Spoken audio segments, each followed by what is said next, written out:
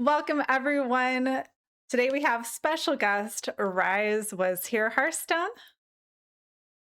Hello. and we will be doing a almost complete card review of Escape from Violet Hold. There are still more cards being announced today about 3 p.m. Pacific, but we're only about 27 cards short, so we're going to review the rest of what has already been released. All right. The first class we're going to go over is Death Knight, the new expansion, Escape from Violet Hold. The first card we're going over, the 1 mana Disguise Doctor with a 5/1 stat line, so only 1 health. Again, just 1 mana here, no rune requirement.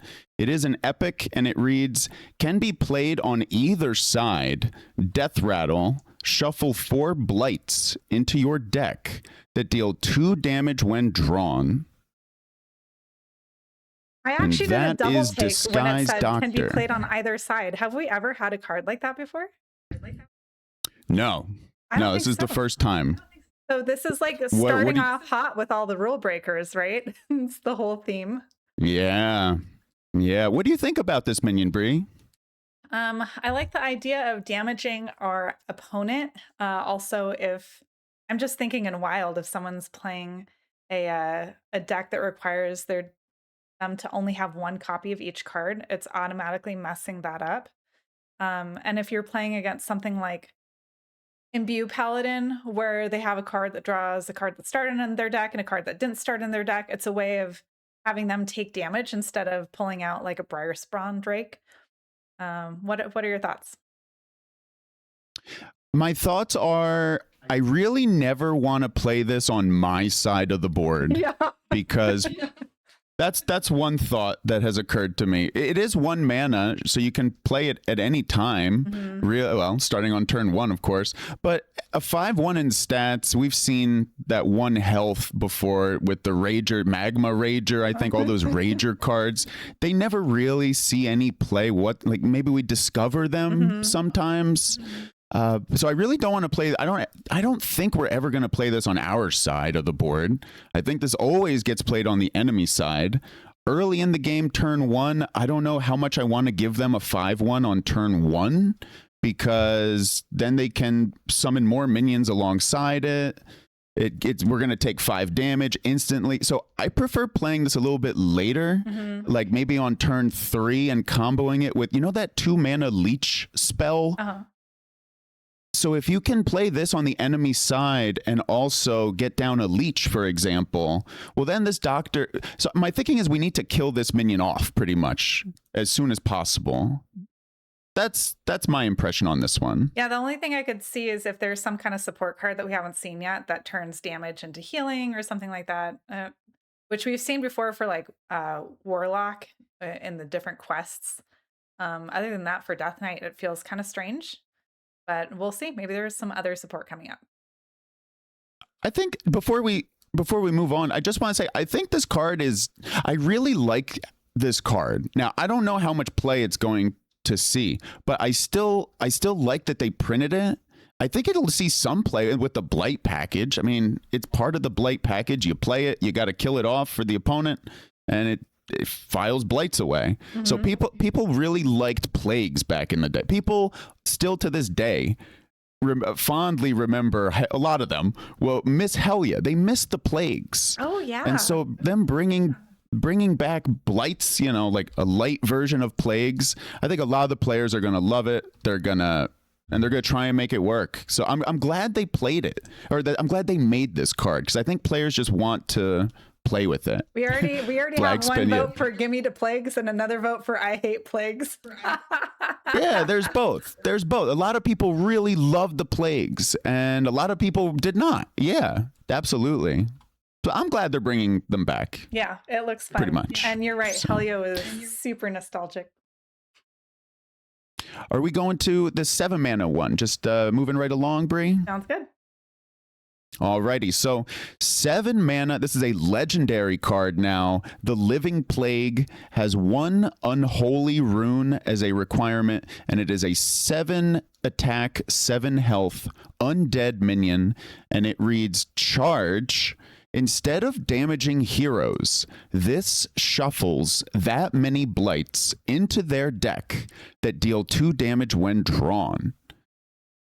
So instead of damaging heroes, we're going to shuffle a whole bunch of blights into their deck, and it's going to count for, I guess, however much damage we would be doing instead. Mm-hmm. So it looks like we'd be summoning 7 blights into the enemy deck pretty much any time this guy attacks. Yeah, and there are so many buff cards for DK too. Like spend corpses to buff your cards. So then you could be shuffling more than 7 of those. I have a question there. Are we actually able to buff? Now, how can we buff Death Knight stuff right now? Because I don't know if the hand buff stuff is still around. Oh, is that rotating we out? Have a it may have already rotated out. Thanks for crushing my dreams, Rise. Wait, we're developing ideas here. There's a weapon. There's a weapon that Death Knight has. It's a 2-mana weapon. And I'm looking it up right now. It's called Command Claw. Once you attack, after your hero give 2 attack to a minion. Bingo. Yeah. Bingo. So that's one way to do it. I was wrong. Blood Tap is still in standard. Okay. That was give all minions in your hand pretty much +2/+2. It requires 2 corpses. That's still around. The 1-mana hand buff card is gone. You may remember there was a 1-mana hand buff card where you needed to juice it up over the course of the game by I don't remember if it was spending corpses or having people die. I think it was something when like minions that. died, yeah. Yeah, that one's gone. What about but we still the have 2-mana rattle? blood. Which death rattle? The puppeteer? Oh, the I don't think Puppeteer's around anymore. Oh, okay. No, kidding. you know what? That one had miniaturize. Yeah. That keyword miniaturize is gone. I didn't even realize miniaturize is gone, but Yeah, it is. Yeah. I thought I was just discovering it less. I'm looking through Death Knight stuff.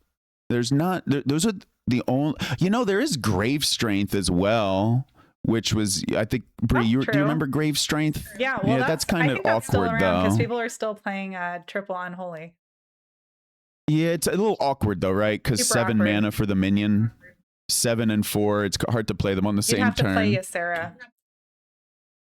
Yeah, RG, I agree. We're not going to go triple undead. I'm just looking through the library just to see what kind of buffs we could possibly give. Oh, there's anti-magic shell. Give your minions +1/+1. So there's not as much hand buff stuff as I thought, but there is 2-mana blood tap. Yeah, that's probably the best one. Actually, that I see. Anti-magic might be the best because then it stays on board more than 1 turn, possibly.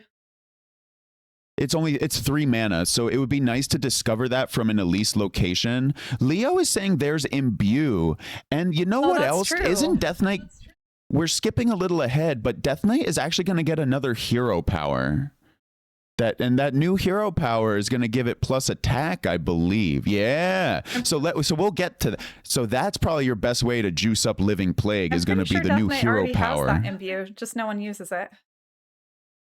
Imbue? I don't even know what the Imbue for Death Knight is, to be honest with you all, because I never see it. First undead minion plus attack each turn. Thank you. I never ever see Imbue Death Knight. Same. But there is, so RG saying he does like the second hero power. Yeah, so we'll go over that second hero power as we get there. But so there are ways actually to juice up this Living Plague. Yeah, absolutely. Although a Steam Cleaner is real. Yeah, but that means you have to run Steam Cleaner, which is expensive a punishment in and of itself. True. You're punishing yourself just to get the Steam Cleaner off. So, let's see. Shall we go to any final comments, Bree, on the Living Plague? Or do you actually, I have a question for you, Bree. Do you think this card will see, how much play do you think this legendary will see? I think this is something that's going to be hot off the press, and then it's going to kind of dwindle. I wonder how the plagues are, I call them plagues. I wonder how these blights are going to look, like what decks they're going to go in. I wonder if they can go into a variety of decks, maybe. It's possible. I think it's expensive, and it's unlikely for you to get to attack with this minion more than once. But we'll see. Maybe there's going to be a lot more support for it. You know, it'd be amazing if we could give it Wind Fury via a Dark Gift. Ooh. That would be a wonderful idea. But then you have to play Xavius, right? Something like a Xavius, or I don't even know what else, because Xavius discovers from your deck. I don't know if we can just discover this random, like discover a minion with a Dark Gift. Could we ever even get this? Probably. A very low percentage. Are we ready for the next one, Bree? Yeah, sounds good. Alrighty, we have Tower of Ghouls, an undead minion who costs 4 mana, 2 attack, 7 health, and reads, after this minion takes damage, summon 2 1/1 frail ghouls, which are the same as the hero power. So they will die at the end of the turn. I think this is more likely to see play than the last card we just looked at because it costs less and it's more aggro. What do you think? At first, I didn't know what to make of this card because you play it on, let's say, turn 4, and it doesn't really have any immediate impact on the board. However, someone in chat mentioned, it was Quark who mentioned, this card might be sneaky good in that you might be able to control the board very easily with it against an aggro deck. So against an aggro deck, you get a whole, hopefully, you get a whole bunch of 1/1 ghouls to help clean up the enemy board. Like and that sounds good to Paladin. Me. Dude Paladin, right? Oh my God. Yeah. Is the 7 health? One thing yeah, it has a ton of health. Ton of health on it. It does build corpses dramatically for Death Knight, which is definitely what it wants. I mean, for what? For every damage it takes, you get 2 corpses for it because they die right away. The ghouls. You cannot build a board of ghouls with this and have it stick around for an extra turn. That's definitely, you can't just build a board with this and have it stick. True, but so this is really RG did point out you can have your opponent build your board for you. Because it doesn't die at the end of the turn, it dies at the end of your turn. So like if your opponent trades into it, you still have them at the beginning of your turn. I didn't realize that. You're absolutely right. Frail Ghoul. At the end of your turn, this minion dies. I did not know that. That's kind of spicy. Did not realize that. That's interesting. This card, people are absolutely going to try and run it as well. People are going to try and make this work. So this card will, Bree, you nailed it when you're focused on the mana cost. This card is so much cheaper than that 7 mana legendary. So it's just easier to fit into a deck. And it seems like a pretty good value. RG is mentioning Defy Smuggler could give this Rush, and having Rush would make it a lot more valuable. I gotta look up Defy Smuggler. Apparently that's a battle cry. Oh, I see that. It's Prepare. 3 mana Prepare, Battle Cry. This is Defy Smuggler. Battle Cry, give a friendly minion +2 attack and rush. Hey, how about that? You could get +2 attack also on that 7 mana charge guy with the Smuggler. And RG is saying, I guess, Reckless Detective.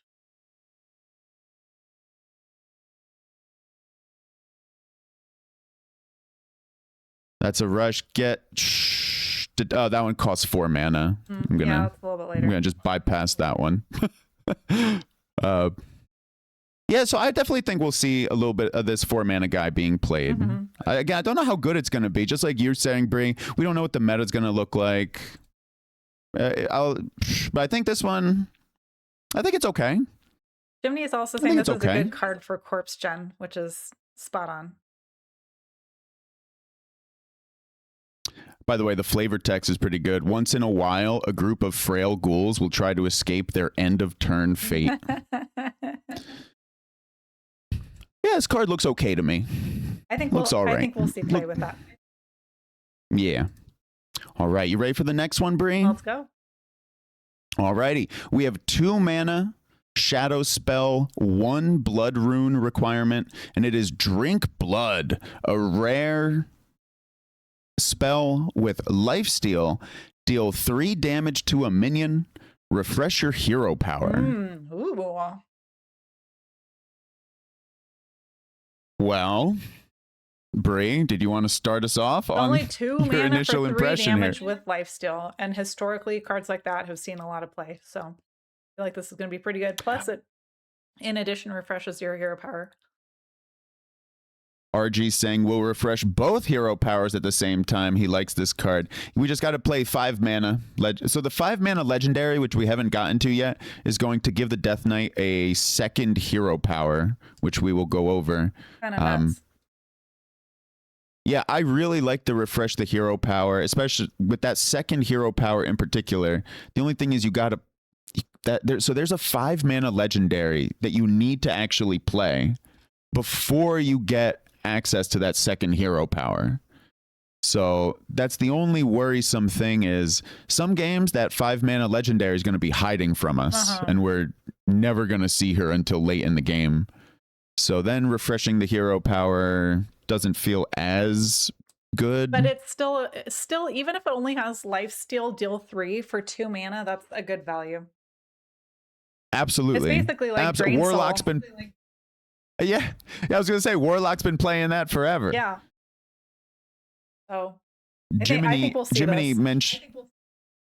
in chat mentioned something absolutely that we have to mention, and that is this card, Drink Blood, goes incredibly well with Death Knight. I'm sorry, not Death Knight, Deathwing. The Deathwing hero power is only 2 mana. Give your hero +5 attack. So being able to refresh that hero power. Ooh. So for 4 mana, you can get +10 attack, but you also have to play Drink Blood. So it's really 6 mana. But still. 6 mana, do 10. +10 attack. And it doesn't say it has to be an enemy minion. So if you're end of game and all you need is 10 to finish the game, you could damage one of your own. Little interesting that you can't summon a frail ghoul with your you can't summon a frail ghoul, but Jiminy mentioning if you could also double up. You could double up on Drink Blood and refresh your hero power multiple times in a turn. You're absolutely right, Jiminy, for +15 attack. Now that sounds good. It's also what, Blood Death Knight that would probably be running that with the Herald package. So that's they typically. Well, they definitely can kill you. If we want to go really nuts, we could include Sands of Time and look for more Drink Blood.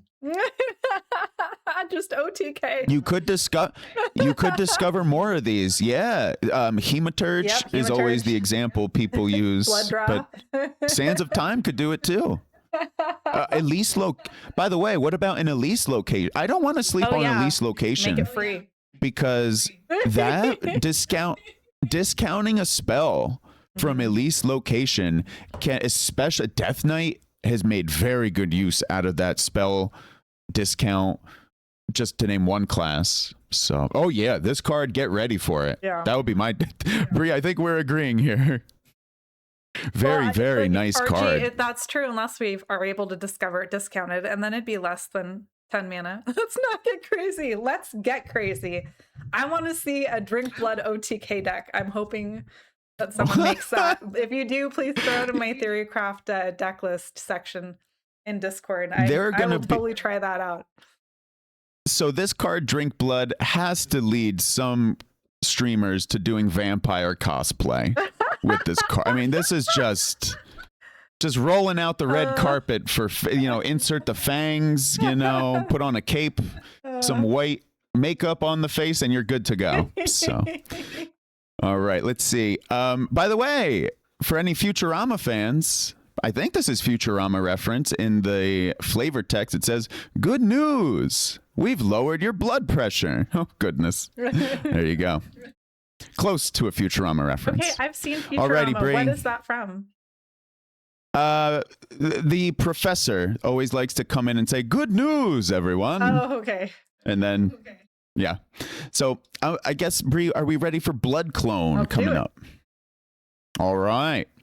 So the next card, 3 mana, shadow spell with 2 blood runes required. It is Blood Clone, rare type, and it is discover a 5-cost minion.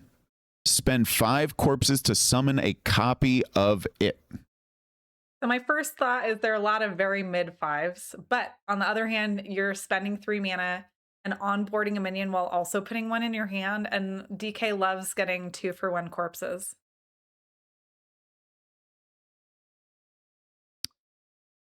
What do you mean 2 for 1 corpses there? Like a card that gives you 2 cards instead of 1, because now you have more corpses than just discovering 1 card. It sounds like you look through the 5-mana minions. No, I'm trying to think of everything that I've discovered recently, and there's a lot of battle cries, and so those are usually pretty mid when you summon them, because then you don't get the battle cry, but it's still a body on board. You're absolutely right. So we actually went try hard mode, and we looked at all the 5-cost minions, and they are very mid. Oh, really? You are so right. You are so right. However, I just want to point out one thing. It's decent stats. Just like you said, you nailed it, Brie. It's a body on board. Mm-hmm. Now, my question here is, I don't know if my concern is, I don't think we're going to have 5 corpses in time for turn 3. But we don't need to play it on 3. But we could do like you're very Ant right. Swarm, and we could do the 2-drop that summons 2 1/1 plants. So we could very well have 5 on 3. Oh, fact, so you are a believer. So you are a believer that we so I don't know how. Well, just okay, Bree. So you're saying there are ways that Death Knight can generate 5 corpses? Yeah, you go Ant Swarm on 1. That's 2 corpses. Then you go the Dino on 2 that summons the 2 1/1 plants. That's 3 more corpses. Or you go Ant Swarm on 1, Ant Swarm on 2 plus Field Charge, and that's also 5 corpses. Gotcha. I see what you're saying now. I forgot about that raptor that you were talking about that summons. Possible. Yeah, but you're right. If you have that 1-drop Morbid Swarm into the Ancient Raptor, I think Ancient Raptor's still around, huh? Oh yeah, I don't see it anymore. I played it yesterday. Nice. Yeah, I wish Death Knight just saw more play right now, but okay, so there are some ways. And also, we don't technically need to play this on turn 3. No, we don't. And we Archie could absolutely. Is saying, remember how we mentioned that the 5-drop Lego is going to be difficult to discover some games? Here we go. We have another chance. Or another 2 chances. That's an excellent idea. That's an excellent thought. And RG is saying, in addition to the new Lego, Pterodax is 5 and Envoy is 5. So those are pretty good too, because Envoy gives you a taunt. I believe that's a 5/4. And I think Pterodax is a Rush. Isn't that like a 7/5 or a 7/4 or something Rush? So those are all pretty good. Pterodax is the one with Lifesteal. It was a 5-mana 4/3. 4/3. Oh, with Lifesteal. Oh, the one that spends. Remember the one with Lifesteal? Of mana. Yeah, it used to be in the hand buff lists. He's like Pink Flames. I know what you're talking about. Yeah, Envoy is the one with Herald. Yeah, Envoy of the End. Taunt, Battle Cry, Herald your Colossal. Yep. Yeah. That's pretty good. Well, those would be good hits. Those would be good. Some are good. A lot of them are rather mid. Mm-hmm. So, but yeah, you're right. You're definitely right, RG. If you could hit that new legendary Thalina, Thalina, that'd be good. We'll get to her in a little bit. Bree, so this card, Blood Clone, does it excite you to play like it's an auto include. A little bit? I feel like auto the include. Drink Blood and Blood Clone are auto include for Blood DK. Blob of Tar is 5 now. Is that true? Blob did get it went from 4 to 5. Yeah, because the demon. If you remember the Demon Hunter. Yeah, if you remember the Demon Hunter problem when Blob, they just kept getting blobs forever and ever and ever. Yeah. That was wonderful. Blob Hunter, Blobstone was the worst. Oh God, yeah. Blood Clone is definitely what Blood players wanted.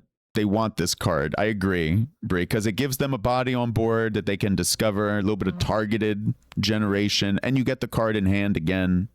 Yeah. So they're definitely going to want to play this. RT also mentioned Ancient of Yore could be another good summon because it's going to give you armor. Yeah, and that's again for a slower list. Mm-hmm. So that would be good for a blood. Blood tends to be slower. Mm-hmm. Good if discovered from Elise. Absolutely. That's actually one of my first thoughts about this card, Jiminy. If you get this off Elise, it feels it's discounted. Mm-hmm. I like that. So, alrighty.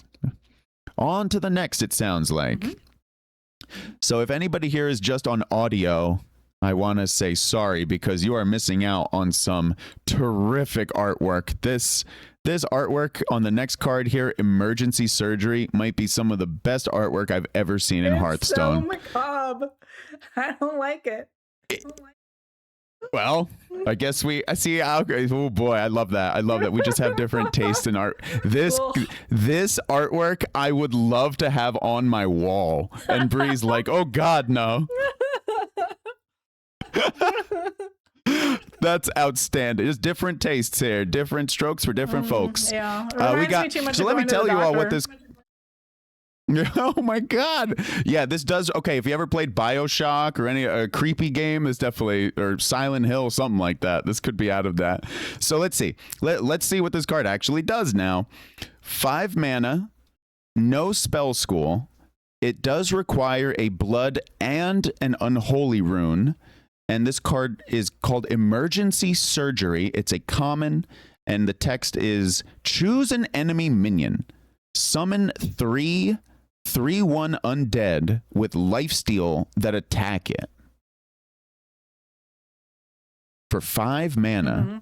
And the related card is the 2 mana 3/1 undead Necro Nurse with lifesteal. So those are the 3 tokens that get summoned.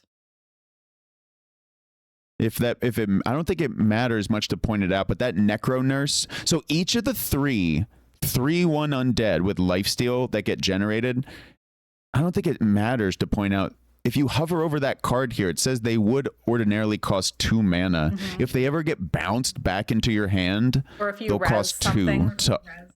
Yeah, they'll cost 2. I just felt like pointing it out. Yeah. It technically has a 2 mana cost there. So, Bree, what do you think about Emergency Surgery here? I mean, you're healing possibly for 9 for 5 mana. It feels a little bit clunky to me. Going back to our Elise line of thinking, if you were to discover this, I think it would be great, but I don't know if this is something I would include in my deck.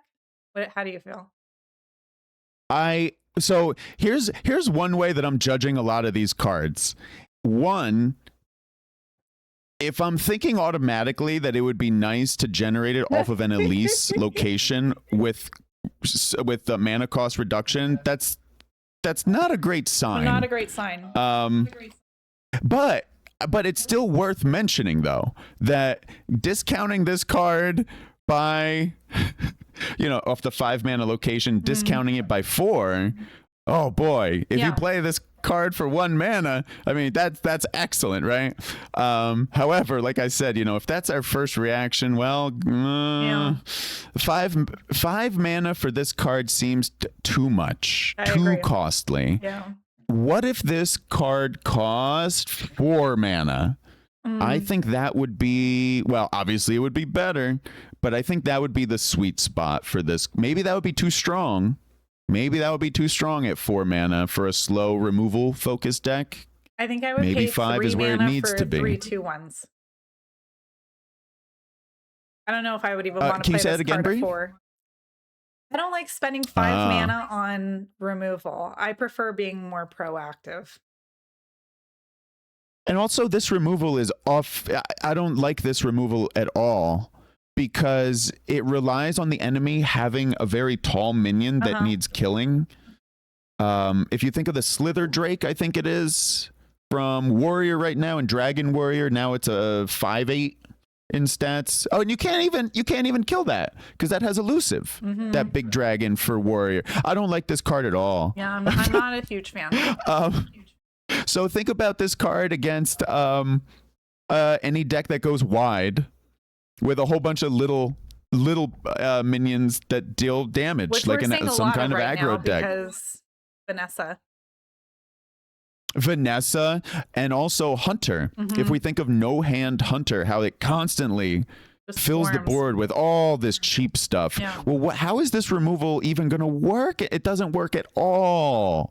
Not at all. And also, let's say you have these undead that stick around with lifesteal because some of them don't attack into a small minion. Well, then Sylvanas might just come and wipe them up, so you don't even get the lifesteal. So, no, consider me out on this card. No. I'm okay without it. Yeah, pass. Unfortunately, yeah, I'm not too optimistic. Although it's a shame. I love that artwork there. Alrighty. Looks like we're going to the cannon. Oh my god, hang on. I have to read this flavor text. Let the bodies hit the board. That is just excellent. Shout out to my Drowning Pool fans out there. So, can you explain that to me? It's a song. Do you know the song by Drowning Pool, Let the Bodies Hit the Floor? No. Well, it's a famous song. There you go. I say famous. It's whatever. So here we go. It's Corpse Cannon, 2 mana, double unholy rune required. And hang on, I'm trying to focus here. Quark, good comment. So let's see. It's a 2 mana weapon here. Corpse Cannon, double unholy rune required. And it is a 1/3 common. And it reads, after your hero attacks, summon a 1/1 frail ghoul. So for 2 mana, you need to run double unholy. You get 3 swings. And every time you swing, you get the ghoul. Kind of seems like a less good version of the pirate weapon, right? Didn't we have a weapon like that before for Rogue, where it's like we had some kind of cannon and it summoned either like a pirate cannon or like a piranha or something? It was water cannon, yeah. I believe you're talking about. The piranhas stick around; these don't. So I don't know. What do you think? But it's still cheap. That water cannon was rather poor. It was really not great. Over the course, like the pirate rogue with toy boat and all that stuff, it never really took off. So this card, though, a little different because it's significantly cheaper. Pretty sure that rogue weapon was maybe 4 mana. Maybe it was 3. But this one is significantly just 2 mana. You could play it pretty much whenever. She's showing off the food there. I got a request. No. Yeah, absolutely. Cheers to that healthy eating. Do we like the weapon salad request? The only thing I can see Corpse Cannon being good for is are we getting to keep the 1/5 Death Rattle destroy all minions? With the weapon? The weapon with the Death Rattle? Is that staying? Well, it rotation happens in what, April or something? So whenever that weapon we still have what, 2 expansions to go before rotation. So this is the way to proc that. I just want to be clear. You're talking about that 6 mana weapon with Death Rattle. No, the like 3 mana. Excuse me, 1/5 that Death Rattle destroy all minions. You play that weapon for 3 mana. You play this weapon for 2 mana, and boom, that's a full clear. That's a 3 mana weapon, isn't it? I thought it was. What am I thinking? I'm thinking 6. Because I know why I'm thinking 6. Because of that durability on it. The durability is 6. It's Staff of the Endbringer. My bad, chat. That is a 3 mana weapon. I thought it was 6 mana, but no, it's 6 durability. So bad if it costs 6 for 1 damage. It's 6 durability. My bad. Okay, so let's see. Corpse Cannon goes with that staff. Then you got to run the staff, which I do. Which means you got to have an enemy board you want to clear. Which often happens. However, this cannon to me, it reads a little differently. This cannon, you need double unholy. A double unholy deck reminds me of the current unholy that we're running with Shadows of Yesterday. I think Shadows of Yesterday technically might be. Is that double? Let me check right now. See if it's double unholy. Shadows is double unholy. Yeah, so it doesn't even need triple. Pretty much a double unholy list to me is not really a list that needs removal. Okay. To me, a double unholy is more an initiator of pressure, the aggressor, not so much the one who is the remover. That's just my interpretation of the runes. So RG is saying this is maybe a card we would run in triple unholy, which that's usually more aggro, or double unholy blood, and Quirk is saying this is just a good weapon. So maybe I misjudged this. I'll be the first to admit I'm sorry, Corpse Cannon. We could play you. wait, Bree, were you thinking this card was not even that good? I was just thinking it's kind of meh because it's like the Piranha cannon that we didn't see played. So like even that weapon, the Piranhas at least stayed around. Here the ghouls don't. You only have them till the end of the turn. But if you're running this in a super aggro deck, then like sure, maybe that's great. And if you're able to stack like the spell that summons like a random 4-drop when your minions die, maybe that's good. Get 2 split damage and a corpse for each swing. Yeah, that's true. Yeah, I was going to go with RG there, right there. So here's one way I would think about this card here. For 2 mana, you're able to deal 6 damage with it. And you can spread it out nicely. That's true. So for two mana, 6 damage over the course of all these turns to chip. So this is very flexible. This is extremely flexible in that you can attack. So think about this. You know how Press the Advantage right now, that 2 mana spell for Demon Hunter or Druid. Also, the 0 mana spell for Shaman, which deals 1 damage across multiple minions. Those cards are really, really, really useful for keeping the board clear early. That's true. This card is a lot like those, arguably better than, I mean, it's I don't know if it's better, but it's definitely in the same family. It's my God, this card looks excellent in the early game for keeping things clear. You're not exactly developing your own board, though.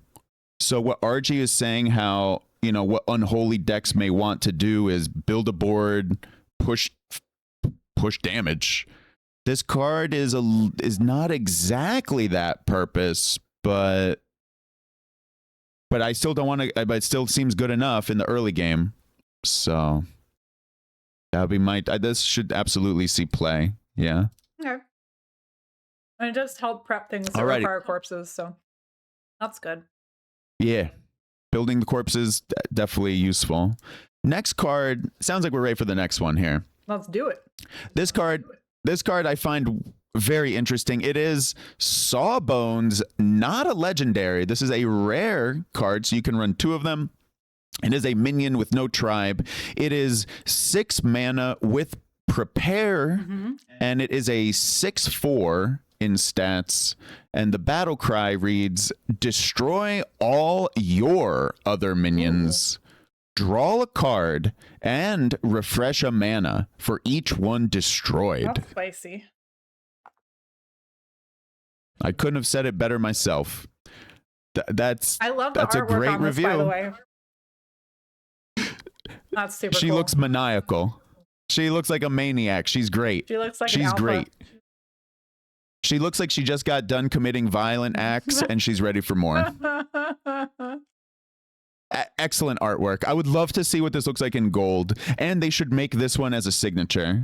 This one in signature would go hard. And a plushie. There should be a plushie for Sawbones. This is excellent. This is excellent. So let's talk about what this card does here. First off, it has the keyword prepare, and it is 6 mana. So we've seen a 6 mana with prepare already. Yeah. Vanessa. But that one creates she's the having board. This one destroys it. But she also draws a lot and of it doesn't cards. even destroy the board. Yeah. It destroys our board, leaving theirs. That's true. That's really it leaves their interesting. board intact. So now you know who this card goes nicely with is even that 4 mana. Remember that 4 mana that we looked at, the 2/7, where whenever it takes damage, it generates multiple frail ghouls. It's a new card that we just reviewed today. Yeah. Tower of Ghouls, a 4 mana 2/7. Sawbones could destroy that tower of ghouls along with multiple other frail ghouls, generating 3 mana, drawing 3 cards. And if your tower of ghouls has already taken damage, what if your tower of ghouls has already contributed and it has what if it's a 2/1, right? What if it's already taken a lot of health out? Well, then it's already done its job. So it has very little value left to gain. So Sawbones looks very interesting to me. What are your thoughts on it, Bree? I think this could be really good with that DK spell that gives your minions rush, but then they die at the end of the turn. I know that card. Was it Soul Rest Ceremony? Something like that. Because they're already expiring. So now this is a way to get extra value out of your expiring minions as like a board clear, like trade what you have, make sure that you trade wisely, like value trades that your minions still have a tiny bit of health left and survive, and then play the prepped Sawbones since they're going away anyway. They would definitely go away anyway. Yeah. And then refreshing the mana means that whatever you draw, you could possibly play that turn. It's kind of good. Absolutely. I feel like there's going to be a way to like include this that's going to be very similar to what's it called, like Rage Remnant or something, like the 5/4 that. Oh, the one that they nerfed, the old 6/5. Yeah. Jiminy, you're referring to the Stegodon there, the 6/3 Death Rattle Beast. I think you mean this. That's Stegodon, right? That deals 6 damage to 3 random enemies. Yeah, that's a good idea. That'd be cute. I think Sawbones is extremely interesting and very fun. I think this is an excellent card. I really want her to see play. I do too. She gives Death Knight a new tool that they've never really had. Like, when has Death Knight ever regenerated mana? Yeah, when have they ever refreshed mana in a turn? I don't think they, and while drawing cards and also sacrificing their own minions. Isn't that what that sounds exactly like the Death Knight fantasy. It does. It's very on point for the class. I hope that this card finds its way into competitive, like not just competitive play, but just playing on ladder anywhere. Because this card looks fun. It does. Draw engine, yeah. Yeah. And by the way, just one note on the prepare keyword here. You could absolutely prepare it on, say, turn 2 if you have nothing else to do. And then she goes down to 3 mana.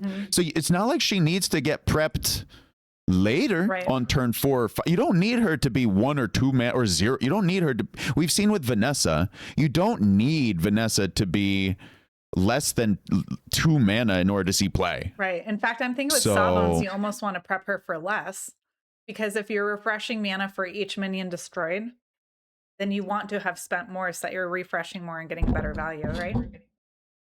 That's a great point. Now take that idea to the extreme, though. If she does happen to be 0 mana, that's pretty crazy. Because you spend your mana doing whatever, and then you play her for very cheap, and then you go up in mana. Just that would be pretty. That could be. Who knows? That's what I'm saying. Like, this card, it's tough to predict. Like, which deck will this card go in? Or decks plural. I can't wait to see. So I'm very excited about this card. Yeah. Any final thoughts on this one, Brie? Are you ready for the next? Let's move on to Bone Flurry.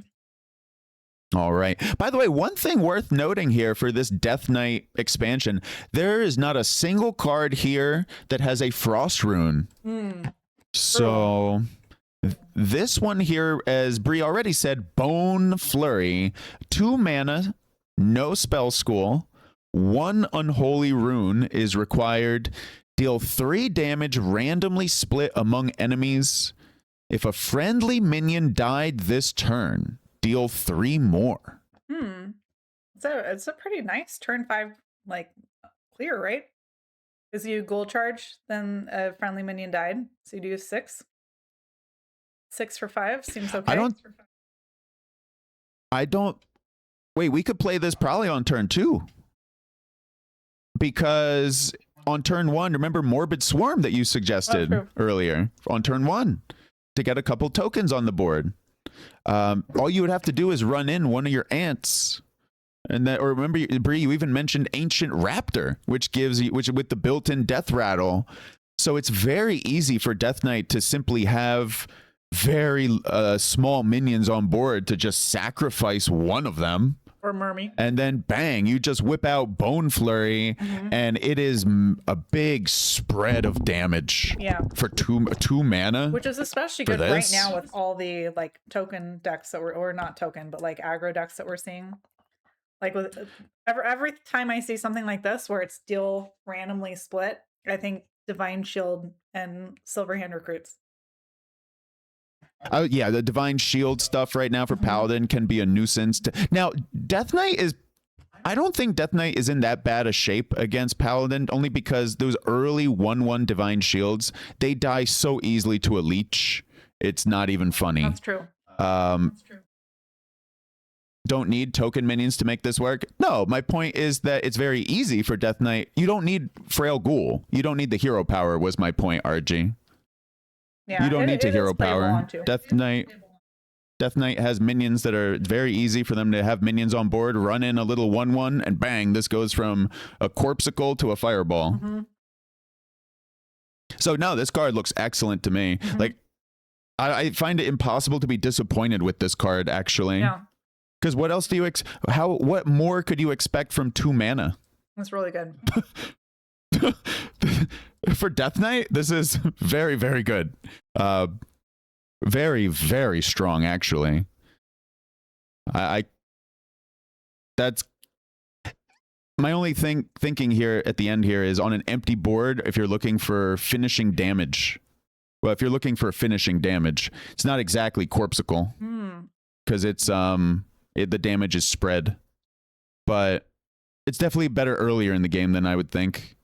Because you can just wipe out their early board. If you think of Hunter, Hunter, aggro Hunter just cries to this, that, and Paladin, yeah. And Durag is saying I like this card a lot. Weapon, which is true. We have that new 2 mana weapon that summons a ghoul, so that's another way of activating Bone Flurry.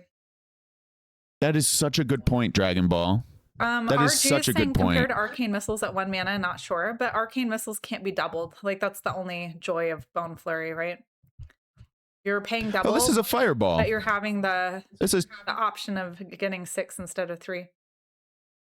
This is 2 mana Fireball. It's possible and it's also, that a friendly minion doesn't die, but I think it's more likely than not that you'd get 6. And also compare this to Sigil of Cinder right now for Demon Hunter, which is just 2 mana, delay 1 turn, spread a Fireball's worth of damage. That card sees massive play. And I think having a friendly minion die this turn for Death Knight is rather trivial. I think that will get accomplished a lot for Death Knight. So yeah, I like it. Yeah, this card looks excellent. I like it. Alrighty, are you ready? All right, looks like she's moving on. Let's go to the Blood Doctor. Blood Doctor Thalina, a 5 mana 4/5 undead 1 blood rune legendary. And she reads, Battle Cry, get a 2nd hero power that costs corpses. And on the library, let's go over that new hero power for Death Knight. By the way, it's worth noting, Death Knight will still have access to their original hero power, the Frail Ghoul, but now they get an extra hero power that they can choose to use, and it is Vampire's Kiss. Is that Vampire? Whatever the pronunciation is. It is give a minion +3 attack. This will cost 3 corpses instead of mana. Wait, does it say 3? I think it just... Oh, right. This vampire's... the new hero power costs 3. But it's 3 corpses, not mana. I don't think we've ever seen a hero power that costs 3 before. Most of them are 2, and then everyone was up in arms when we had the 1 mana hero power for Demon Hunter. So this is interesting that we're breaking the rules again by having That's a good point. 3 mana hero power that costs corpses instead of mana. So yeah, that's a double rule breaker, if you will. I actually didn't even think of that. That's such a good point. That does break a rule, doesn't it? And also, this is the first time I think a hero power spends corpses for Death Knight. Well, yeah, because when have they ever had a different hero power besides Imbue? Imbue is a passive one, I guess. Yeah. So let's go over this card. It's a 5 mana 4/5. So she is a body on board, which is not It's not too significant in stats. She's just there as a 4/5. So Jimmy mediocre, is saying you know. This is good for buffing lifesteal minions. I wonder which lifesteal minions Jiminy has in mind. Like the Pterodax, right? Well, Pterodax costs corpses to get out of your hand originally. It costs 5 corpses to start with, and you got to spend another 3. It's possible. I just don't know what lifesteal minions there are. The Herald minion, there is the Herald minion. It's a 3/5 now, right? Oh, yeah. I think it's a 3/5. She's a 3/5, yeah. Yeah. So let's see. I actually want to look up real quick. Because actually, Jiminy, you're absolutely right. More lifesteal is very good. And okay, so the only lifesteal minions legendary that shuffles the 2 damage cards. Yeah, that's 7 mana 7/7. So I looked right here for lifesteal minions for Death Knight. The only ones they have are Obsessive Technician, that Herald card, Reanimated Pterodax, and believe it or not, No Muncher. Oh yeah. Now, I think No Muncher is actually your best bet, Jiminy. That and used chat, to be like an auto and Bree, in Triple B. Because it reads at the end of your turn, attack the lowest health enemy. So it would go to a 6 mana 8/6 with lifesteal. And No Muncher, I mean, it doesn't see much play right now, but it's always been annoying. It can go face. It oftentimes gets a lot of lifesteal. So I can't say no to No Muncher. It could find a way in. RG is also saying putting this on a ghoul for a 4/1 charge plus getting a corpse back is a good return. So whenever you turn the ghoul for 2 mana into a 4/1 charge for just 2 mana. Now, technically it's 2 mana and 3 corpses. But that sounds incredibly strong. Yeah. That sounds real good to me. A like 4/1 with charge for 2 mana and 3 corpses sounds very good. I like it. Now the only thing I don't like about this legendary is, I mentioned it earlier, she's a battle cry. I really wish she had been start of game. Yeah. At the start of every game, Like bang, you get the second hero power. I agree. Because there are going to be games where we're missing her terribly. Like, oh my god, I need my second hero power. Where is she? Where's my blood doctor? Terrific artwork on her, by the way, as well. Yeah, she's pretty cool. Bree, any final thoughts on this card here? I like the flavor of it. I like the second hero power. It feels like a long time since we've had something other than gold charge that people played for Death Knight. So it'll create a new dynamic. She is very cool. But yeah, I agree with you. It'd be nice if they had given her the Homol Rune Totem treatment and made her start of game. So we'll see if that happens. Depends on how easy she is to tutor out. I was just going to say, I wish there was a way we could pull her out of the deck consistently. Boy, that would... I really hope that there's some way we can get to her. The only ways we have right now are Zeddy or discovering her off of the new card Blood Clone. Yeah. So. Xavius. So you have to run Xavius with her, I imagine. And Death Knight, you know what else you might even want to run? Things like Sanguine Infestation to get the draw too. Some kind of draw so that you draw cards from your deck, or making it more likely to run into her. Sawbones helps you draw. She's a bit... Oh, which one helps you draw? Sawbones. Oh, hello. Yeah. You're so right. Oh my God. Hello. Like it's Sawbones. That's what you do. If you give 7 minions rush and then they all die at the end of the turn, you Sawbones them, refresh all of your mana, draw 7. And what if you hit the Blood Doctor off of Sawbones? Then you just instantly play her, and you feel like a queen if you're Bree. So, yeah, actually, Sawbones is absolutely the way to draw. To forget Sanguine Infestation. You just Sawbones it. Yeah. Heck yeah. They synergize well together. So Bree, overall, I just want to conclude here with what do you think overall of the Death Knight cards? Overall, I think my favorite is still the Drink Blood, but I think there are quite a few cards that are going to see play here, including Drink Blood, Tower of Ghouls, Sawbones, and the Blood Doctor, Bone Flurry, and Corpse Cannon. Like, a lot of them look really strong. Yeah. And it's cool that we have strong new cards for Blood and for Unholy. And we'll probably, I'm guessing with the last of the cards that are coming out later today, see those Frost cards that I would think they're going to include some new Frost cards as well. What about you? I don't know what's going on with the they don't call them mini sets anymore, but I think Death Knight is getting a little bit of a power up in this what's it called, a class set? Yeah, class sets. Yeah. I don't know exactly the schedule, but I think Death Knight is on the list soon. So yeah, I worry that my only concern with this set is just the blights. I don't know if the blights are going to make their way into standard. I don't know. I would like them to. I think they will, because remember, we've had a lot of chonky cards before that people thought were not going to see play, like Mograine, and they've been fan favorites. So will they be competitive? Will that card be competitive? Probably not, but will it get played? Probably. You're absolutely right. That's Forgive more me. of a I misspoke. I play to enjoy, not I play to win. You're absolutely. So we've had some chatters who rage right now about the Living Plague. They are so excited for Living Plague, and those do tend to be more of the players for fun. Yeah. So you're absolutely right, Bree. They will absolutely see play.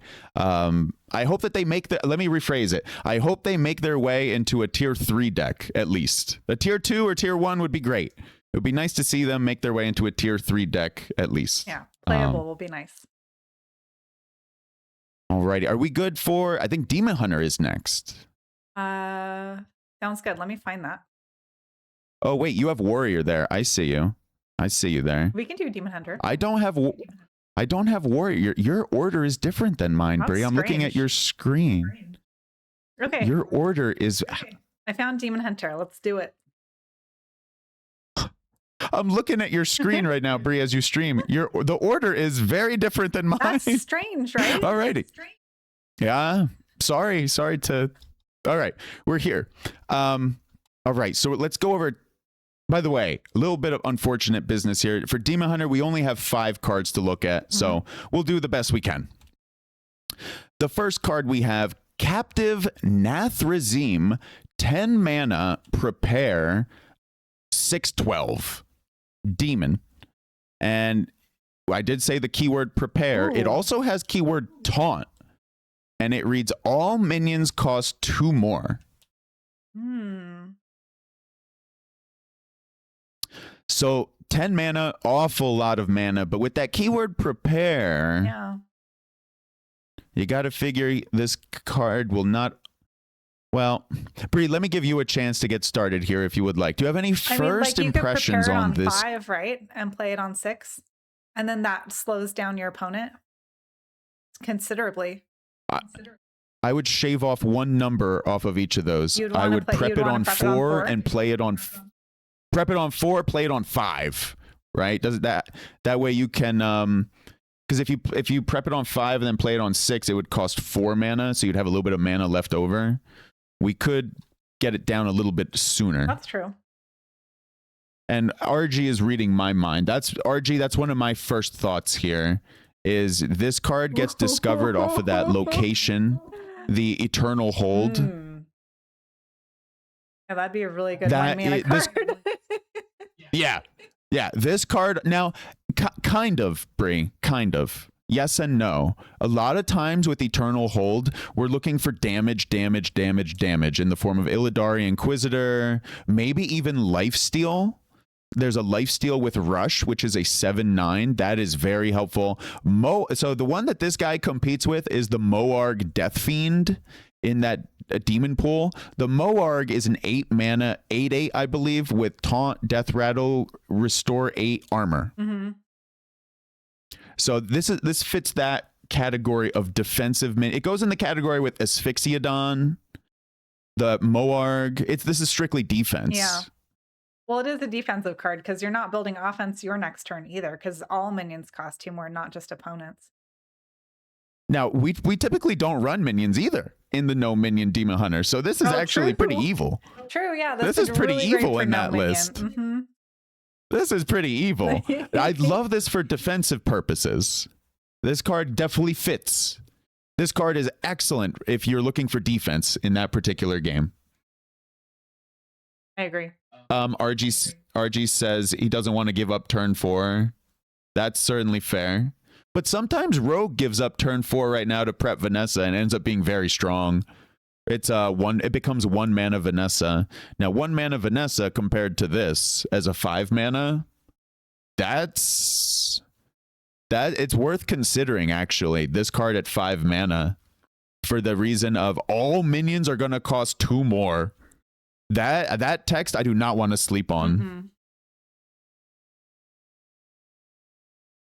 That text, all minions cost 2 more, could absolutely screw over the opponent royally. If they're looking to do some kind, think of any 5 or 6 or 7 cost minions that they are dying to play. All of a sudden, this guy drops and their whole plan is stalled dramatically. Well, I mean, or maybe stalled 1 turn. It depends on who you're playing against, right? So I'm thinking of cards like Opu or Naralex for Rogue. Mm-hmm. Just decently costed minions. So I'm not talking about 1 or 2 or 3 mana. I'm talking about something at least 5 mana that is going to be impactful for the other player.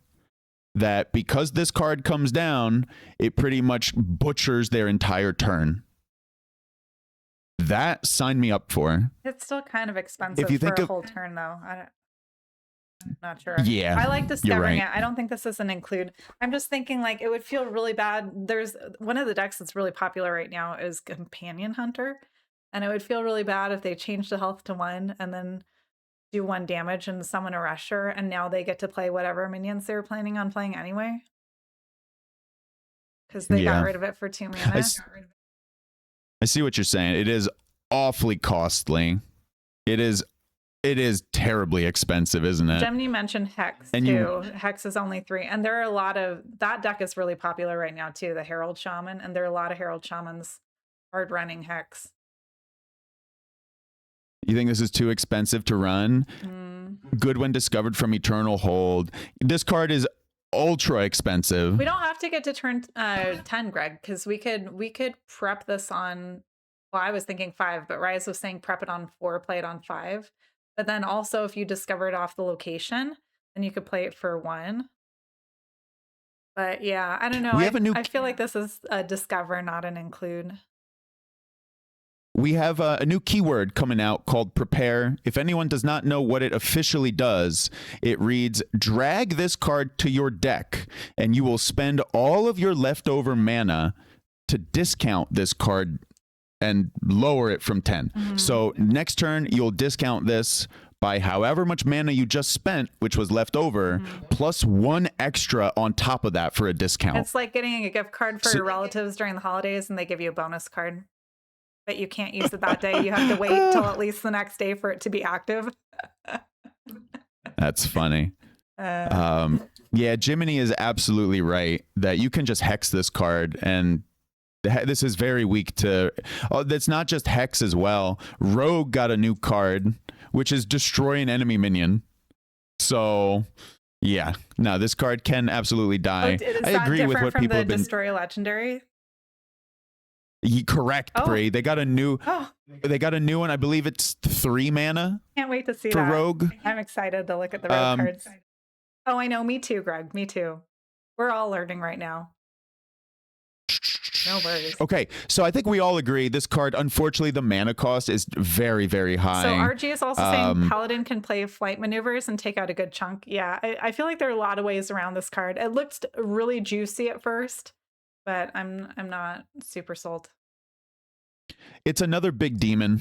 Yeah. It's another big demon. Yeah. So Demon Hunter has gotten a lot of big demons over the course of its lifetime in Standard, and a lot of them have not been able to see play.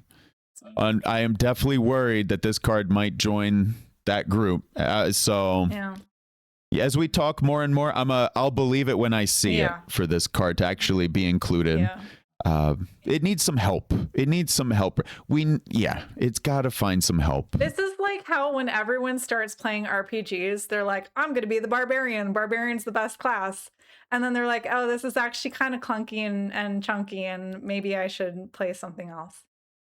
That's what the Nathrism seems like to me. I think we nailed it, though. This card is really good off of the Eternal Hold. If we can somehow cheat out this minion in another way with a big demon package, you know, but that doesn't exist right now. Yeah. Just the way standard is right now, this card is not. I agree with what we've been saying. I don't think this is too expensive. We'll see. We'll see if that prepare keyword can breathe. At least it has prepare. Yeah. But yeah. That's its one redeeming quality. Yeah. Even that, like we were saying, do we really want to take off turn 4 for that effect? If you compare it to Speaker Stomper from back in the day, it's very similar effect, just that was for spells, and you'd only play Speaker on 4. So that was, yeah. Alrighty, we're on to the next one here. This is the next card for Demon Hunter. Sorry, chat, the flavor text is cracking me up. I know, so this card... This card is called Cosmic Manifestations. It is, and the flavor text is, I did not manifest this. It is a 2-mana shadow spell, epic rarity, a Cosmic Manifestations for Demon Hunter still, and it reads, deal 2 damage, shuffle a random Demon Hunter spell into your deck, outcast, do it again. Random Demon Hunter spell. How's the random Demon Hunter spell pool right now? I don't remember seeing this card before. I feel like this is the first time I'm seeing this card. Demon Hunter. We're looking at spells, huh? Let me take a peek. So random Demon Hunter spells. I guess there's quite a few removal spells. There's like the deal 5 to the left and rightmost enemy minions. If this is outcast, do it again. There's like I-beam that we got back. There's Illidari Studies is pretty. Actually, there are quite a few good spells. So your chance of getting something that's not trash is pretty decent. If I can do this real quickly here. I'm going to do this quickly, chat. Hive Map, Illidari Studies, the 1-mana Sigil of the Seas. I don't know if you can generate the quest, Unleash the Colossus. I doubt it. Broxigar's Last Stand, Chaos Strike. You can, so Cosmic Manifestations, you could even generate more of them, I believe, because that is technically a Demon Hunter spell.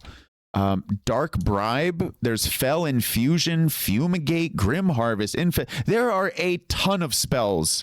I could go on here. Jump Scare, Press the Advantage, Sigil of chat. I think you get the point here. Spectral Sight, I-beam, Lasting Legacy, Solitude, Wyvern Slumber, Aeon Rend.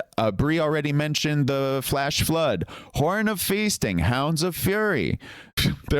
There are a lot of, those are all the spells that are in standard right now. With a no minion Demon Hunter. And yeah, Greg's saying there's potential for this. Jimmy is saying, is this supposed to go with another card? And RJ is saying, this goes with Rule Breaker Legendaries so that you don't fatigue. So let's... Oh, that's a good point. Yeah. The Irida, who we will be going over very soon. Quark is mentioning that off Illidari Studies, we have a smaller chance of hitting the tremendous Flash Flood. This card absolutely does go into the Illidari Studies pool. It's an outcast. It does deal some damage, though. Yeah. So if you think of Illidari Studies right now, we lost, I believe his name was the Gnarg, who would give you +3 attack. Sometimes off Illidari Studies, you do want some attack. And Aeon Rend, Aeon Rend and Chaos Strike, you can only hit off of Hive Map. If you need that extra damage, you can hit Sigil of Cinder as well. I'm just pointing out that this card can give you a little bit of face damage off of Illidari Studies. I'm thinking the anti-fatigue is a really good way to go with this. Like just ending off fatigue. Yeah, because that Irida legendary, the fatigue is going to be a problem, I believe. Yeah. So and we'll get to her very soon. Bree, any final comments on Cosmic Manifestations? I want to hold further comment until we see Irida. I think it looks Sounds good. good. Also, we still either way, like whether or and not you're using it in a deck where you're destroying your deck or not, I think it's good. And we're still missing 5 cards from the Demon Hunter set. So again, we're doing the best we can here. Yeah. I agree with Jiminy. We need to read the legendary. In fact, are you cool doing that one next since we're talking about Cosmic? I'm already there. Okay. Thank you, Jiminy, and thank you, Bree. Yeah. Let's go over the legendary. Let's do it. So this is the legendary, forgive me if my pronunciations are off today, Irida Sin Seeker, a 4-mana 7/5. And she reads Lifesteal, Battle Cry, send your deck to the void. At the start of your let me read that again. At the start of your turns, get 2 cards from the void. So your deck goes kaput as soon as you play her, and we start taking fatigue damage.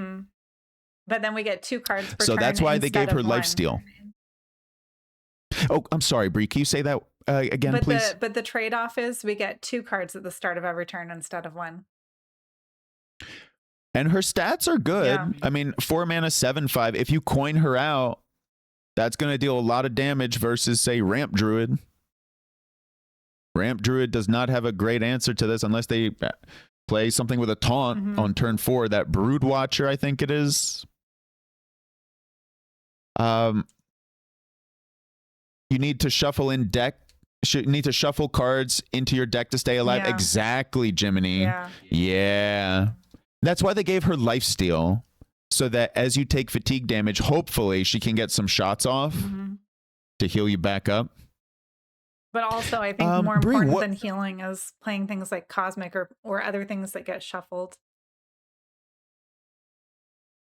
Playing Irida early puts you on too much of a clock. Yeah, it might be a better late game thing.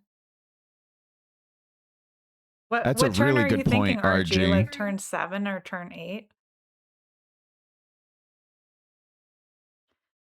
Although, can you shuffle cards into your deck? Because you don't have a deck anymore. I think we can. I think we can, actually. Oh. It'll be interesting to see how that turns out. I think that has to work. That has to work. Is shuffling stuff in so you take less fatigue. That has to be a part of it. I would guess strongly so that as we shuffle stuff in, you'll save yourself fatigue damage. That would be my... Yeah. I'm not sure though, because it's a too. void. Like, remember when everyone was playing Kill Jaden? Like you had a portal because your deck was destroyed. And then you couldn't actually shuffle anything. Like you could shuffle stuff into your deck, but it didn't matter. Is that what's gonna happen here? Because you don't have a deck anymore, you have a void? Kil'jaeden was phrased differently. Kil'jaeden was phrased, I believe, replace your deck with a portal, I believe. Now, one thing I would like to do is just verify what I said right there. Much different play, correct you if you're wrong. It's a lot of a gamble. Yeah, it is a huge gamble. Yep, I was right. Kil'jaeden, replace your deck. That keyword replace, my friends. Okay. Replace your deck with an endless portal. This one does not replace, it just destroys, creates a void, and Hi to You Too is asking, do you then just draw one normally and get the 2 from the void if we shuffle into the empty deck? RG says correct. RG has very good information, Really? I have found as well. So I don't think our deck ever... It's not destroying our deck. It's sending our deck to the void. Now we're taking fatigue, but we still have a deck, so we can still shuffle into it. That's how it's different from KJ. And I think we have proof, by the way, because when we saw the video of this card actually seeing play, guess what happens? Once your deck gets destroyed, you know what it looks like when we start taking fatigue damage and our deck has that glowing red appearance. Uh-huh. Well, that's what they showed in the video. I'll have to go and watch that. Yeah, I think it was when they released the expansion, like the news update, like, hey, everybody, on July 7th, look at the new expansion. So I think it was in that original posting OG video on the website. Okay. Yeah, I can't wait to watch So we're that. doing the best we can here, chat, with all the info we have. You know, Anyone has definitely seen that video, can you either confirm or deny? Because yeah, it does say send. So yeah, it seems like you'd be able to shuffle stuff into it, but how would that turn off fatigue? Because you're shuffling stuff into your deck, which is already in the void. So your deck gets, think about it like this. The void gets created. Oh. It's a whole new entity. It's a whole new thing that just gets created. Okay. Your deck gets transported there. Yeah, but then you still have an empty deck, and you can still put stuff into your empty deck. So now you have a void and a deck. I believe that's how it works. It's like having a parcel locker, but also having a box at the post office. Oh my goodness. There you go. Okay, there you go. Well said. I believe that's how this one's going to work. Yeah. That's actually pretty good. That's a very interesting card where now the Demon Hunter has pressure on them to file cards away into their empty deck. That's pretty cool. This card is going to run into the same problem that the Blood Doctor ran into for Death Knight, which is, what if you don't find her early in the game? What if you find her much later in the game? Mm-hmm. What if we desperately want to find her early? That's a question that do we want to play her as soon as possible? Or like RG was saying, maybe we are better off playing her later in the game. Mm-hmm. I don't know, actually. My gut reaction says I want to play her as soon as possible because tempo good. I want to punch them in the face dead as soon as possible. Got to go fast in Hearthstone. But I mean, if I kind of like RG's idea of like around turn 6, because if you think about what you're doing with most decks, you're building your board early, and then by turn 6, that's when you want more cards to fill out the rest of your mana, so you're not wasting mana. You're probably not wasting mana on turns 1 through 5. For some reason, when I look at this card, I'm reminded of 4-mana Ziliax. Do you remember 4-mana Ziliax? He'd slam that guy and he was like must kill. Are we talking like the aggro Ziliax? No, the more annoying one. The one that just rotated, thank the Lord. There was a modification for Ziliax recently, which you could lower his cost to 4, and he was absolutely lethal. His attack would like double at the start of every turn, something like that. Mm-hmm. Yeah, hi to you two is confirming. Yeah, so for some reason, when I look at this card, I'm reminded of the 4-mana Ziliax, who is just pure aggro damage. Mm-hmm. That's just a comparison. It's not the same, because this one, I believe, has less health than that Ziliax did. 5 health on this one. That's important, because if you coin her out on 3, right? Just the traditional aggro, kill them dead fast, 5 health becomes incredibly important. Can the enemy take this out on turn 4 for them from hand? That's going to be a huge question. Well, we already know that DK can. Fairly easy to deal with. Zoa, that's my fear. Mm-hmm. That's my fear. Exactly. That she's not as strong as aggro damage because of that health. That health is a bit limiting, unfortunately. So, this card by the way, it hasn't been mentioned. It seems fun. You get your cards plus Jaden cards. That's funny. Hilarious. Zoa does mention something really worthwhile here. Even if you play her early, even if she does die, you do get significant pressure by just drawing 2 cards every turn. That's true. And if you file cards away, you get 3 cards every turn. Mm-hmm.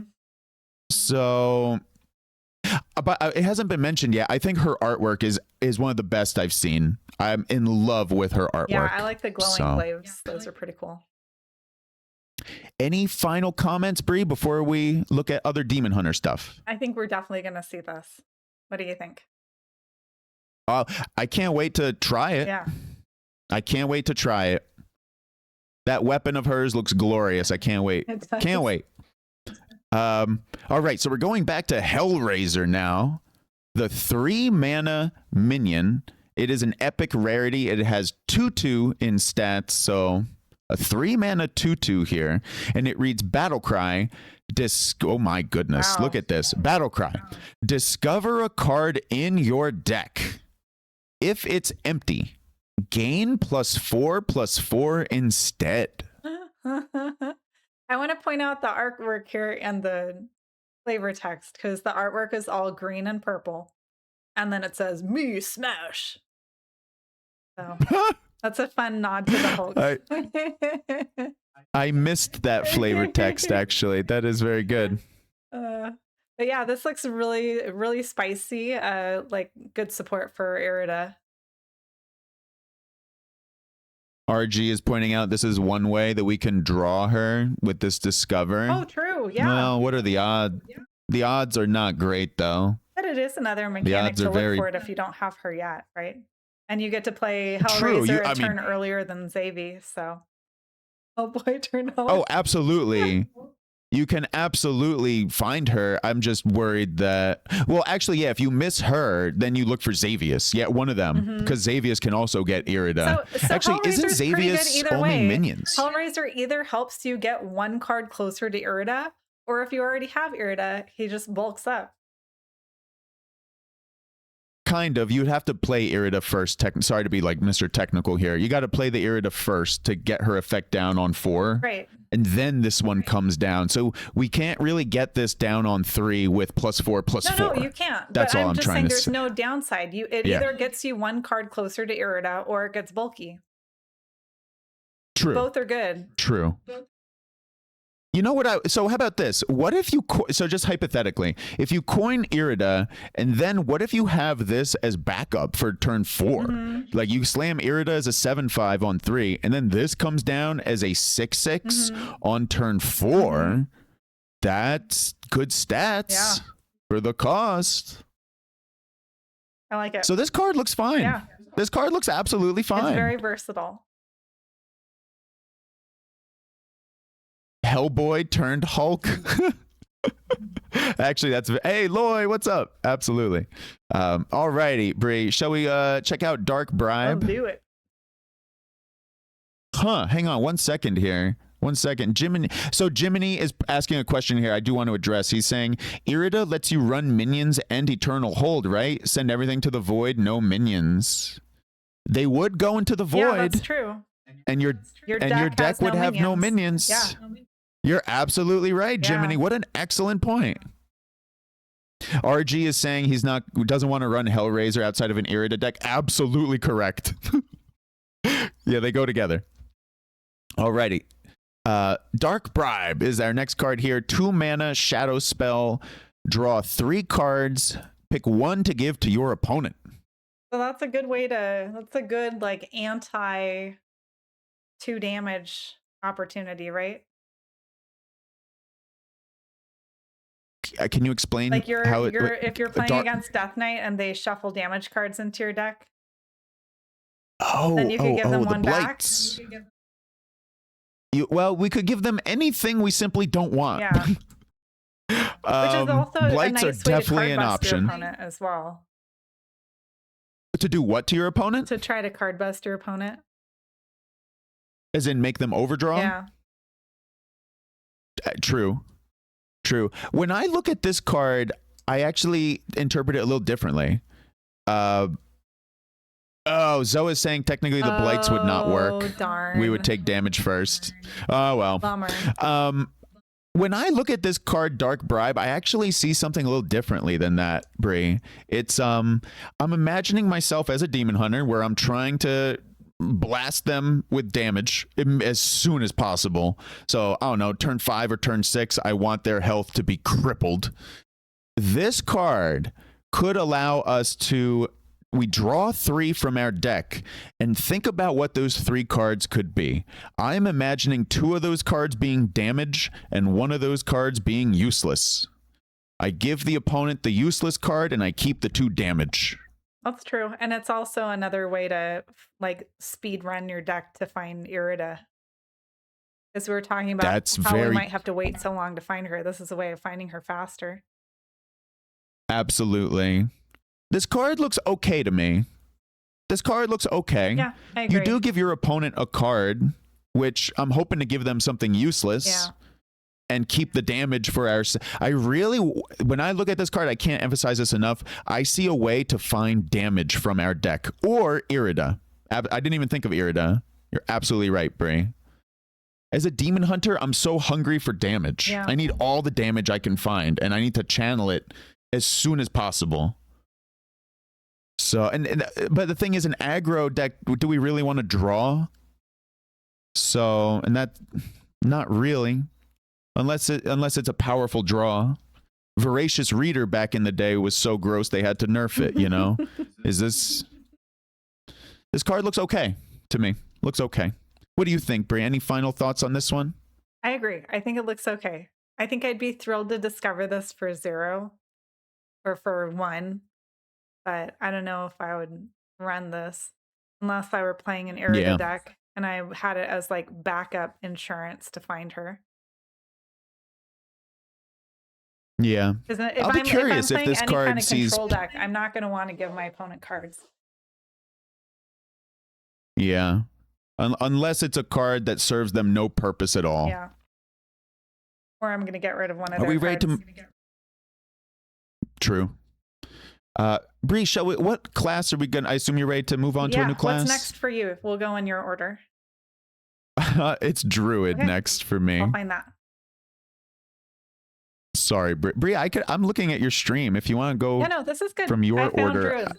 Alrighty. Do it. Alrighty. All right. The first card, Infest the Scullery. 4 mana spell. Summon a random 4-cost minion. Improved by your hero attacks this game. So I did watch part of the card reveal where Infest the Scullery was being discussed. And I believe someone asked the clarifying question, what is improved? Is it the number of minions or is it the cost of the minion? And I believe the answer was the cost of the minion improves. Can anyone in chat confirm or deny? The cost is improved, okay. Says RJ. Yeah, I feel like I would have been very excited about this card if it had been the number of minions being summoned. But the fact that it's just the cost of the minion being summoned, I feel like there are probably more good stat cards at 4 than 5. There aren't a whole lot of good like 5s or 6s. So maybe it's you either play it really early or much later. What do you think? Out of all the Druid cards that have been released so far, I know we haven't gone over any of the others. This one, to me, I remember seeming like one of the weakest out of all of them. Yeah, it doesn't look great. Only because the other cards are absolutely terrific for Druid. So if this card is the weakest out of a terrific set, well, okay.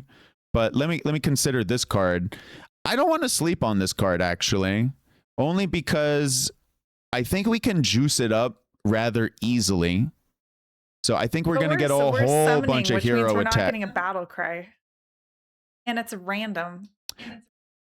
Well, I think we're going to get a whole lot of attacks in as Druid. A ton of attacks.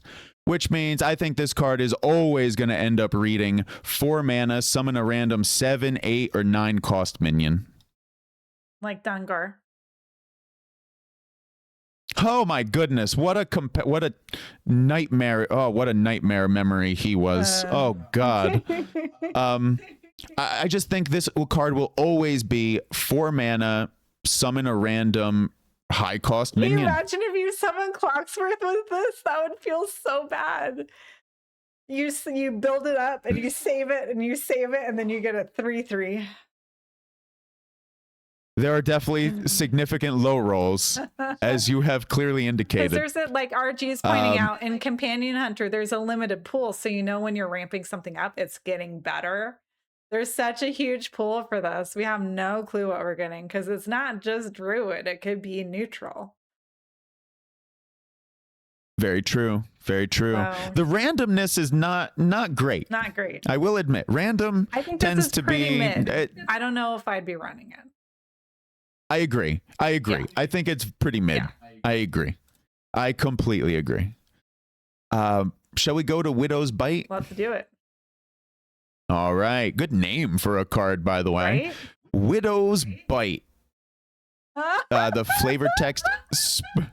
Do you want to read the flavor text, Bree? Oh my gosh. So if you're listening to this on the road, it has a picture of like multiple bakery items. One of them is like a 4-layer cake with 2 layers of some kind of, it looks like a raspberry cream, and this decadent icing oozing down the sides, and a bunch of cherries. And it also looks like we have some like muffins. We have another cake, and they all look absolutely delectable. But there's like a green mist emanating from all of them. And Widow's Bite says, a spider bake sale. All proceeds go to real spiders. Oh, wow. RG is pointing out there are a few spiders in Druid art across all the cards. I did not realize that. So That's this adorable. is now let me actually read what this card does now. It is Widow's Bite, a 2-mana spell for Druid, and it reads, give your hero +1 attack this turn, gain 1 armor, and add Widow's Feast to your hand, which, let me read that one, because you get a new spell in your hand called Widow's Feast. It is again 2 mana, and it reads, it is the new spell you generate, and it says, give your hero +2 attack this turn, gain 2 armor, add Widow's Banquet to your hand, which is another 2-mana spell, which reads, give your hero +4 attack this turn and gain 4 armor. And has the people who tried to eat the cakes all wrapped up, mummified, upside down, hanging from the ceiling in spider webs. Oh my god, I did not see that. That is incredible. This is probably my That favorite is incredible. card so far out of everything we've seen. It's the gift that keeps giving. You pay 2 mana for increasingly good things. You're not having to wait in between turns. It's not like a location where you have to wait between clicks. You can play Widow's Bite on 1 turn, Widow's Feast the turn after that, Banquet the turn after that. You're getting increasing attack. You're getting increasing armor. What's not to love? The artwork is amazing. It is. Yeah, absolutely. Absolutely. And also the cards are good too. Yeah. The cards are extremely good, I would say. It's only 2 mana for each of them. It's offense and defense all wrapped in one. That's my favorite. My favorite. Quark is pointing out these spells are good because you run out of value in aggro decks. That is definitely can be an issue. True. Yeah. True. Yeah, this regenerates itself. Not only does it regenerate itself in the hand while getting stronger, but it synergizes pretty well with other stuff, right? That Druid is getting. Yeah, it absolutely does synergize with this 4-mana weapon, and it also synergizes with a 2-mana minion, which we have yet to go over. Well, and even without the weapon, you can play all 3 of these on turn 6 at the same time. That's huge. Turn 6, and it's what, 7 damage? 4, 5, 6, 7. Yeah. That means you could take something terrible off the board and not suffer for it, because you also get the armor. Yeah, it reminds me a lot of Press the Advantage, which is deal 1 damage, gain an armor, and draw a card. It looks very similar to that. Better. You could play it in Marithra Druid as well. You could play it in Marithra Druid, huh? That's an interesting idea. It's like a replacement for hero powering. And this would be something great to have in your hand, like when you click a Mirdrasil.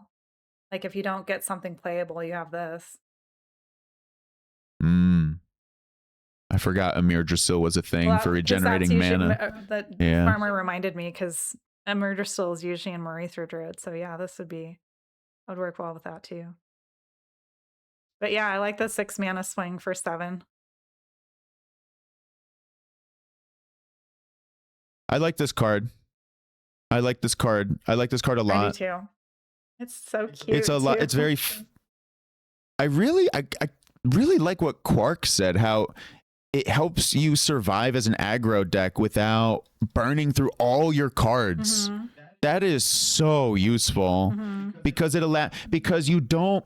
So here's one thing that I don't like in Hearthstone is when we have very few cards in hand. I mean, how terrible is it when you only have 2 cards in your hand? Like you're pretty much going to lose. Yeah. So to be able to have a decent number of cards in your hand is just, I can't emphasize enough how good that is, because it allows you this flexibility of, well, at least now I have more options. Exactly. So you end up playing more efficiently. So yeah, big fan. We like unwasted mana. Yeah, Farmer said it's like when you're ramped up and you have 2 mana to spare. That is the worst. Oh my God. Yeah. That's such a good point. Yeah. This is actually, that's a great point, because then you could even just play the Widow's Bite to start juicing it up. Yep. Instead of just hero powering, you just play the Widow's Bite, and then bang, you get the feast into the banquet, and then you can roll. Yeah. Yeah, I like it. Shall we go to Spiderling? Sure thing. All righty. Oh my goodness, the flavor text. Yes, chef. So cute. All right. This is a 1-mana beast minion for Druid. It is a common. It is a 1/3 in stats. So again, it's a 1-mana, 1/3 beast. And it reads, your hero has +1 attack on your turn. That's interesting.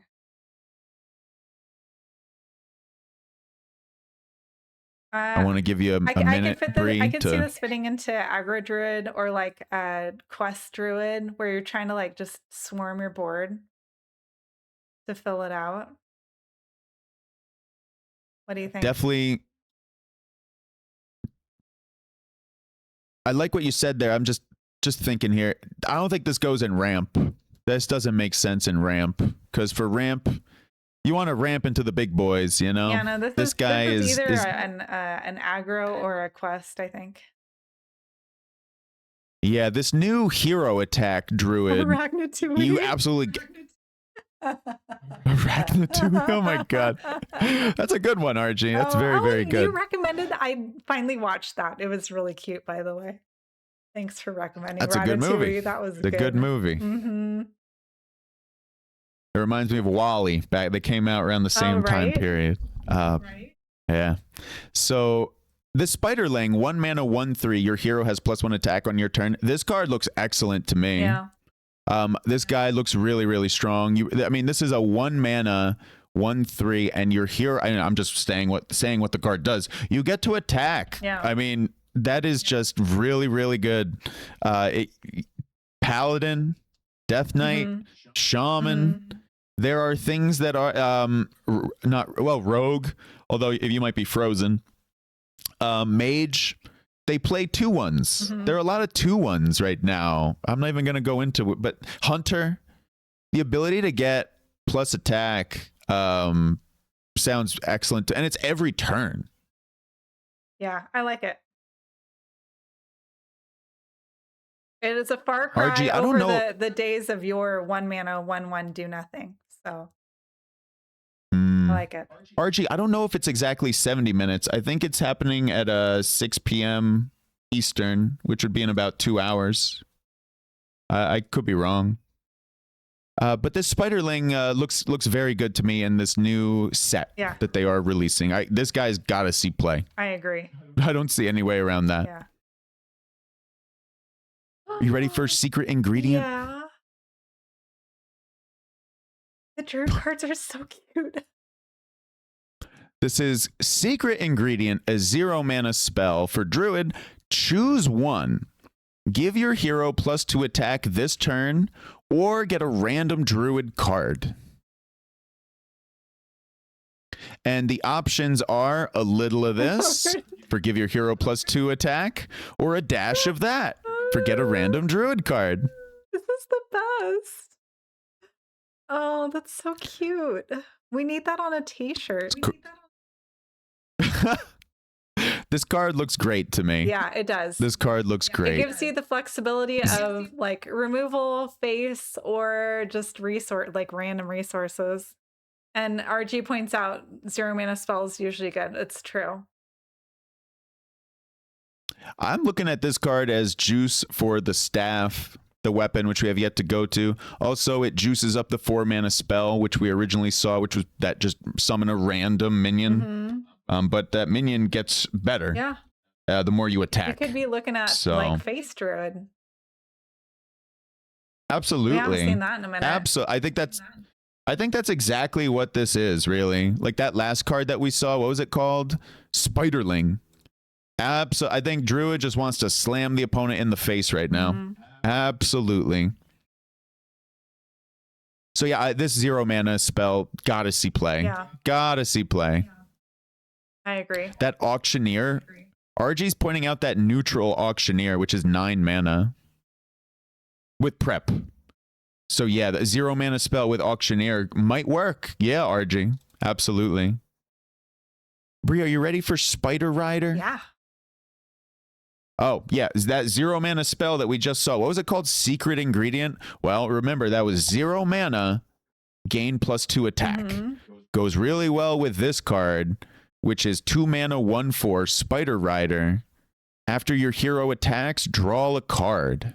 I just want to go back to Secret Ingredient again. Gray Yahoo said Secret Ingredient would go really well with Vanessa. Absolutely. Yeah, I totally agree. Forgot about her. Yeah, I know. She's so Forgot about her already. We just are so focused on the new cards. But yes, obviously that would go great with Vanessa. Especially if and you don't Druid have has coin. Innervate as well. Yeah, coin, Innervate, absolute. Throw in another 0-mana spell. So absolutely right. Yeah. Power of Vanessa going up here. That. I really like this 2-mana minion, Spider Rider. Let me just repeat it here. It's a 2-mana 1/4. After your hero attacks, draw a card. Yeah, that's pretty good. We have a lot of it ways goes of really attacking. well with this. We have hero power. We have a bunch of cards that give us attack for varying amounts of mana. So this is a great way to draw cards. And if you remember that Death Knight minion, Brittlebone Buccaneer, who was a 2-mana 1/4, whenever you play a Death Rattle minion, give it Reborn. That minion was around for a very long time, and it saw, well, it got nerfed eventually to, I believe, a 1/3. And that card saw a ton of play in Death Knight. Yeah, it did. The reason why I bring that card up is simply to say a 2-mana 1/4. That's good stats. The stats are good enough for you to just slam it on 2 sometimes and hope it sticks, and sometimes it will stick. That's true. Spider Rider could go well with Maiev. Maiev does something with dormancy right now. I'm not exactly sure what she does. Yeah, I'll have to take a look at that when we get to Maiev. You ready for the staff? Yes.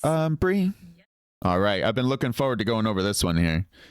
This one here, the Staff of Trickery, 4-mana 1/3 Druid weapon. After your hero attacks, discover a Druid card. Reduce its cost by your hero's attack. With all the different cards we have that increase our attack, like Secret Ingredient, Widow's Bite, and the 2 cards you gen off of Widow's Bite, that's pretty amazing, actually. And with Spiderling is also just simply +1 attack if it happens to be on the board. So count me in. This card looks absolutely... Oh, I read Spiderling wrong because of how cute it was. It's giving your hero +1 attack. Oh, that's really good. Yeah. I thought it had +1 attack on your turn. Because we've had other cards like that. Like the Taunt that has like +6 attack on your turn or whatever. I thought it was like that. No, it's giving your hero attack. That's so much better now. Yeah. Now, I think that attack, the Druid, remember you were saying it's like a face Druid. It wants to put all that damage face. So I imagine you play Spiderling and you want to start ripping into their face, but you don't have to, because Spiderling, you could just clean up small minions, which is very nice. Yeah, that's true. So this weapon, Staff of Trickery, I think this card looks very, very strong to me. It looks broken. I love it. You get to discover a Druid card and reduce its cost significantly, I would imagine. Yep. Significantly enough. So playing strong things for cheap before we're supposed to play them in the game, sign me bread up. And butter. That's how to win games right there. I mean, mana cheating is how to win games. So Druid is getting very good cards, I would say. And we don't even have the full Druid set, by the way. So buckle up. Yeah, that looks good already. Any final impressions on Druid here? I think it looks really exciting. There are a lot of ways to increase your attack, and with the new weapon, that makes it even better. All the different ways of getting more attack would have already been good, but with the Staff of Trickery, that's going to be a lot of fun to play. What do you think? Oh, I think Druid is, they should be counting their lucky stars that they got such a good set. Yeah. If only every class could get such a good set. I think the last time we got something this exciting for Druid was Guff. Oh my God, Guff. That was the hero, right? Yeah. That hero? Yeah. Oh boy, that guy was good. RG is confirming that the reveal is in about an hour. Excellent.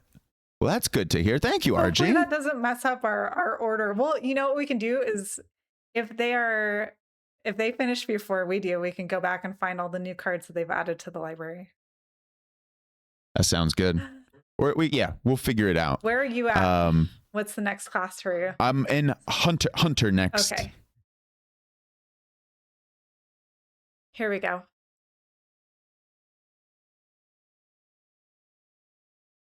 All right. So the first one, Sewer Swimmer, a 5-mana 5/4 beast with Prepare. So again, it's 5 mana with Prepare, 5/4 stats. It is a beast, Sewer Swimmer, and it reads Prepare, Battle Cry, trigger a friendly minion's death rattle. I'm trying to think of what, so it looks like we have new Guard Dog, but what other death rattles do we have for Hunter that are cheap enough to play early enough with Prepared this? Well, I have a little bit of bad news, Bree. Personally, this is just my opinion here. We looked through all the death rattles that a Hunter could look to play. Or like, what death rattles are there that we even would want to trigger? I don't really see that many that I love. Yeah, because I'm thinking, what even is there? There's like the one that destroys a minion on death rattle. Dig for Freedom and Location Underbelly Network. Okay. I was just looking at that location. Now, so this could be a draw mechanism. But do we want? But again, how hot is that as a death rattle to draw a card? That doesn't win the game. Slow. I'm not sure. Maybe we'll see more support for this later. If I trigger a friendly minion's death rattle, I want it to be impactful. Yeah. And not only I want it to be really impactful in order for this to merit a slot. Because don't forget, you need to have the death rattle minion on the board in order for this to even be playable. Yep. So what death rattles are there that are even worth considering? The location definitely gives you a death rattle, which is draw a card. Now, you know what death rattle it is? Probably is Dig for Freedom is what RG's saying. Bree, let's go to the next card for Hunter. If you don't mind, simply because I think we need to. Okay. There we this go. Looks a lot better. So yeah, so this death rattle actually starts to look so much better now. For that last card. So this death rattle, sign me up.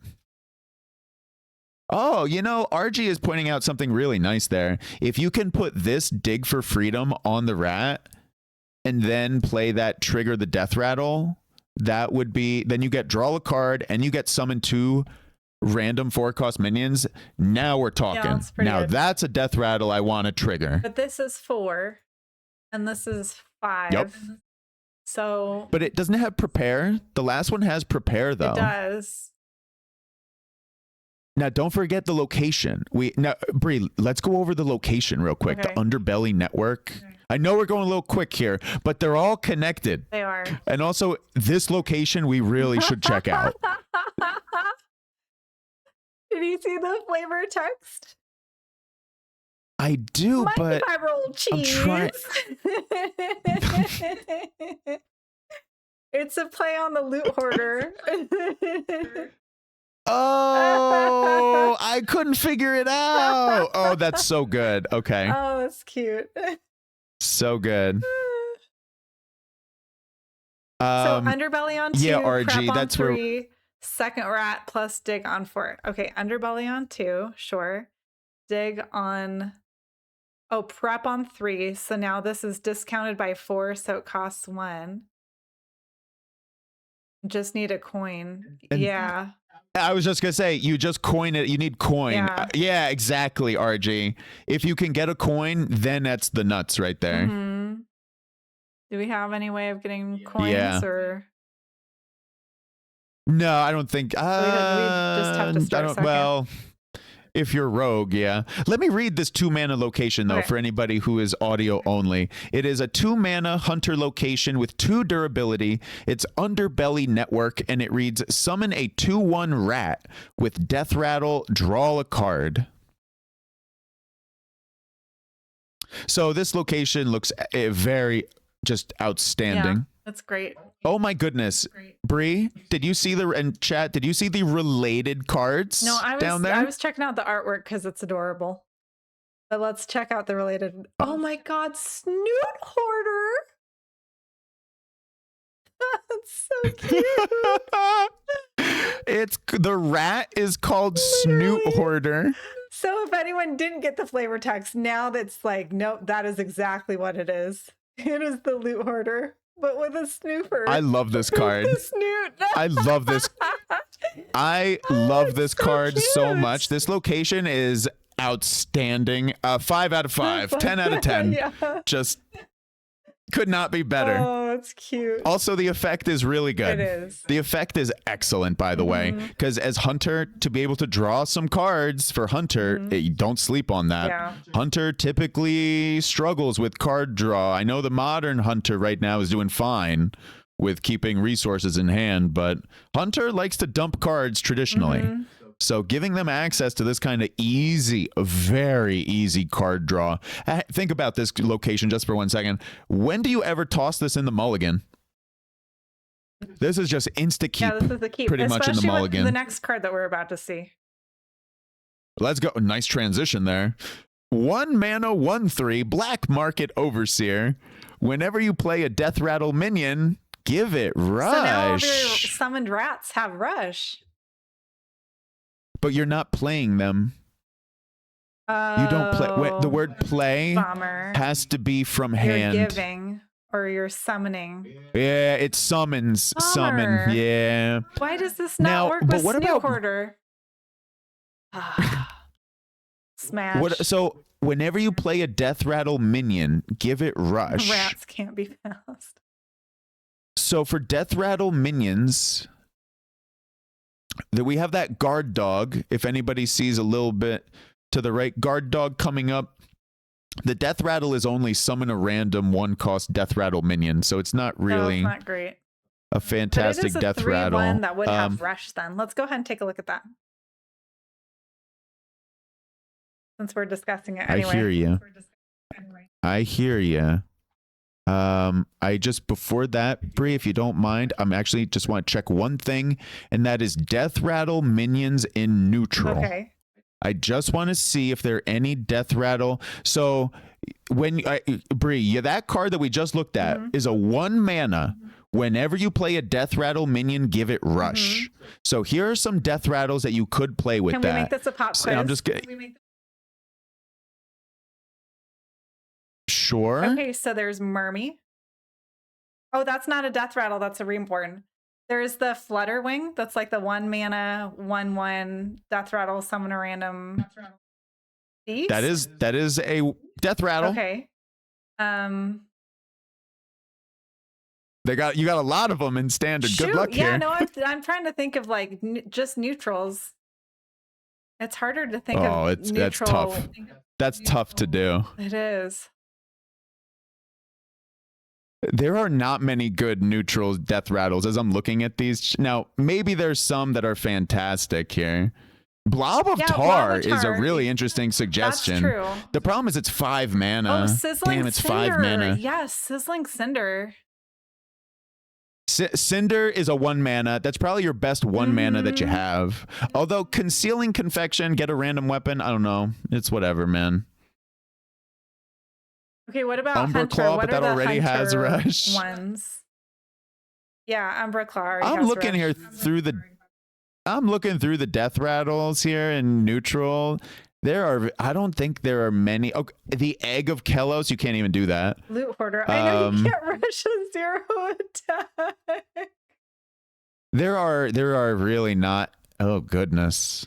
I'm looking through all these death rattles. Death rattle package leaves a bit to be desired. Yeah, there aren't a whole lot of death rattles that are inexpensive to play. Like, I'm just thinking as far as aggro decks, if you played Black Market Overseer on 1, you're gonna want to have either 2 1-drop death rattles or 1 2-drop death rattle to follow it up, because you're not gonna want this to expire. Because if you're playing Black Market on 1, you're probably not playing Underbelly on 2, since that's a summon and not a play. So yeah, I don't know. I'm looking for this. What is Ticking Time Bomb? I actually can't see it in the neutral death rattles. That's the Hunter card that's like death rattle, destroy an enemy minion. But isn't that like 3? I don't think you could play that on 2. That's a Hunter minion? Yeah. It just doesn't get played very often. It's Ticking Time Bomb at 2. Oh, there it is. Oh. There it is. You know, that's a wonderful suggestion, I don't know why Jiminy. I thought that was 3. I think that is one of the best death rattles I've actually seen in the whole pool, believe it or not. Now, that's not saying much because all the others look incredibly unappealing. But at least it destroys an enemy minion, which could, but I don't think we run that. I don't think that it's strong enough to merit a slot. Yeah, I don't know about that. Especially if you don't draw those together. Thank you for allowing me this little detour, Bree, into the death rattle pool. Got it. Overall, it doesn't look very exciting. Might want to run let's see, we were at Hunter. For the extra discount. Dev, which one's that? Gem Hoarder. Also, hello, everybody. I've been missing saying hello to everyone, but Bree and I, we've been doing the card review thing here. But hello, everyone. Welcome on into this card review. Hope you're having a wonderful day. Is there a Hunter card that lets you get cards from another class? Thief Hunter? I don't think Thief Hunter is a thing. He's pointing out Ticking Time Bomb didn't even get played when Terror Skill Stalker was in Standard. That's how not amazing it is. It still looks like one of the more impactful death rattles compared to whatever else we have, though, was really my only point. The new Rat King. Oh, I can't wait to get to that. Let's go over Guard Dog if you all are ready for that one. That was the card we left off on. It's a 2-mana 3/1 beast, and it reads Death Rattle. Summon a random 1-cost Death Rattle minion. I mean, it's a 2-fer, and it's playable with the most recent card that we saw. This card looks really, really good to me. The 1-cost death rattle minions look perfectly fine. Yeah. They look perfectly fine. They're fine. It's not like you want to. You remember the last card? Do you want to trigger the death rattle? This is a very different card. This one is very sticky. Yeah, it is sticky. Sticks on the board. Get a whole bunch of death rattles to go off, and it's a 2-mana 3/1. Yeah. So this looks perfectly fine to very playable, super playable to me. Bree, what are your thoughts on this card? Yeah, I think I know you gave some already, but and it's sticky. Usually when we have cheap sticky cards like this, they see play. So I think people will play this.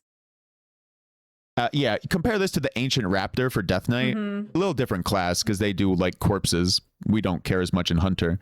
But yeah, this thing looks absolutely cool. I like it. Looks fine. I do too. Alrighty, you ready for the tripwire? Let's do it. All right, I hope I'm. Wait. Did I get the wrong one? No, okay. It's Beast Tripwire.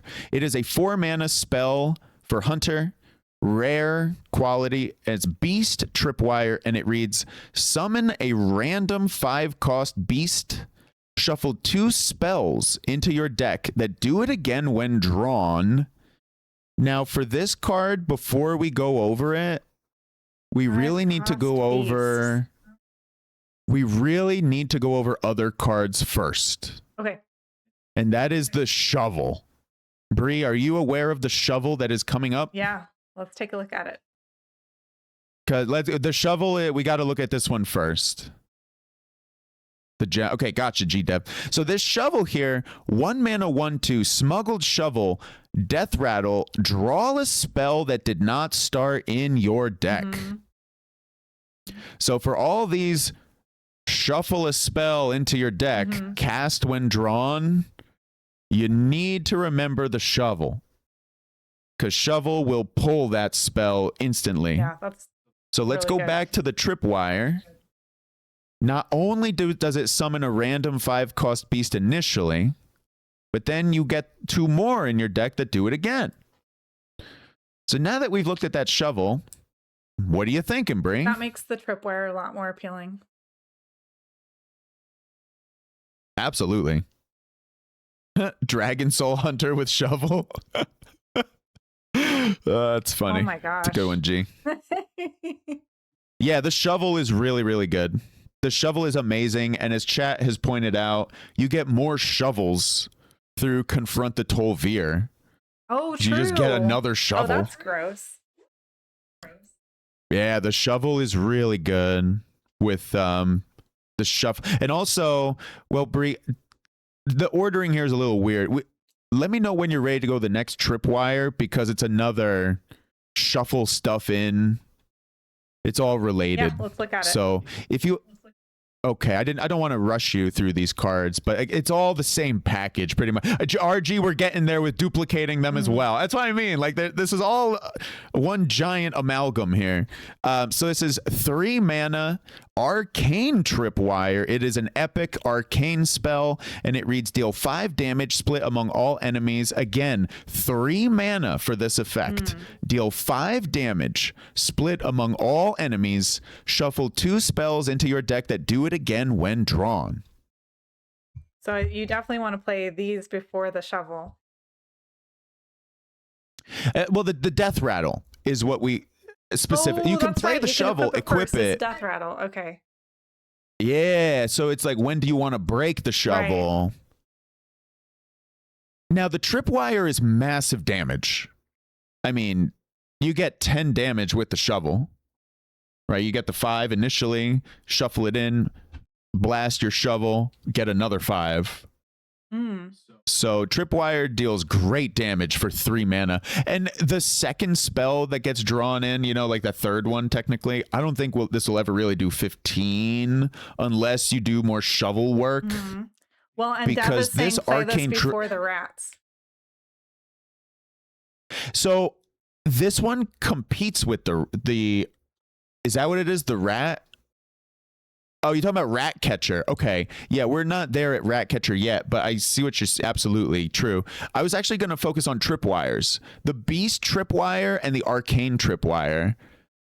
Do we play them all in the same package, all in the same deck? Like, you just shove all the tripwires into the same list, probably? With the shovel and the Rat Catcher? Because my question is, if you play the Arcane Tripwire... then that's going to dilute your beast tripwires. You know, like, what if you want to pull the beast tripwire? That's my question is, do we care one way or the other, or do we want both? I'm not sure. I don't know which tripwire. Not sure beast tripwire is enough, says Sidisi. Arcane is the way. For those who don't know, Sidisi, one of the greatest hunter players ever to grace the realm of Hearthstone. We're getting pro-hunter advice right now, so thank you. Not sure if Beast Tripwire is good enough. Arcane is the way. So yeah, maybe we run one or the other, but not both. You know, Sidisi, I see what you're saying about being hesitant or cautious about, or skeptical of the Beast Tripwire. It summons a random 5-cost beast. I have not looked at the quality of 5-cost beasts. I just like the idea of getting 10 mana on board for the cost of 5. That sounds good to me. It's a lot like it reminds me of Bygone Echoes right now. It's technically, well, it played in both Demon Hunter and Death Knight, where it's that Outcast card where you summon you summon 12 mana worth of stats on board for 5 mana.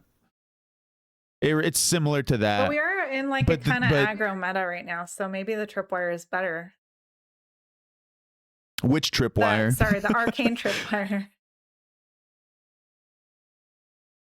Your guess is it'll be best in a turbo cycle face hunter similar to Garrote Rogue. Mega cycle deck. Oh, you could do spell damage with it. Oh man. Yeah, spell damage. There's a prep spell damage kobold now.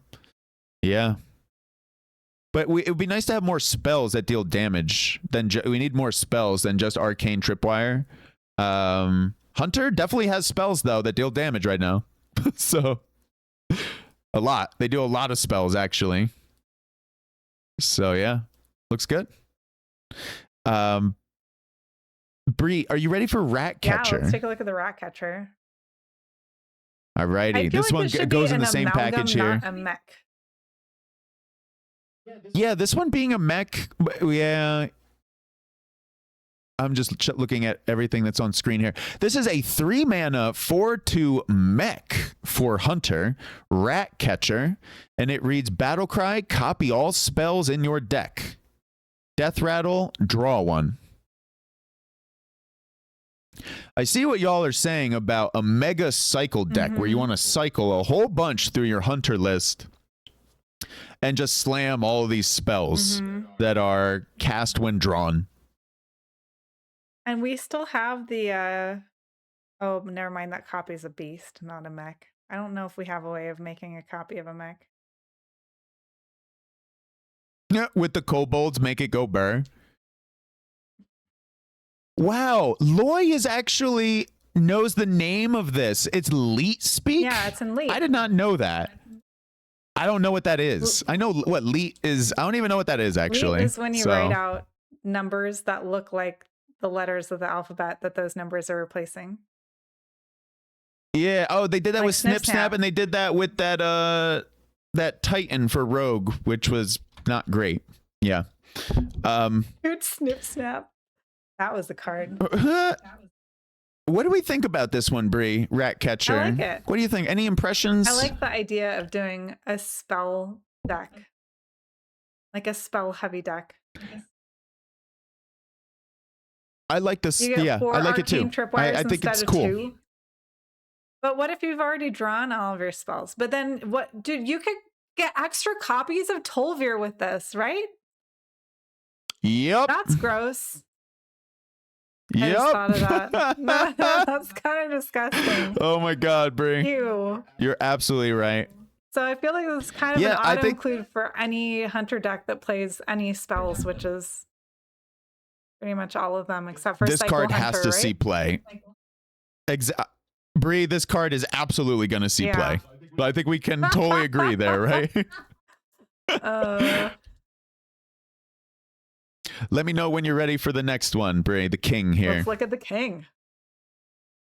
Yeah, this is a lot like Rat King, isn't it? Boy, I didn't realize that. This is King of the Underbelly, 6 mana, 6/5, a legendary beast for Hunter. While building your deck, pick 3 contraband beasts. Battle Cry, discover 1 and it will cost 3 less. And you can pick beasts from other classes here. Contraband beasts. So beasts that you normally wouldn't be able to include. Contraband. What a great word there. Does contraband mean that it can't be hunter or neutral because those wouldn't be contraband? To me, that would mean that it would only be able to be beasts that are non-neutral and non-hunter, right? No hunter neutral. Okay. You're right. Bree. They actually do mean contraband like that. Yeah. Oh my God. They got their English right. Rule breakers, right? So that would be breaking the rules, having something from a different class. I thought they misused the word contraband and they would have included hunters and neutrals. So good job, Blizzard and Bree. Thank you, Sidisi. So this card, by the way, Bree, have you looked at any of the beasts that you could perhaps discover for 3 less cost off of this? Well, my first thought is, since this is hunter, what there beast are do we a have lot of I just want to say there are a lot of beasts. Isn't Tortilla that warrior? you can Yeah, but you can play it. Actually, is it? So that would be contraband. Where is... So you could put Tortilla in here, right? Legal. You could put a lot of good pug. stuff. Oh, let's go. That's so gross. And now it costs 7 instead of 10. Turn 6, play this. Turn 7, Omen. Oh, or Agamagam. That's so true, Quark. Dude, Agamagam. There are a lot. There are a lot of beasts so that you can run that look real good. Omen would be really good too. So discover when it costs 3 less. So it's like, yeah, it is like ETC where you have 3 in a sideboard, but you can only choose one. Tortilla on curve on turn 7. That's so nuts.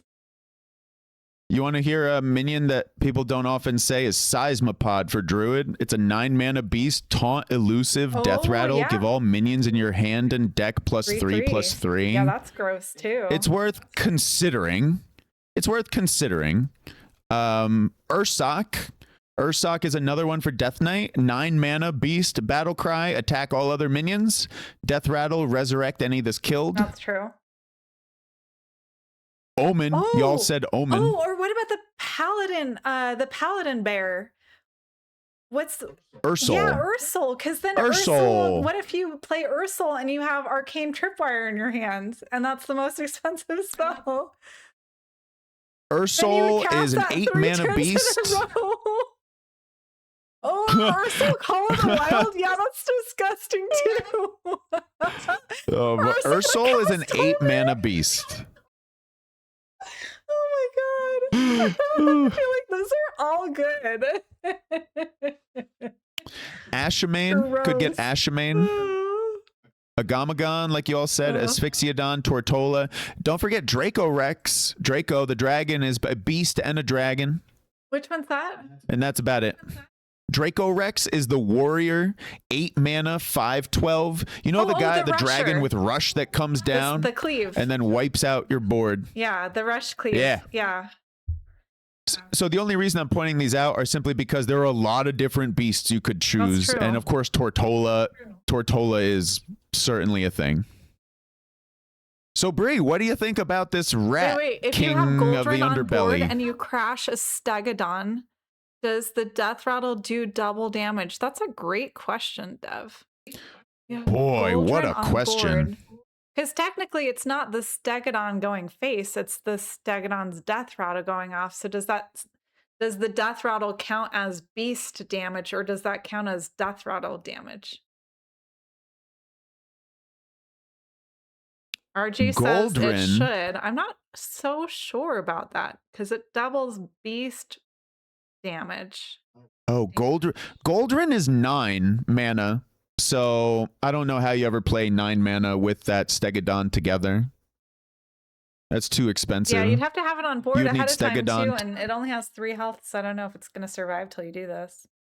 You would need Stegodon to stick, yeah. Good question, though. If you play Tending Dragonkin to copy the discounted Agamagan. Ooh.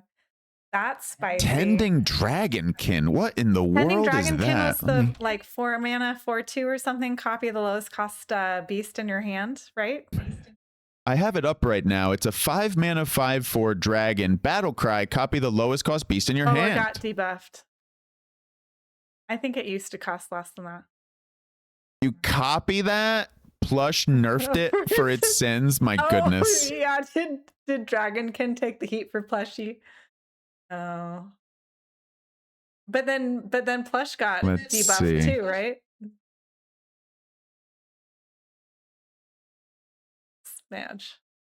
Stegodon down to 3. Tolvir curve the Goldran from early. How do you play Stegodon? I don't think that's going to happen. I don't think that's happening. I don't think that's what we want to do, G. On 3. If there's a will, there's a way. I'm going to vote no. That reminds me, I just saw this billboard when I was running errands the other day, and it said, any pizza can be a personal pizza if you dream hard enough, or something like that. That's what I think of when you say Stega on 3. Yeah. You probably want to do other things, probably. Let's see, Bree. Do you have any final comments on Hunter set, by the way? I think it looks really strong. I'm really excited about the Rat Catcher. I feel like this is going to be a very polarizing card. The people who get the extra Tolvirs are going to love it, and the people who have already been complaining about Tolvir are probably going to not like Rat Catcher very much. What are your thoughts? Oh, boy. Thank God they nerfed Tolvir from 3 to 4. Okay, that's one thought. Thank God they got in there. It's still good, though. To increase the mana. It's still good, but my God, if it were still 3, please, no. Thank God it's at 4. And it's still decent enough, still good enough, right? I think Hunter should, just like Druid, count their blessings that they got a very good set. Yeah. I really like the tripwires. We've seen I like the shovel. The dig for freedom looks pretty good. Yeah. You know, I love Crocalus, but I'm not so sure about the sewer swimmer. It seems a little clunky. But maybe we will see this solved soon. It depends on the death rattle, you know. Give me a great death rattle, and sewer swimmer all of a sudden looks better, you know. Right now the death rattles they don't look juicy, and you got to put in a lot of work. That's true. Into the death rattles to make them appealing. Not worried about Tolvir, more worried about 8 arcane wires. Yeah, that's a lot of damage. Underbelly has direct let's see, Bree. Yeah, it does. That's gonna be pretty good too. Use the sewer swimmer on the Stegadon. There you go, RG. Bree, the next class I have here is Paladin. Okay, looks good. I will find that. Oh, actually, there we go. I saw yellow. You know what, Bree? I got news for you. You want to hear something very annoying? All of my classes are messed up now. Now my ordering is all wrong.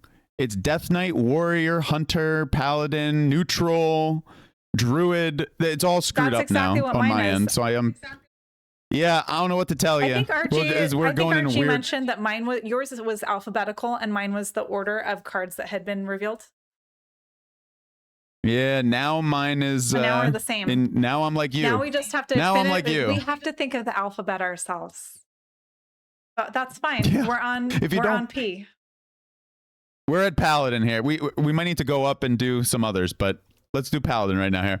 The first card we have here, a 4-mana 3/3 Dalaran Champion. It reads Divine Shield, Taunt. Whenever this gains stats, gain an extra +1/+1 wherever this is. Wherever this is.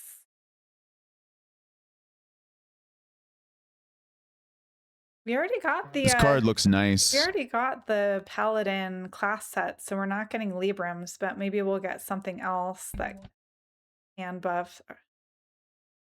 Oh, we do have hand buff cards. We have the 2/2 that gives everything in your hand +1/+1, right? So then that basically gives us +2/+2. I'm thinking, let me go to... my computer is nice and unresponsive here. Some cards still to be revealed in 30 minutes. Yeah. Oh, I see it here. Grime Street Outfitter. Yeah, Jiminy. It's a 2-mana 2/2. I didn't know that was in standard. Give all minions in your hand +1/+1. Yeah, it came back.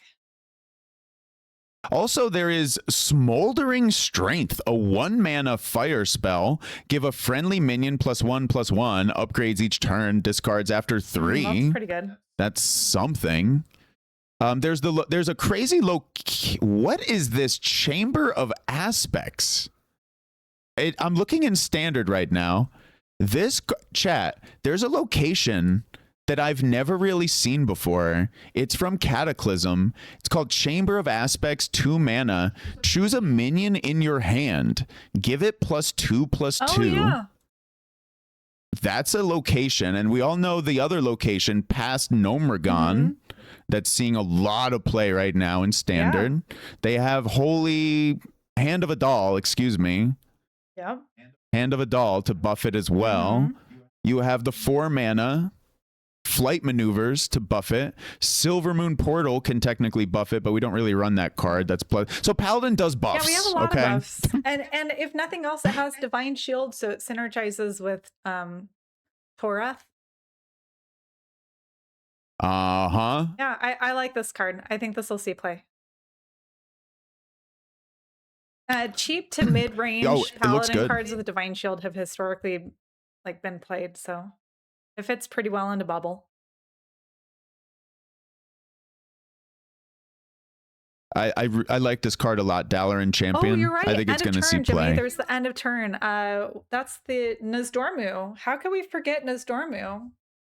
That's another way of buffing. Oh, I thought you mentioned. Oh, you mentioned Toreth. Yeah. Oh, if you mentioned Toreth, Nozdormu is in the same family. Yeah. It's just Divine Shield synergy. Yeah. Yeah, I like it. They go hand in hand. So yeah, Champion looks very nice. 6. You ready for the next one, Bree? Yep. If you ever want to put any final comments in, just feel free to stop me. So.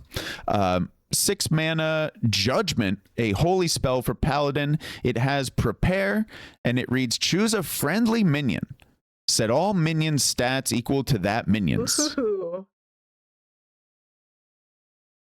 Now, don't forget, that's actually going to also buff the enemy minions as well. Yeah, okay, so I'm thinking if you're playing this on a full board and a defensive play, you could have this prepared, play it on a Silverhand Recruit, and now all of your enemies' minions are trash. Or if you've already wiped out your opponent's board, if you've done Equality Consecration, this is prepped, then now you can play a huge minion.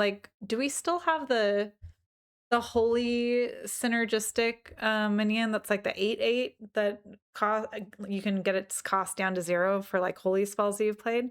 And then you turn all of your you've already taken out your enemy's minions, and now you make all of your minions into 8/8s. Could be good, right? That was what, Light Ray? Yeah. That thing had Gigantify. The thing had Gigantify, I believe. That keyword is gone. Oh, is it? Though Miniaturize and Gigantify were around the same time, with probably Whizbang's Workshop. You want me to read the flavor text? So the flavor text for Judgment is: oh my gosh, your card back is so last season. It's so last season. It's very Californian. Oh my god. It's so my god, that was amazing. Thank you, RG. So I just want to read out, Jiminy mentioned Hourglass Attendant. I looked that up. It's a 4 mana 2/4 neutral, Divine Shield, ding ding ding. At the end of your turn, give all minions in your hand +1/+1. Oh, yeah, that one too. Oh yeah, there are a ton of buffs. Ton. Have to run. Enjoy the review. See you later, CDC. Oh, thank you so much. Thank you for stopping by. Shout out to CDC. Have a great rest of your day. Almost everyone in here is following CDC already, but if you're not, another fantastic streamer and hunter expert. So go check them out on Twitch and give them a follow as well. Absolutely. Wait, Dev, what was Whizbangs?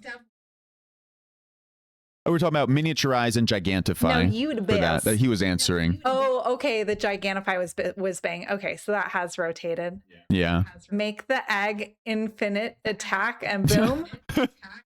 Yeah. How do we do that again? There's a way to turn someone's attack infinite. What is it? Let me look that up. Here, no, not flames. Wait. Where is it? So there's a paladin weapon that gives your hero infinite attack, but it can't attack enemies, right? And then there's a minion that Bloodsail Raider, right? The 2 mana 2/3. So I got the weapon. The 2 mana 2/3 pirate. She gives your weapons attack to a minion. So then bingo. And the weapon is 3 mana to equip, and it's called Hand of Infinity. Yeah. And then the so pirate, just to give you the mana cost. 2 mana. She's like one of the OG cards. I think she's 1. I think that pirate is 1. We're talking about South Sea Deckhand, right? She's 1 now? Wait, deckhand was always 1. Are we talking about deckhand? Is deckhand even in standard? We're talking about a different minion then. I'm pretty sure she's 2 mana. I don't think she's 1. Who's the minion then? What's the minion called? I don't know that. Does that minion have... It's not deck. Oh, it's is it a Bloodsail? Bloodsail Raider. That's it. Okay, yeah, Thank you. Thank you, people. Yeah, battle cry, gain attack, so she doesn't have charge. Okay. Yeah. Thank you, everybody. Yeah. Gain attack equal to the attack of your weapon. Now, she's 2 mana. My bad. I thought you were talking about deckhand. Thank you for catching me up. So you get the 3 mana weapon, which you could play. Hang on. That 3 mana weapon. What was it? Hand of the something?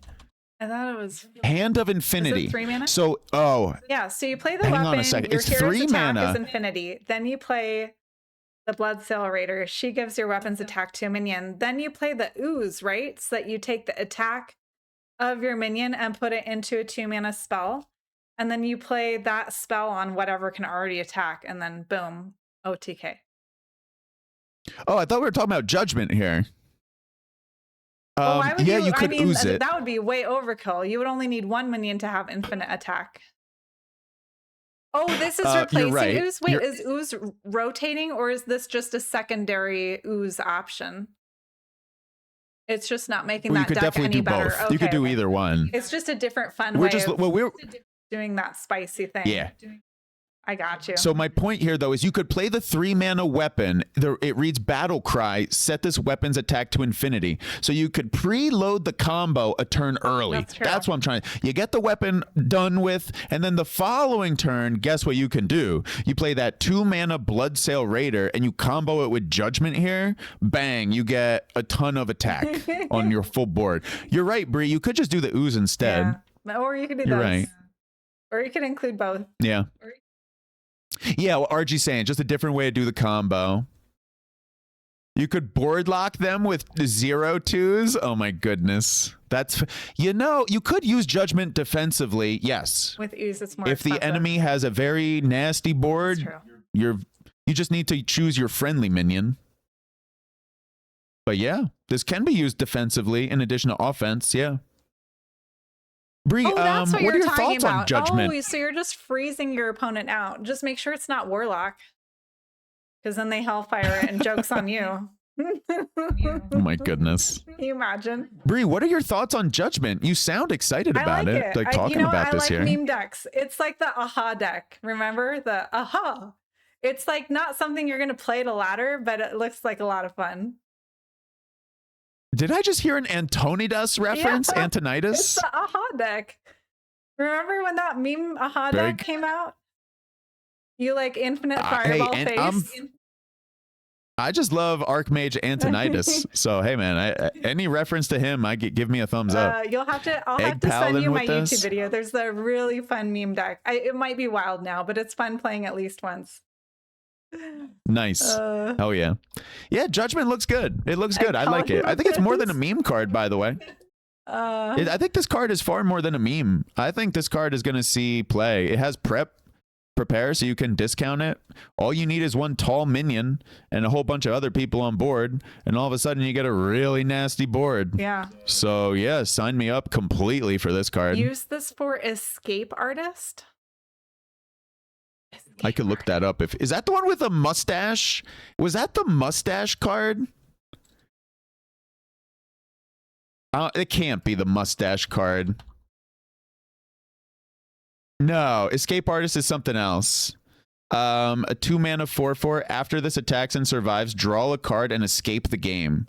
Oh, that's a new one. What's escape the game mean?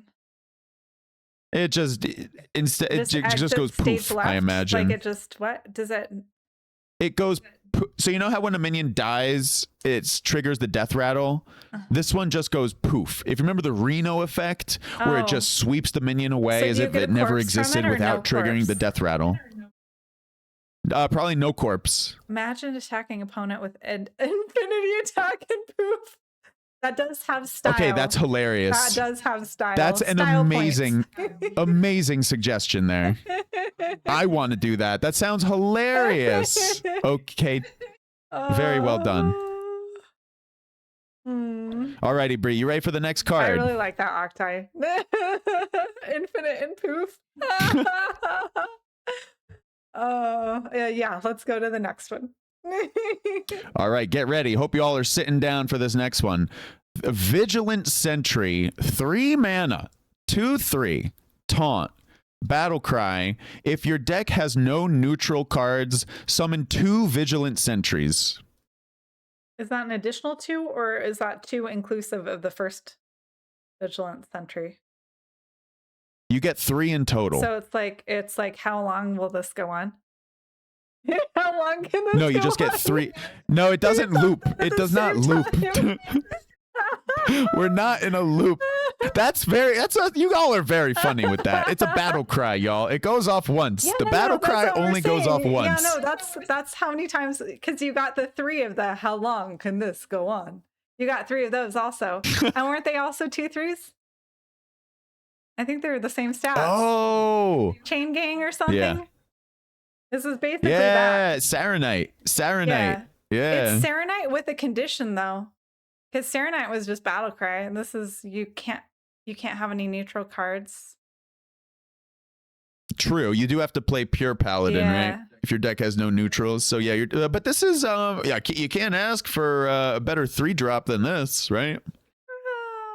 It's a 3 mana 6/9. That's true. Spread across 3 bodies.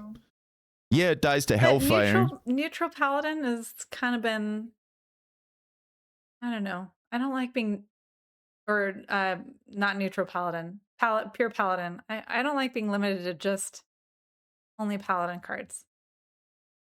Well, you better have good paladin cards. Oh, and if your deck has only, if your deck has no neutral cards, when people shuffle cards into your deck, would they count as class cards for those classes, or would they be considered neutral? Is there anything that shuffles neutral whatever cards? Class they came from. Okay. Whatever class they came from. So so shuffling stuff into the deck, probably bad.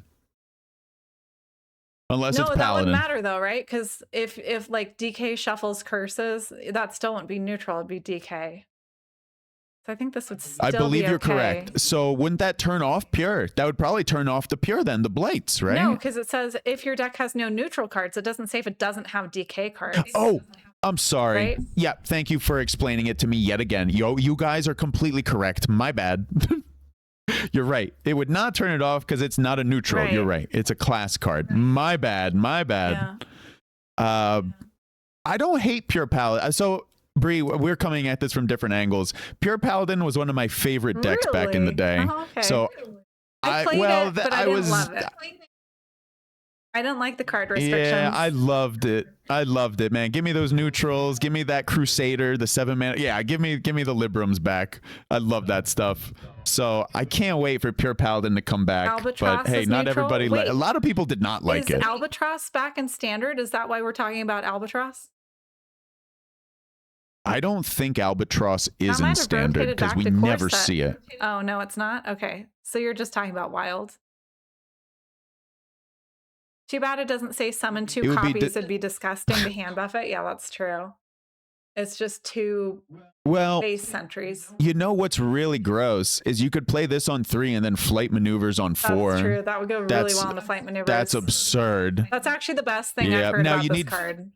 I was not sold until you said flight maneuvers. Well, for a 3 mana to give you 6/9 in stats, sign me up. I don't need it to be stronger than that. Okay. It's an incredible payoff here. So I have no complaints about the way it's printed.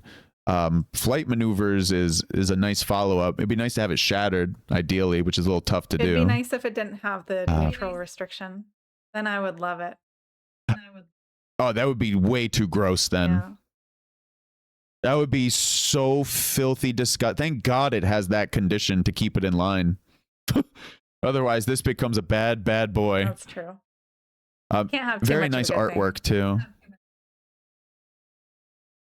Paladin already tries to get flight maneuvers on mulligan, so it's very disgusting anyways. Yeah, but sometimes you get a 5 or a 6 mana guide to mess it up. Dalaran Champion if it is like the clogs your shatter. What do you mean Dalaran Champion is like the Warlock one? Which Warlock card? I think you need to see a little bit more to make pure paladin work. Yeah, I'm not sold on pure When you paladin discard either. a card, gain +2/+2. I don't think I know that card actually. Oh, is that a new card that we haven't looked at yet? Because we're going alphabetical. That might be a new card. Oh, it might be. It might be. Speaking of new cards, let's move on to the new paladin weapon.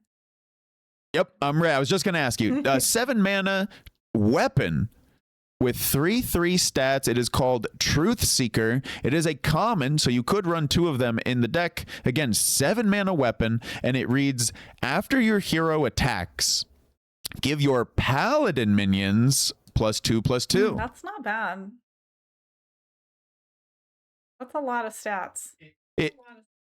7 mana 3/3. And imagine this on bubbles. We don't even need the divine shields.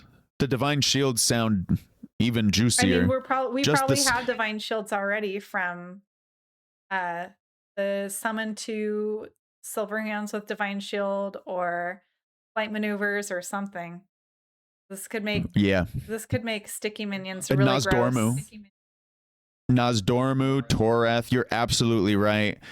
Someone in our chat the other day suggested simply just running 1 copy of this. And I think that is the best way to go about it. Because if you run 2 copies of this, you feel real bad if you draw it it's early.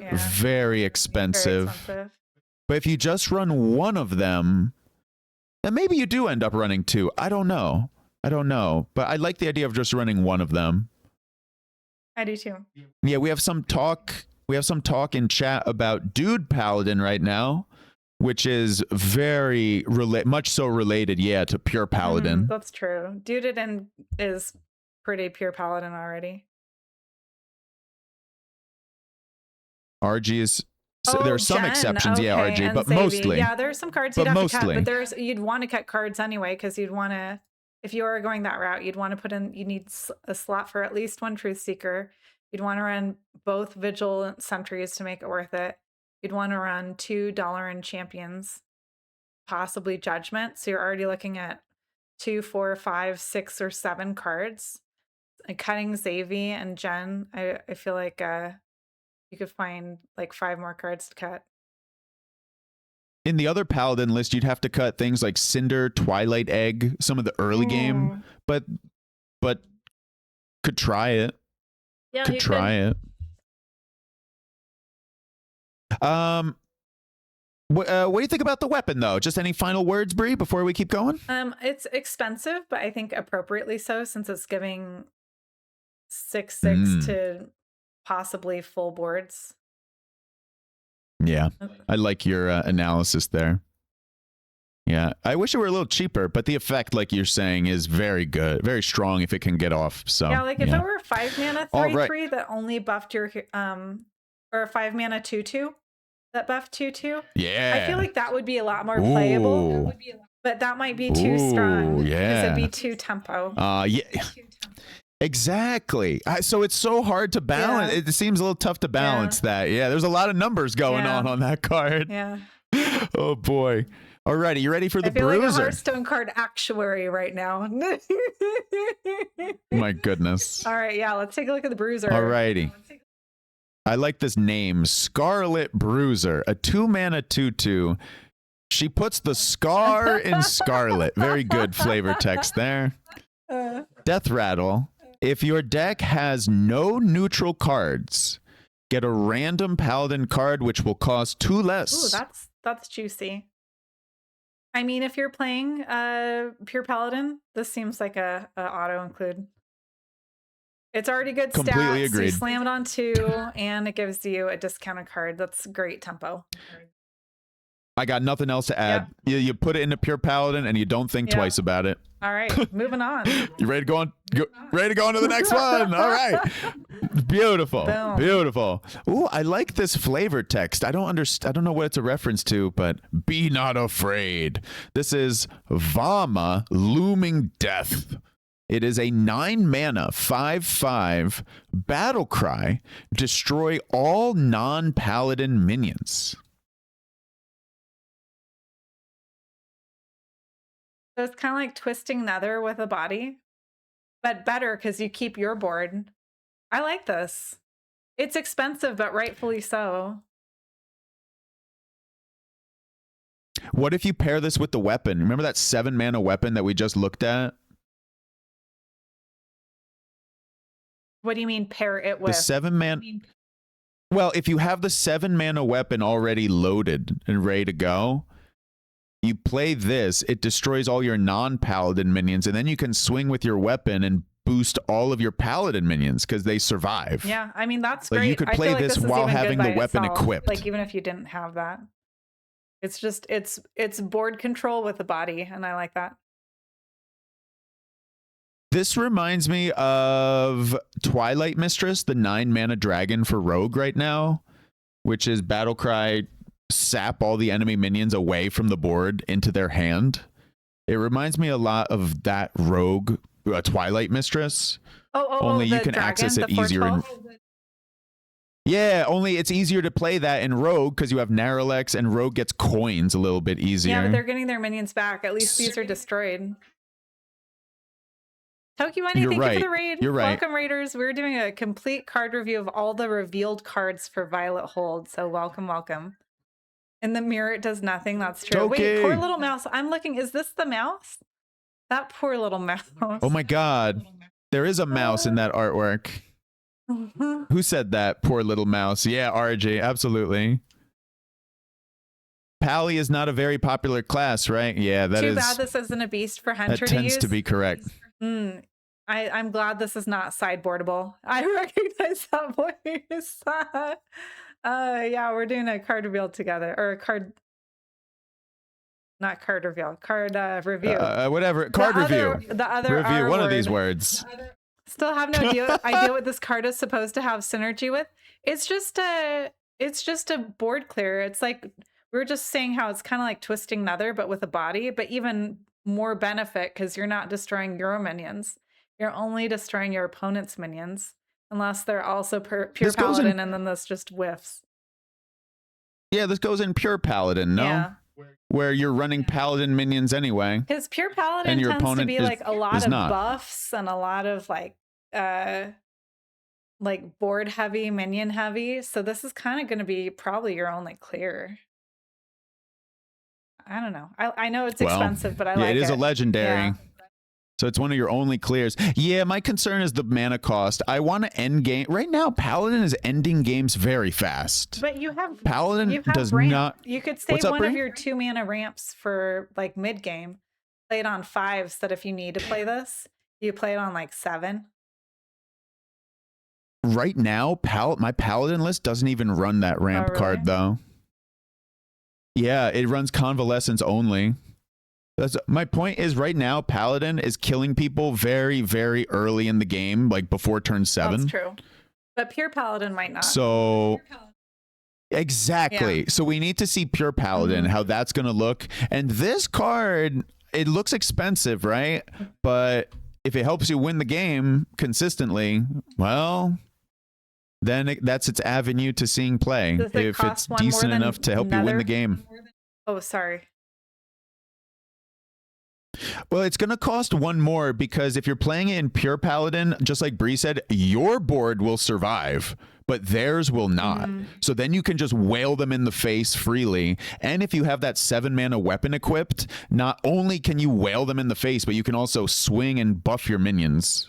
Slow Paladin sometimes does need board clear to get the damage in. Exactly, because you could build up your board and your enemy could have taunts. So this is a great way of clearing those so that you can go face. Well, don't you run this with Gelbin then? You just run this in the slower Gelbin list, which does run the aura, which does run the ramp. Yeah. Yeah, I agree. This looks like it goes fine in Gelbin. Yeah. I think so too. Alrighty, Bree. Okay, Rise, we were going in your order, and then your order changed, and Archie let me know that we skipped Mage. I got it back. We skipped Believe Mage. it or not, I got my original back. Okay, cool. So the only one we skipped, as RG said correctly, by the way, was Mage. Yeah. So if we can just do Mage, then we're good to go here. Now, I don't remember these Mage cards. I don't know. I don't remember these. So let's see. The first one, 3 mana. Oh, yeah, it's the secret. A 3 mana Mystic Misdirection Arcane spell and it is a secret. When an enemy minion attacks, transform it into a 1/1 sheep. That is so cute. This is one of those secrets that you would want to play late game, not early. Like you're not playing this on 3. You want to play this on 7, 8, 9. When your opponents like put all of their mana into something huge. Or like that new the taunt that we saw. That's like the 10 mana prep 5/10. All minions cost the demon 2 hunter more. demon. Imagine turning that into a sheep. The only problem, Bree, you're right. The only problem is if you're against an opponent who is aware of this secret, they will not attack with that tall minion. Probably not. They'll probably just leave their tall minion just as it stands. This would be terrible against Death You know Knight. what? Whoa! I was just gonna say that. Whoa! What do you want? Why is it bad against Death Knight? You give the answer. Because they just turn a ghoul, and now their ghoul becomes better because now their ghoul is a sheep and it doesn't die at the end of the turn. There you go. Oh, that's right. It doesn't even die. You're right. I forgot about that. Oh my goodness. Yeah, Death Knight in particular looks bad, but a lot of classes are probably going to have a small baby minion to just run in and test the secret. That's true. But what if that stalls lethal? 1 turn. You're right. It gives you the turn you need. That's the whole point of secrets. And what about the 2020? You know, Egg Warrior, Egg Warlock. It does stop that 2020 in its tracks. It does provide stall. Yeah. You're absolutely right. Yeah. Can't deny it. My only worry is, can they get around the stall with a rush minion or a char? You know, some kind of other minion. That's true. Because it's when it attacks, not when it goes face. Yeah, they could do. You just got to proc the secret. Yeah. This guy looks fine off of, you know what this card looks like? It's one of those cards you discover throughout the game. Your opponent will forget it's a thing, and then they're going to waste a big minion. That's how this guy sees play. Unless the secret package develops into something serious.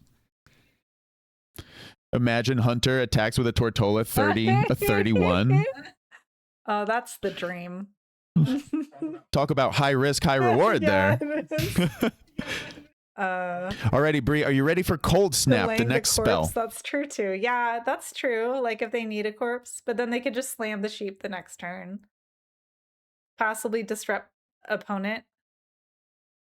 Yeah, that's true. Even the fact that this is a possibility for a secret can disrupt your opponent because they'll wonder if it's the sheep.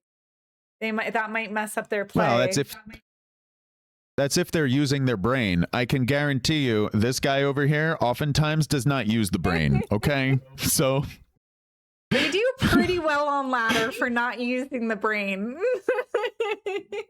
Thank you. Thank you. Let's see here. Are you ready for Cold Snap, Bree? Yeah, cool artwork on this. Alrighty. The artwork is absolutely amazing. It is 1 mana Cold Snap, a frost spell for mage, and it is freeze an enemy, get a random frost spell. You're delaying and you're getting more resources, and it only costs 1. You know what I got to do? I got to look up the frost spells. We used to have 1 mana Ice Lance, and everyone ran that. So I mean, this is even better. Oh my God, Ice Lance! Right? My God, what a card! What a memory! Ice Lance. What a good shout out right there. Okay, so the frost spells right now, they're actually not that many. There's one from Death Knight. I don't even know if I've seen this. It's called Death's Advance. 2 frost runes, freeze a character, discover a spell. There's Frost Strike, wait. Time Stop. And is it any frost spell? I thought it would, since it's being generated by mage, it would be a mage frost spell. Well, it says random. I'm happy to read off just the mage. Oh, you're right. It probably is mage, isn't it? So let me just focus on mage. My bad. Yeah. Because otherwise they would say from another class or from any class. Yeah. So let me just focus on mage. Now it could be Cold Snap again, I believe, as a random frost spell. Sleet Storm, Frostbolt, Ice Barrier, Oasis Ally, Blizzard, Deep Freeze, and Bitter End, which is that freeze a minion and its neighbors, destroy any that are damaged. Yeah, I like that one. So These look the expensive ones, no thank you. The Blizzard, the Deep Freeze, and the Bitter End, those are very expensive. I don't know if I like those. Couple secrets, Ice Barrier, Oasis Ally, and then Frostbolt, Sleet Storm, and Cold Snap. It's all right. If you can get Cold Snap back from Cold Snap, I think that's best case scenario. I think this card is fine, by the way, as it is. Yeah. Like, it's a 1 mana freeze, and you get a spell. So, it seems all right. You can't get it back from itself? What's up, G-Dev? G-Dev saying no? Oh, bummer. What are you thinking, G? Yeah, so this cannot give it back itself, huh? I did not know that. Thank you. Thank you, G. Appreciate that. Info? I think it's going to be good with... You cannot infinite loop. I think it's going to be good with the Improviser, though, which we'll see in a little bit. Or do you mind looking at that right now? Since... You're the boss. Tricky Improviser. Yeah. Here we are. It is a 4 mana 4/4 with Prepare, and it is an epic, so you can run 2 of them. And it reads, Battle Cry. If you've cast a spell this turn, cast a random mage secret. Well, Secret Mage getting some love. And if you prep this on like 2 and you already have the Cold Snap, or I guess you could prep this on, if you cast a spell, you could prep it on, you do have to, yeah, you could prep it on 2 or 3. You could prep it whenever. Yeah, that's true. You could prep it whenever. You could prep, even if you prep it on 1. This guy goes down to 2. Oh, yeah, okay, because this guy goes down. It's not giving you a random mage secret. It's casting the random mage secret, so that's even better. If you prep this on 1, this goes down to a 2 mana 4/4 that casts a random mage secret as long as you cast a spell this turn. That sounds fine enough to me. That sounds perfectly fine, and that could be pretty good, no? You get Counterspell, Oasis Ally, those are pretty nasty. Explosive runes, even the armor guy, Ice Barrier, can be good against aggro. So this card, I imagine, it's all about this. Well, this guy seems fine. I think so too, and I think it's also going to go well with the keys. Dev said, Dev's confirmed you cannot infinite loop Cold Snaps. So Cold Snap cannot generate Cold Snap. Thank you for that. But do you mind looking at keys since we just looked at the Improviser? Lead the way. Here we are. The Skeleton Key here. It is a legendary for mage. It is an arcane spell. Again, it's a legendary, so we can only run 1 of these. The Skeleton Key. It is 1 mana, and it reads, discover a spell or refresh your options. And in parentheses, it says 20% chance to take 5 damage each refresh. Which is pretty significant. If you refresh more than once, you have a good chance of taking damage. But it's so versatile. Gee, you're funny, man. Fancy lethal. Fancy concede. Yeah, that is possible. When you really need Fireball, or your opponent is going to get you anyway. That's true. This could be like a last resort, refreshable 1 mana. Or Frostbolt. Yeah. Frostbolt could do it too, especially if you have spell damage on board with Calic. Remember Calic or Thalnos or the Kobold that you can... A lot of spell damage right now going around for Mage.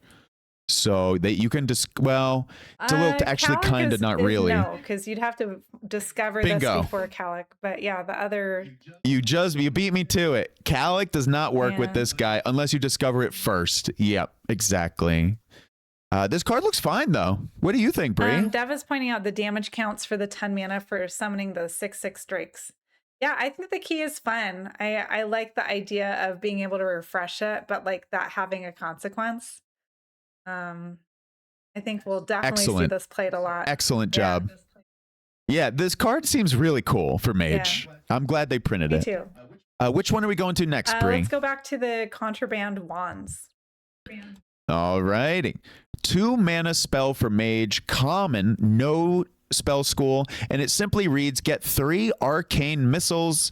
And if you don't know what arcane missiles happens to be, it is a 1 mana arcane spell which just splits 3 damage randomly amongst all enemies. Yeah, the fact that you're getting 3 of these for 2 mana is so good. Especially with the spell damage. Yeah.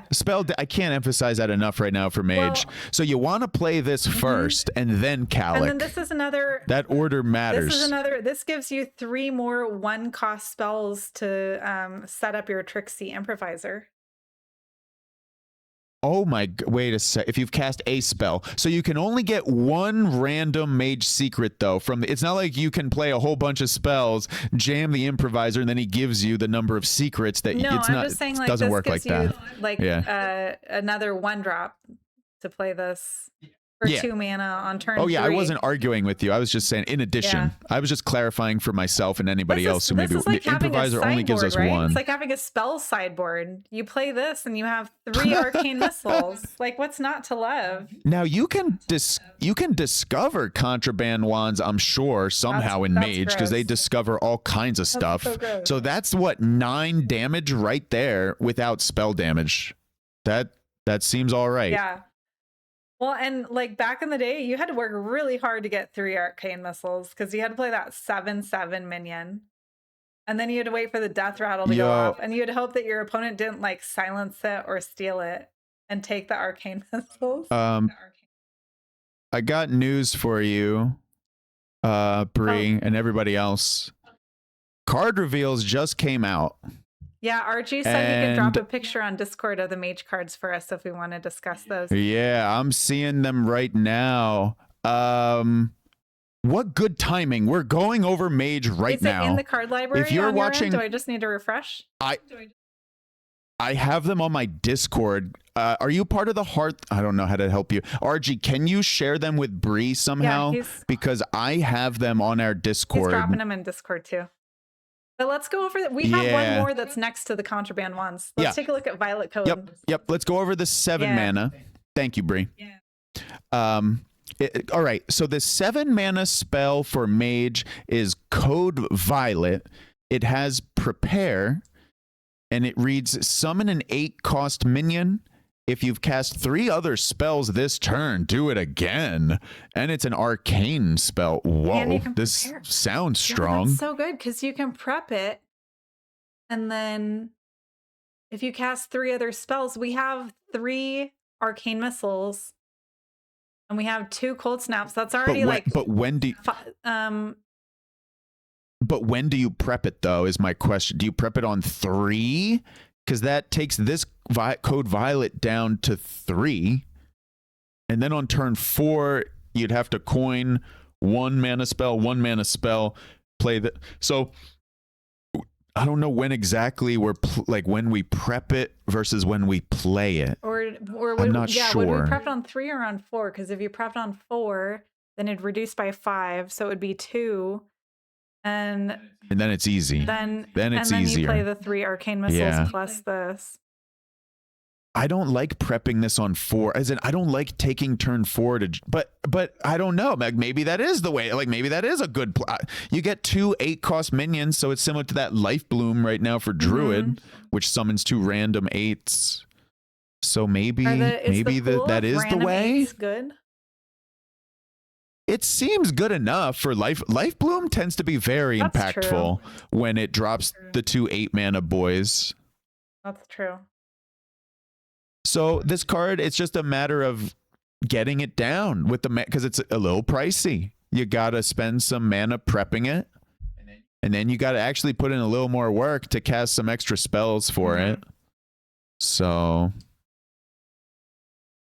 I'm a little worried just because the mana cost, but yeah, that would be my takeaway. What about you, Bree? Yeah, I think like practice will be needed to determine when the best time to prep this is. Because obviously you want to get the 8s on board earlier than later. Yeah. And coin helps a lot. Coin helps so much. Or anything discounted to 0. If you can discount any spells to 0, that helps this so much. We'll plow through this here. I'm ready with Holy Embrace. Let's go. So it is 2. We're going into Priest here. 2 mana, Holy Spell, Holy Embrace. Restore 4 health. Get a Dark Embrace that deals 4 damage. And that also costs 2 mana. Ooh. Seems fine for Priest. And I want to point out Dark Embrace's Shadows. So this is a 2-for-1 for Quest Priest. Very true.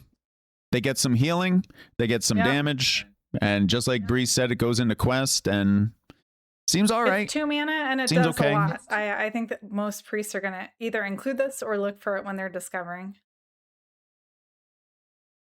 Yeah, healing with some damage combined. It's just, is it good enough to merit a slot in a deck, or will it be a Discover card? Yeah, I'm not sure. You're playing, I don't really play Ruby Priest. Sanctum, I think this is an auto-include too, because then this is going to be... Oh... a lot more damage. Yeah, good point. Good point, because it goes up a lot. Yeah. All right.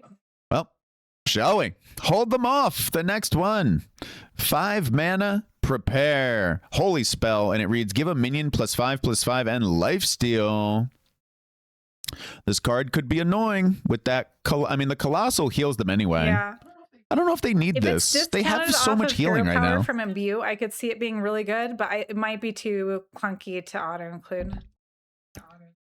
Yeah, they have enough healing right now. They do. Priest does not need more healing. I think it's more the buff now, that they're rotation will happen. Rotation will happen, but they can prep it. So, anything that has Prepare looks fine. Like typically, I like Prepare a lot. I do too. So it's a fun mechanic. By the way, Bree, I am looking at your stream, so I can absolutely see when your mouse goes to hover for the next card. So I'm totally with. Totally with you here. No, I'm ready. I'm ready to go, man. Looking at Holy Embrace, 16 damage with location and weapon. Yeah, that's amazing. 16 damage for 2 mana. All right, Spectre. So, Spectre of Despair, 2 mana, 2/6, taunt, cannot attack, and it is both undead and Draenei. So it looks like a Dirty Rat, just it can't attack, and it doesn't pull a minion. It's the same stats, same taunt, same wall. Priest gives this, the +5/+5 with lifesteal? That card we just looked at, right? So this is a wall with lifesteal, maybe. And you could maybe find a way to silence it so it can attack. If nothing else, it's good defense that's cheap. Oh, yeah. You can silence it. You're right. It is vulnerable to things like Hex and targeted removal. So I'm with you, Bree. I see you there. I see your mouse. You ready? Yeah, she's ready. All right. Minesweeper. Oh, that's a good title of good name for a card right there. 2 mana, 2/3. Battle Cry. If you've played a copy of an opponent's card while holding this, deal 2 damage to all enemy minions. This card goes with the Azalina Soul Sever, where she reads, your deck is 20 cards plus 20 copied from your enemy. Ooh, juicy. That is the legendary for Priest. So you're guaranteed 20 cards. Yeah, Bree is pulling it up here on her stream. That you're guaranteed 20 cards from your opponent. And so again, this Minesweeper is it's a Battle Cry, 2 mana. If you played a copy of an opponent's card while holding this, deal 2 damage to all enemy minions. So it's just a little AoE. That seems great. It looks fine. Yeah. Looks fine, good. Actually. Yeah, absolutely. Against like Paladin, they play a Righteous Protector or whatever, and then bang, board clear. So I like it. Enthralled Shade, shall we? Because I do see you, Bree. I do see you there. There she goes. All right. 3 mana, 4/3, Enthralled Shade, an epic. Death Rattle, reduce the cost of cards in your hand that were copied from your opponent by 1. That's juicy. I like it. Yeah, I'm not as big a fan of this, I think, as you are. I like it because once you play, let's read Azalina. Maybe you'll like it more. Azalina is your deck is 20 cards plus 20 copied from your enemy. Battle Cry, draw until your hand is full. So you play that, then you play this, and then you have a whole handful of discounted cards. Yeah, but how do you know those cards are of any use to you? It's better than random cards. Your opponent included them for a reason because they all synergize for your opponent. So a lot of priest decks or control decks, You're just controlling your That doesn't mean opponent they'll with your synergize for you, cards. though. I hear you, but there are some matchups where that's not useful at all. Everyone likes to point out Herald right now. If Priest steals Herald cards, they don't do anything for the Priest. That's true. But they do give you stats for 1 mana discount. That's true. So just like you said, they're a body on the board. The thing is, the Enthralled Shade, I want to typically play it on 3. I want it to die so that you get the discount. I'm just worried that the discounted cards will not be super impactful. That's just my concern. That's possible. But you're right. You are stealing them from the opponent. Rogue has good cards. So if you're fighting Rogue, ooh, they're going to be good. Certain classes will be better to steal from than others. You probably don't want to steal from Pure Paladin either. That's true. Oh my god. Yeah, that'd be bad. Or no minion Demon Hunter. How about no minion Demon Hunter, right? Yeah. So some are better than others. Yeah, good. Oh, RG pointed that out. Nice. Alrighty, Bree, it looks like you're ready to go on to the next one here. Unshackle Soul. Hit the road, shackle, and don't you come back no more. That's the flavor text here. 5 mana, Unshackle Soul, an epic shadow spell, and it reads, destroy a minion. If you played a copy of an opponent's card while holding this costs 1. Well, Bree, that 3 mana minion that we just looked at is looking a lot better now that we see this guy.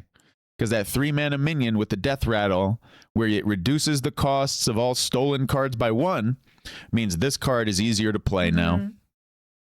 This card is easier to play to kill that minion. So 3 mana Enthralled Shade starts to look a little better. And the Enthralled Shade and the Unshackled Soul are both also good with the 3 mana priest spell. Like discover a copy of card in your deck and your opponent's. Yeah, that card. I'm so with you. I know exactly that card is very annoying. That priest plays. So overall, I think the new priest package looks pretty decent. What do you think? I don't play priest myself. So to all the priest players, hope you enjoy the new stuff. That's fair. All right, moving on to Rogue. Alrighty, looks like we're taking out Black Paw's Whip here to start off. I will wait for you, Bree. Should I go up or down? I don't know what order you're in because I have a different order. I'm back to the... I'm sorry, Bree. I'm looking at you here. Oh, no. I guess it was at the bottom. Okay. 50-50 and we went wrong.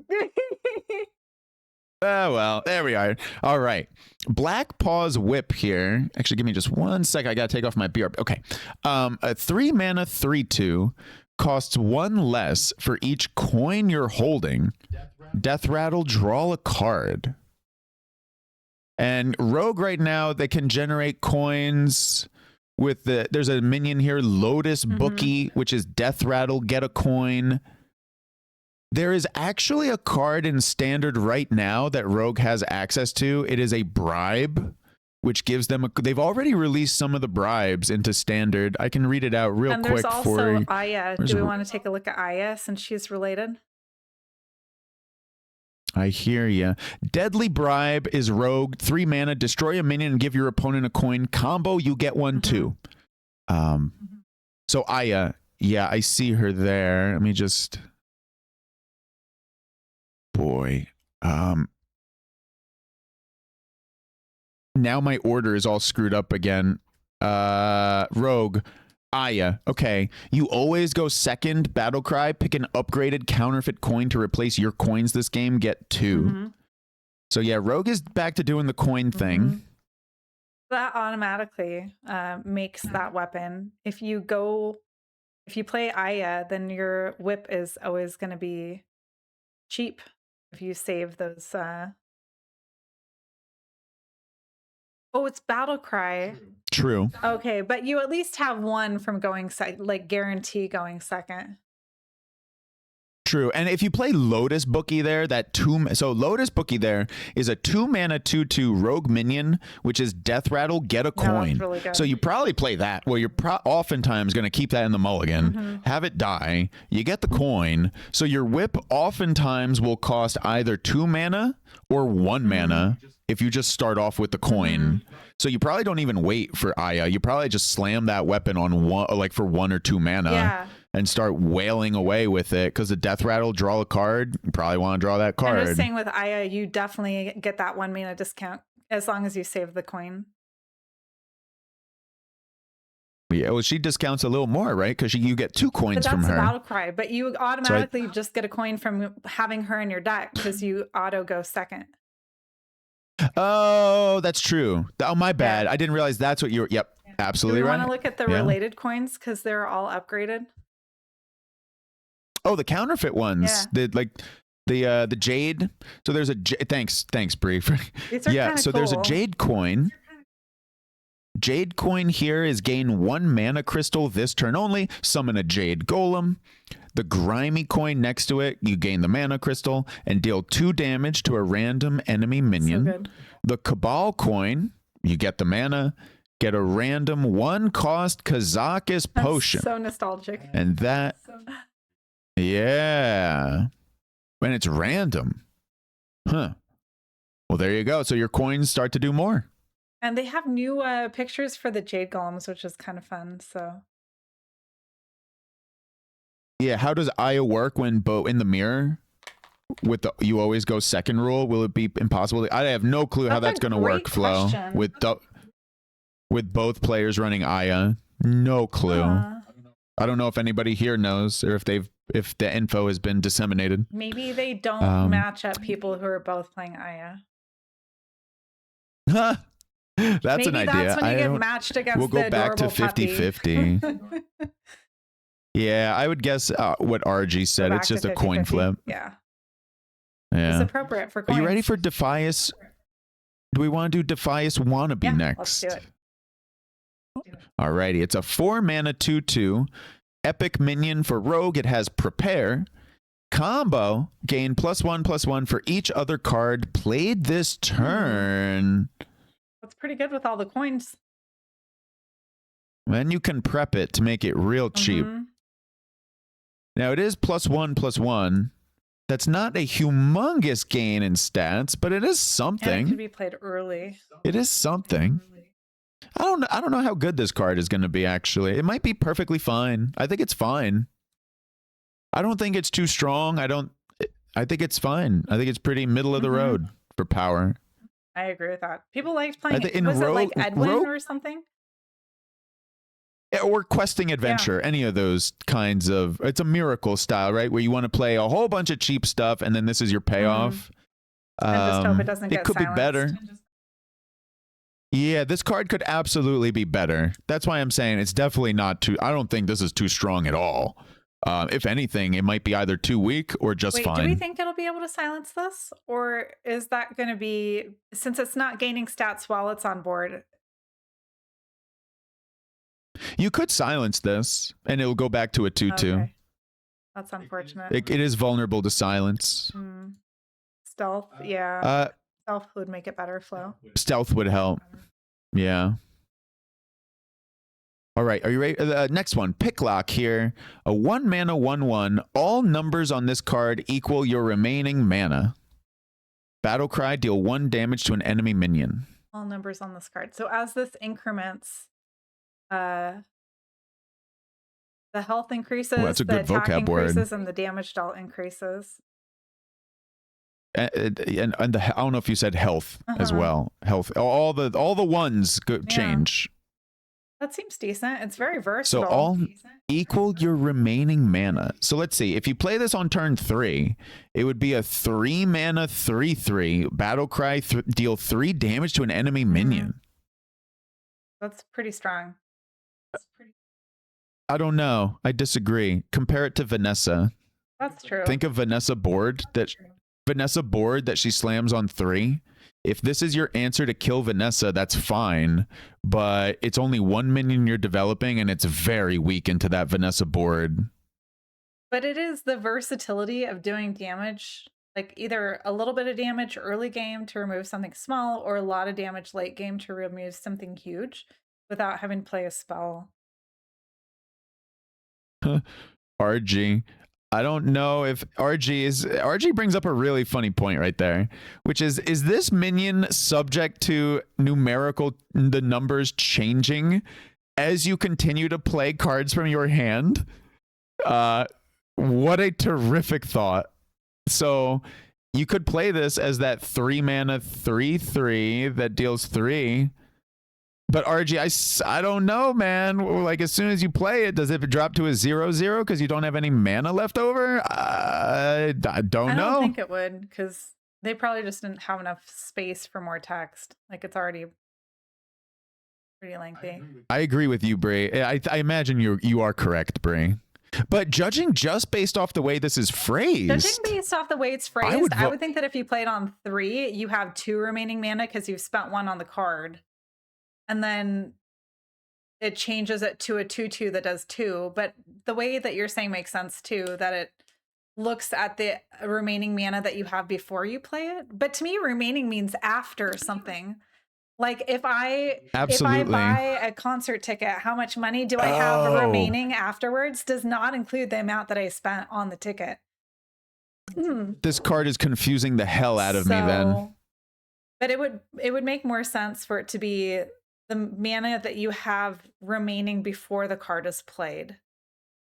But yeah, that, like, in English that doesn't make sense, but as far as game mechanics, I guess it does. We'll write it off as it being another rule breaker. Yeah, no, this card is very unique. Absolutely. Again, I'm not even 100% sure. Okay, so the flavor text maybe helps her because it says call me derivative because I'm always on curve. The fact that it's saying always on curve makes me think that, yeah, if you play it on 3, it's a 3/3/3 that deals 3. She spends all your juice. Absolutely. Yeah.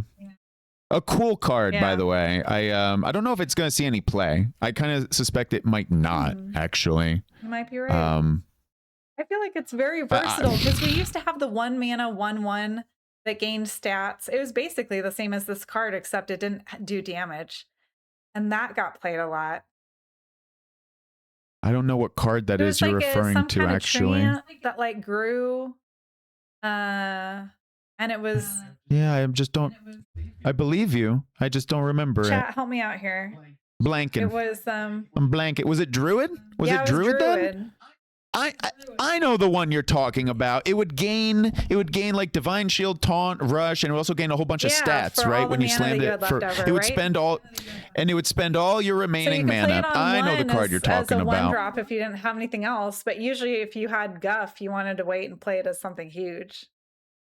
That card absolutely beat me. Like, that card used to win games. But in this meta, maybe this won't, because back then that was very unique. And now we have a lot of huge stuff. So maybe you're right. I know the card you're talking about. And unfortunately, you know what? That's okay. Man, I'm dying to look for it. We don't always have to have the answer. It'll come to you when you're not thinking about it later. And then just yell it out. But I just saw it. Not too long ago. It got discovered against me in Standard, believe it or not. But yeah. You ready for Slice and Dice? The next one. Alrighty. By the way, hello, Majin. We're doing a card review here today of most of the new expansion here. So right here, we have 5 mana, Slice and Dice, Rogue, legendary spell, replay all other cards played this turn, targeting enemies if possible. End your turn. So any coins you may have played, yeah, they'll give you that mana back. But you can't use that mana. If you played Aya, those coins will actually do the Aya magic. You know, because she changes your so you get like the your coins. She boosts your coin spell and the deal damage and all that good stuff. Yeah, I don't know about that. I mean, anything that we know from Tol'vir, that replaying all other cards can be really freaking good. Someone's gonna figure out an OTK with this. Yeah, this card I imagine will find its way into a deck at some point in Rogue. Yeah, I agree. Yep. You insist on calling this card Slash and Dash? That sounds appropriate. That rolls off the tongue more easily than the current name. Let's see. I believe Shaman was next on the list alphabetically. It's right below Rogue in our butchered library. There. Yep. All right. So, Disguise Detective, a 1 mana 4/3, can be played on either side and overload that player for 2. It's like mana burn from back in the day. The old Demon Hunter 1 mana spell, burn 2 mana from the opponent, pretty much. But in this case, you give them a 4/3. Yeah, I don't know if giving your opponent a 4/3 on turn 1 is a wise idea. You're keeping them from progressing. Well, the only thing game, is it but you're overloads. also giving them a lot of face damage. It does it makes them skip their turn 2. But I would much rather play this later in the game. So if they want to do something strong on 5, 6, or That's 7, true. whatever, you give them this card, and then they can't do whatever, like Naralex comes to mind. They want to play 7 mana Naralex, you slam this, and it protects you. True. That's probably the best use case for this. Yeah, RG. I guess I'm technically referring to the mid game where I'm mentioning turns 5, 6, and 7. I might call that late game because that's just relative. For me, 5, 6, and 7 is pretty late for the decks I tend to play. But you play it on your side early. I don't like it on our side early. Unless we can get rid of that overload. I don't like being overloaded. Just for a 4/3. I don't know, man. 4/3 doesn't really get me excited for the price of overload 2. Yeah, I agree. You ready for the next one, Bree? I thought it said Hex Marshmallow and I got excited.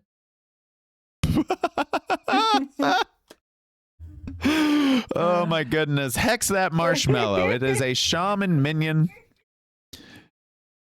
6 mana, 6/6. Battle cry. Get a random spell that costs 5 or more.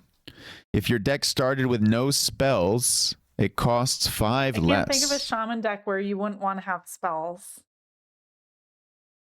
Oh, that's the new legend deck. Let's go over Muggsy. Let's do that.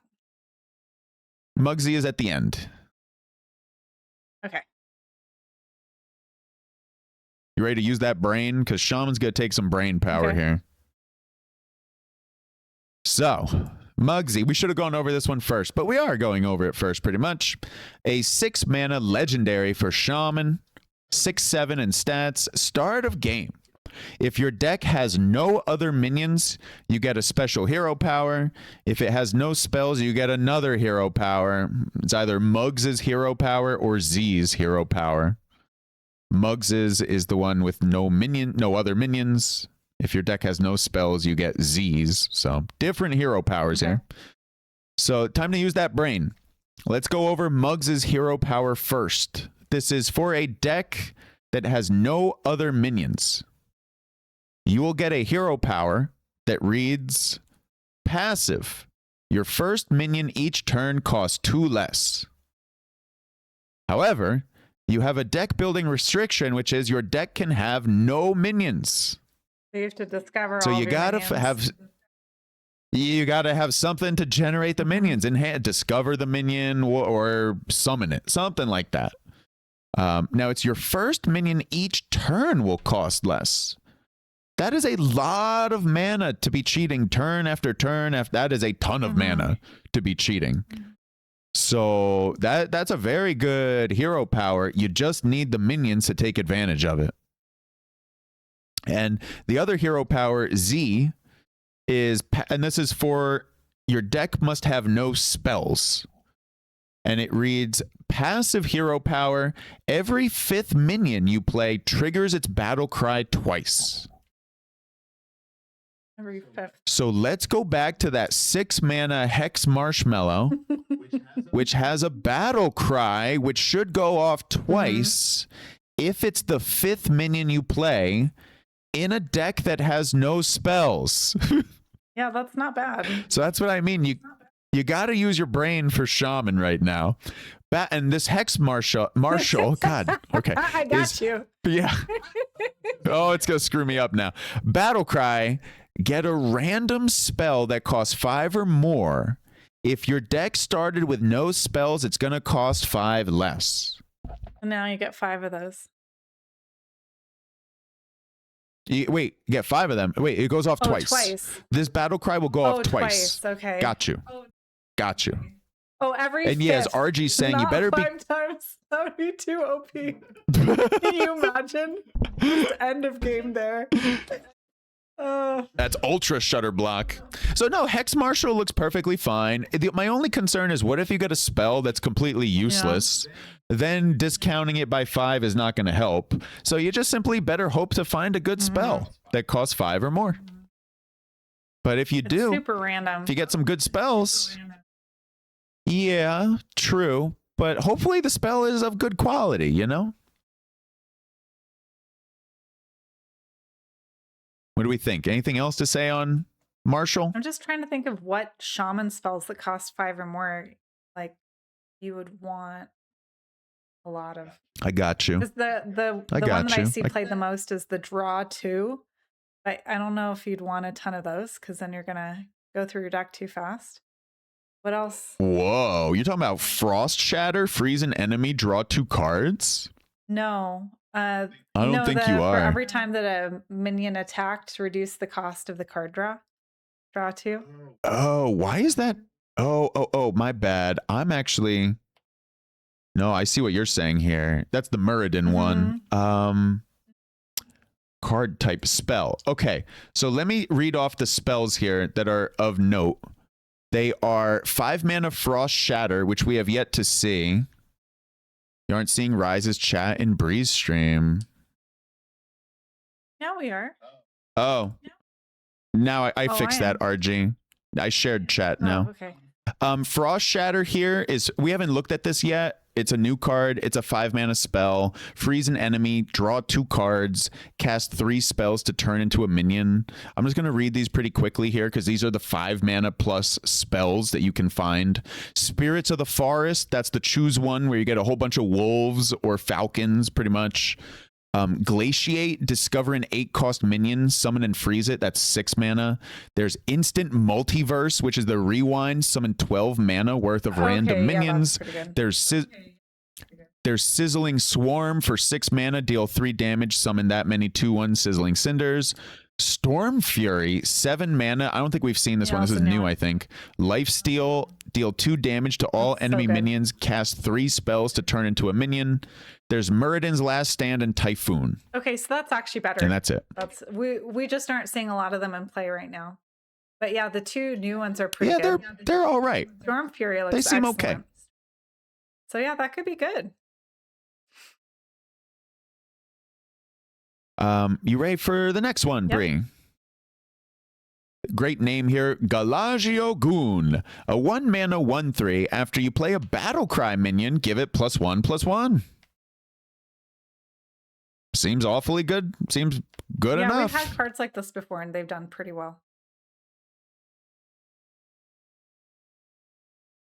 No, I think you were correct, RG. I needed to share my chat, I believe. Huh.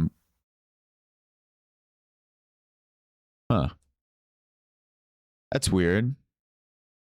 Now I'm not seeing...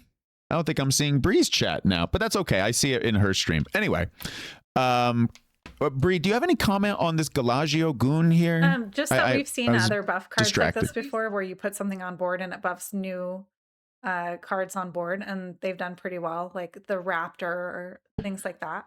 So I think this will see play. I was actually thinking like Elemental Shaman when it used to buff elementals. Yeah, this just buffs battle cries. It seems perfectly fine. Perfectly suitable card for especially 1 mana. Just slam it. Don't even think about it. You know, just jam some other battle cries. I agree. Speaking of other battle cries, one could jam. 4 mana, hijacked security bot, a 3/3 elemental mech with prepare. Battle cry. Give your other minions +1/+1. That's pretty good. It reminds me a lot of the current druid card that like give your other minions that have less than X attack more attack, and that gets played. So I think this will too, especially since you can prep it. That card just got nerfed, right? The Hatchery Helper, the one in token. Yeah, this one has prep. This one has prep, so you can even discount this significantly and then slam board with whatever, and then just play this for cheap. And you get a little bit of extra stats on board. Nothing crazy. +1/+1 is fine. This card looks fine. Especially late game when you have a wider board. Since it doesn't have the stat restriction on it, this could be really helpful. Yeah, Yeah, it's like a baby Bloodlust. Remember Bloodlust from back in the day? It's like a smaller version. I like it. Of a much smaller version. It seems very reasonable. Let's see. It sounds like we're... Yeah, it seems fine. Seems fine. Let's go over Storm Fury, unlimited power, 7 mana nature spell, epic. It is Storm Fury, and it reads Lifesteal. Deal 2 damage to all enemy minions. Cast 3 spells to turn into a minion. And I would highly recommend, Bree, for your own chat, if you can hover over, yeah, thank you. So this is really what you want to do if you've never seen this card. You do not want to play it in spell form. You want to play it in minion form, because all of a sudden it becomes a 7 mana 7/7 with the exact same text.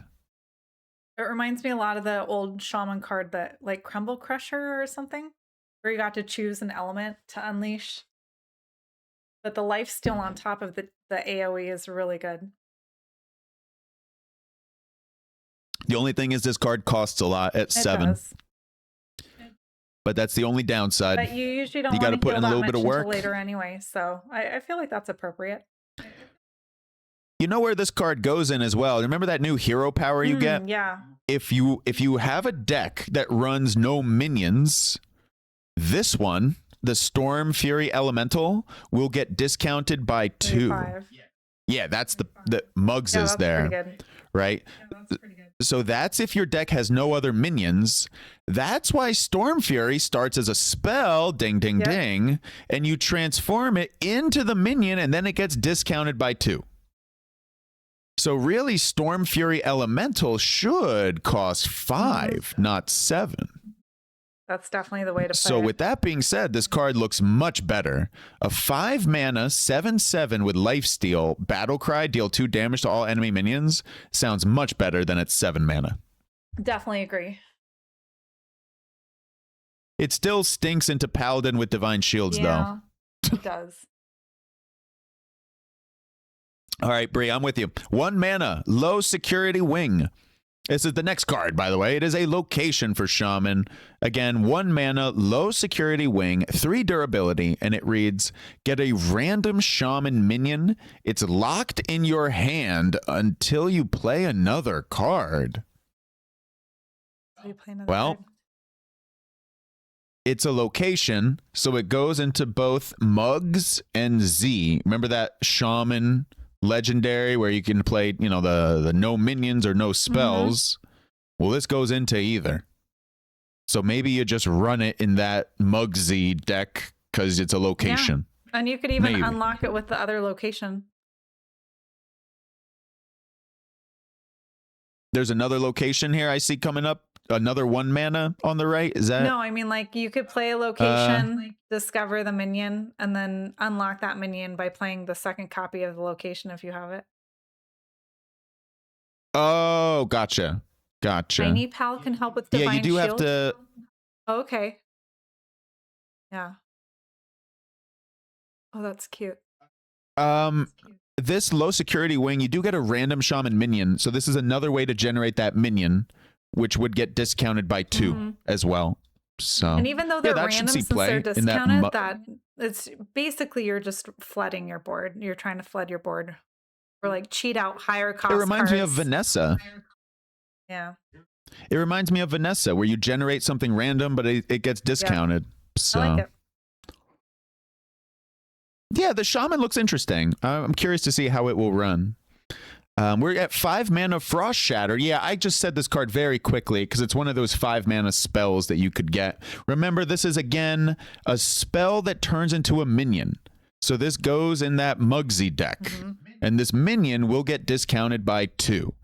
So the spell form is Frost Shatter, 5 mana Frost Spell School, and it reads, freeze an enemy, draw 2 cards, cast 3 spells to turn into a minion. The minion is a 5 mana, typically though will be 3 mana, and it is a 5/5 battle cry, freeze an enemy, draw 2 cards. That's super strong for 3. Holy crap, that sounds incredible. You just got to cast 3 spells to turn it into a minion. Yeah, I was just looking at Muggsy again. This is start of game, so you don't have to have played this first. So you could play I this love the start on of game 3. there. That's fantastic. Absolutely. Yeah, no, these cards look cool. Shaman looks cool. I like the stuff for Shaman here. What do you think, Bri? I do too. I think it looks really fun. A lot of it depends on having Muggsy. Well, Muggsy just creates a whole new way of playing for Shaman. And God, I hope it's... I mean, people are, just like you said, Bri, even if it's not super competitive, people are going to play it at lower ranks of ladder, right? So this card will absolutely... So good for them. Like, I mean, this card will see play. A 3-mana Molten Gold. Fire spell. Deal 4 damage. Cast 3 spells to turn into a minion. So you know the deal, chat, by now. Imagine this minion gets discounted by 2. It would become a 1-mana 3/3 battle cry, deal 4 damage. Inane. That is so good. Now, I wonder if this spell, you just chuck it as a spell. Because remember how that Frost Shatter, those other spells that we just looked at that need to get turned into minions? Remember how we need to cast 3 spells to turn them into a minion? I bet you this will be our sacrificial lamb. That could be. We're just going to send this one off as a spell to boost the others, pretty much, would be my guess. Or other spells. Like whatever spells Shaman can play early. Oh, wait, this is Shaman, not Druid. Shoot, what cheap spells does Shaman have? Oh, the 0 mana deal 1 to all, or the... It lost pop-up book. There's got to be some cheap stuff for Shaman. There's, I don't know. There's like a Herald. There's probably a Herald spell in there, which gives you rushers in hand. Try to get something cheap off of there's probably a frog. Do they want true? Do they want like Thunderbolt? All the like Lightning Bolt for 1 mana? I don't know about that. Overload.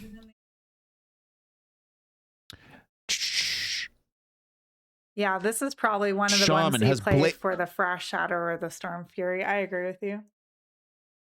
Shaman has Static Shock for 0, Blazing Invocation for 1, Lightning Bolt for 1, Lightning Rod for 1, Mountain Map for 1, which gives them a whole bunch of minions. That's true. They have the Quest for 1. That quest counts. And probably Voltaic Burst. Yeah. Probably and those are all the ones. Discover minions of types that you haven't played yet goes really well into Muggsy. Yeah.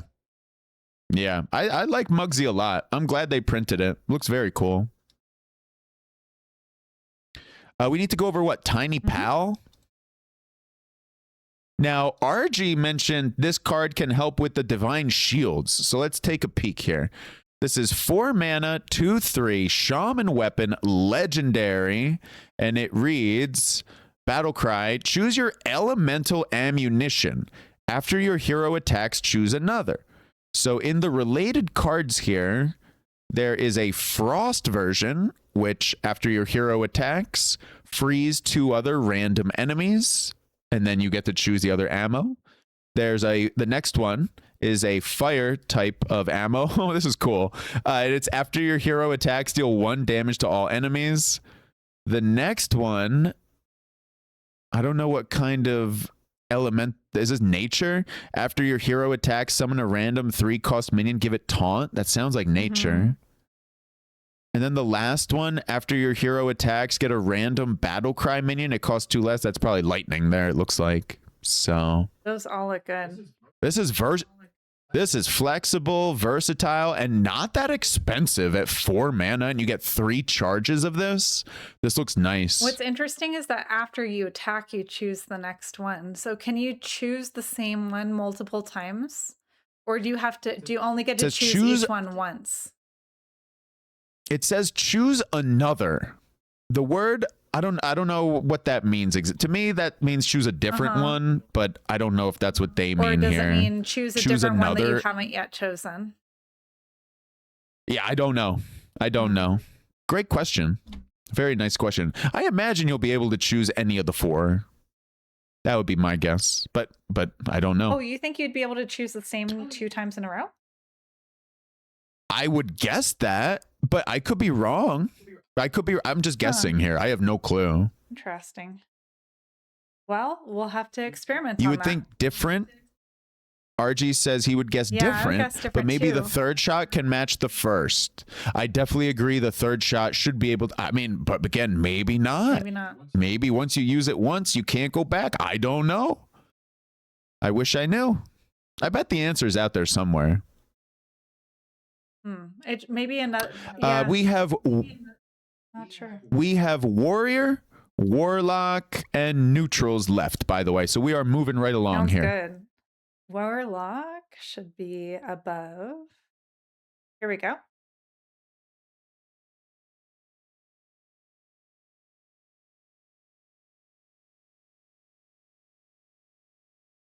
Alrighty, sorry, I want to respond to Holly there. Hey, Holly, great to see you. Let's see here, Warlock. So, did you unshare your chat? Ancient Because that's the Augur. first time I haven't seen someone. no, I never unshared, but it's the shared chat has been all screwed up today, pretty much. And see if is that the works short? Again. Oh, now I see Holly. Okay. Oh. I apologize. I actually left the shared chat because I'm a dum-dum. I'm sorry. My bad. My bad. I tried to fix it and I exploded it. My bad. Okay. I got to stay focused here because, okay. This is Warlock time. Okay. This is the first card we're looking at for Warlock. It is 4 mana, 2/6, Ancient Augur. I hope that's how to pronounce that. Battle Cry. Look at 3 cards in your opponent's hand and secretly choose one. Death Rattle, discard it. Warlock loves disruption cards. So I feel like Warlocks are going to love this and everyone else is going to hate it.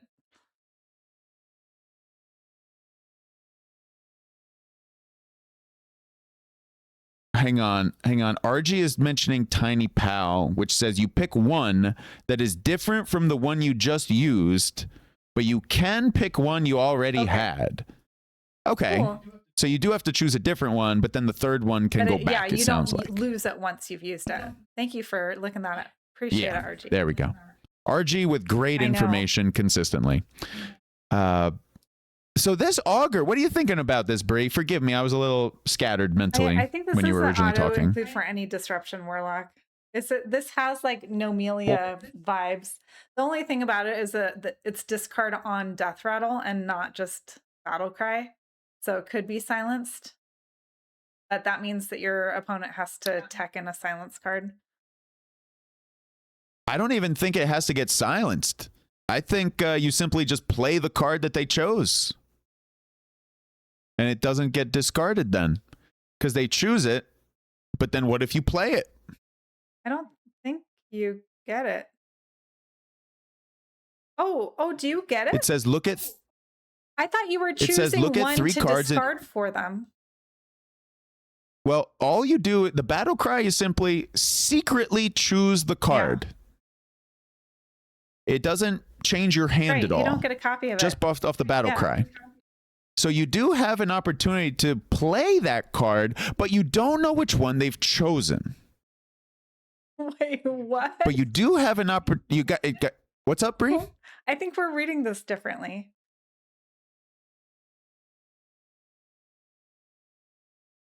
When I read the Battle Cry, they look at 3 cards in our hand, but all they do is choose one without us knowing which one they've chosen. Right.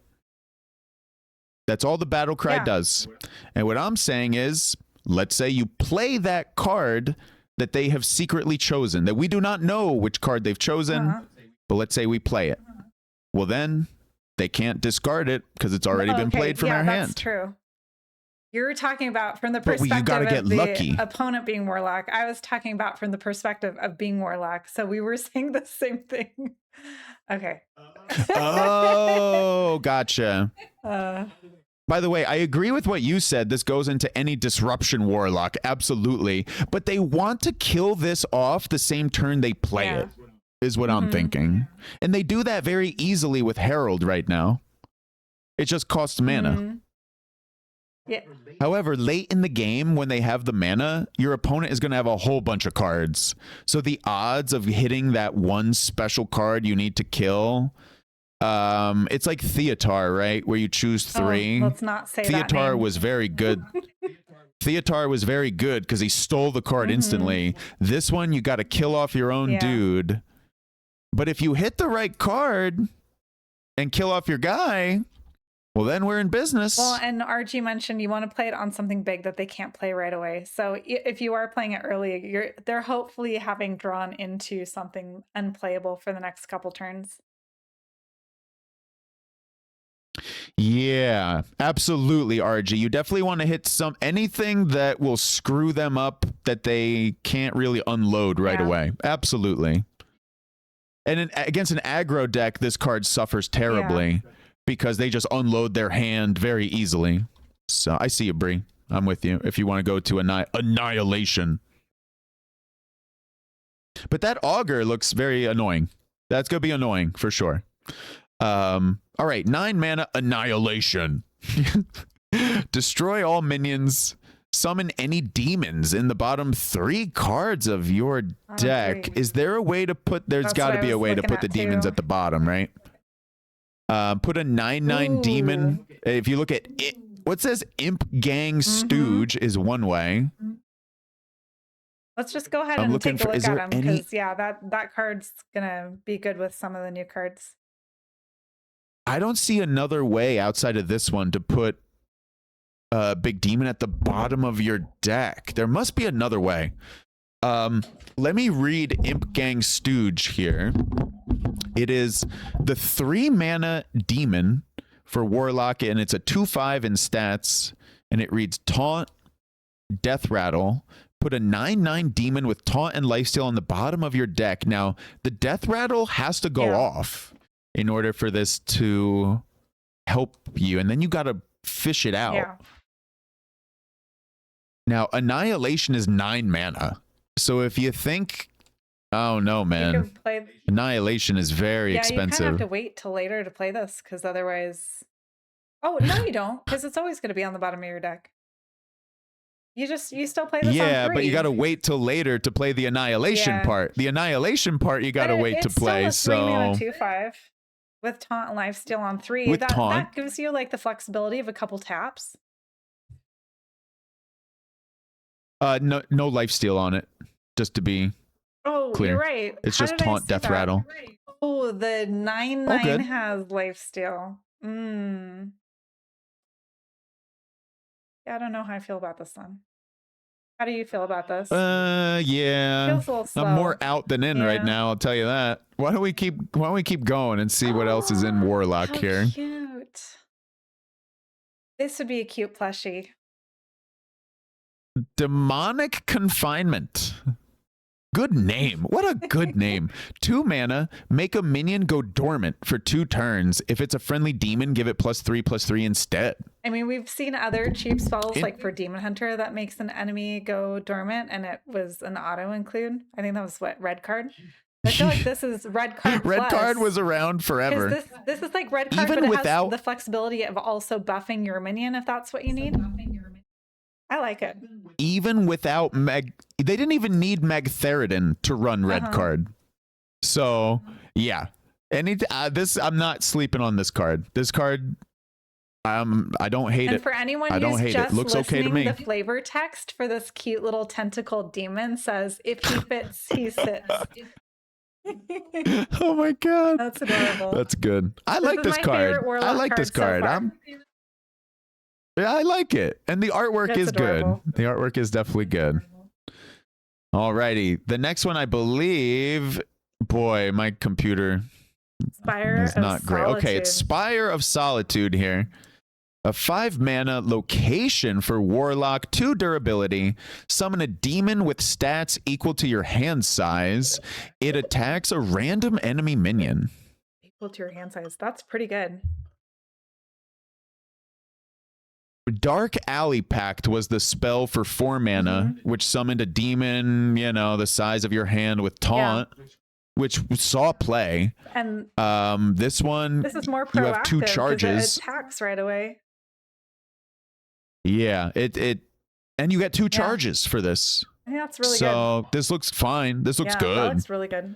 And as we'll see with Godfrey, wherever he is, Warlock should have no problem amassing a large hand and holding on to said large hand. The Unseen Atlas coming up right now. 10 mana shadow spell. Draw 3 cards. Cost 1 less for each card in your hand. Oh my god. We should have looked at Godfrey first. This is pretty good though, because Warlock usually has a lot of ways of drawing cards and having a large hand. Like hand lock is a thing. So I feel like Atlas is never going to cost 10. Are you aware of what Godfrey does right now for Warlock? You want to look at that next? Oh boy. We got to take a detour, Bree. 4 mana, Godfrey. Oh, I'm excited for her reaction right here. Godfrey the Betrayer. 4 mana, 5/4. Start of game. Overdrawn cards return to your hand when you have space. They cost 1 less. So good. Oh, hell yeah. I love that. And it's start of game. Oh, hell yeah. Start of game. So now when you go back to the Unseen Atlas, I think your perception will be different. Your eyes will see something completely different now. Now, when you consider the Unseen Atlas, you could play this SOB with a full hand and it's going to cost 0 and you don't overdraw the draw 3. Not a battle cry +1. Wait, what do you mean? I think he's responding to you saying about start of game that we're celebrating Godfrey not being a battle cry. Hooray, it's start of game. I feel bad for that's my There's interpretation. like only one Lego now that we've seen that's similar to this flavor where it's like not start of game. So now I'm feeling really bad for whatever class that is. Oh, yeah. It's like Irida for Demon Hunter and something else that we saw. Death Knight with the blood but doctor. Yeah, this is amazing for handlock because usually that's the main concern is like your opponent card busting you or you overfilling from some kind of effect, and now you don't have to worry about that. I just can't believe Unseen Atlas is, if you have a full hand, it gives you draw 3 cards for 0 mana, and they all get discounted by 1 and not overdrawn. Yeah, that's really juicy. So Atlas is, you can play Atlas anytime. Yeah. Just anytime. It's so good. That's really good. Alrighty, Bray. You ready for shadow rounds? All right. 2 mana shadow spell for Warlock. Again, we're in Warlock land, and it is deal 2 damage to an enemy minion. If it dies, cast this on another random enemy minion, and this is a rare spell. The flavor text. This round's on you, and you, and you. This looks cool, man. This card looks cool. I like it. I do too. I like it.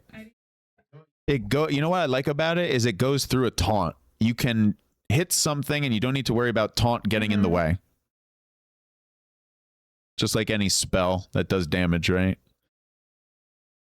It's what, two mana for deal 4, spread across a couple people, pretty much. That seems okay. Seems all right. And if it's discounted, that makes it better. Like if this is one of the cards that you overdraw with Unseen Atlas, that's really good. RG making me laugh. Dude Buster 3000. My God. It keeps going if you hit well. I don't think so. Think so either. Wait. I don't think it does, actually. If it hits the second, that's what I was thinking about. If it hits the second one and it dies, does it cast it again? Because it doesn't say that repeat. You know, it does say... I think it might just happen I think twice. he's right. It does keep going? I don't know. I think RG might be right, because if it dies, you cast this card again on another random enemy minion. And when you cast it again, It's going to deal 2 damage to that enemy minion. And it's recasting the card. Oh, that's true. Maybe it can be a large chain. Yeah. So RG, notice how RG phrased that very accurately. If you hit well, because you could miss hit. Or you could hit something. So this with card Divine actually Shield. looks. Oh, that's why he said Dude Buster 3000, because it eats up footmen galore. As long as they don't have Divine Shield. Which for 2 Man, mana, I thought it was a good comment. They can have 2 Divine Shields. I thought it was a good comment even before I fully understood it there from RG. Yeah, that card looks better than I thought. Shadow Rounds.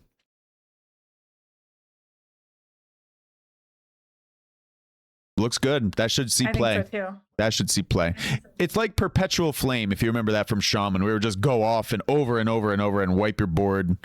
It was so annoying. Wait, remind me. All right, Perpetual Flame did what? Perpetual Flame was around during United in Stormwind. It was a Shaman, super annoying spell. It was like 1 stupid mana. You could tell I'm still tilted over it. And it did something like deal 3 damage, because it whooped my ass with Rogue. It did something like deal 3 damage to a minion. If this kills a minion, repeat this. For 1 mana? And it would just... It was dirt cheap. It was dirt. It may not be 1, but it was just dirt cheap. But it had overload on it. So as it recast over and over and over, you would overload terribly. But Questline Shaman had ways to undo the overload.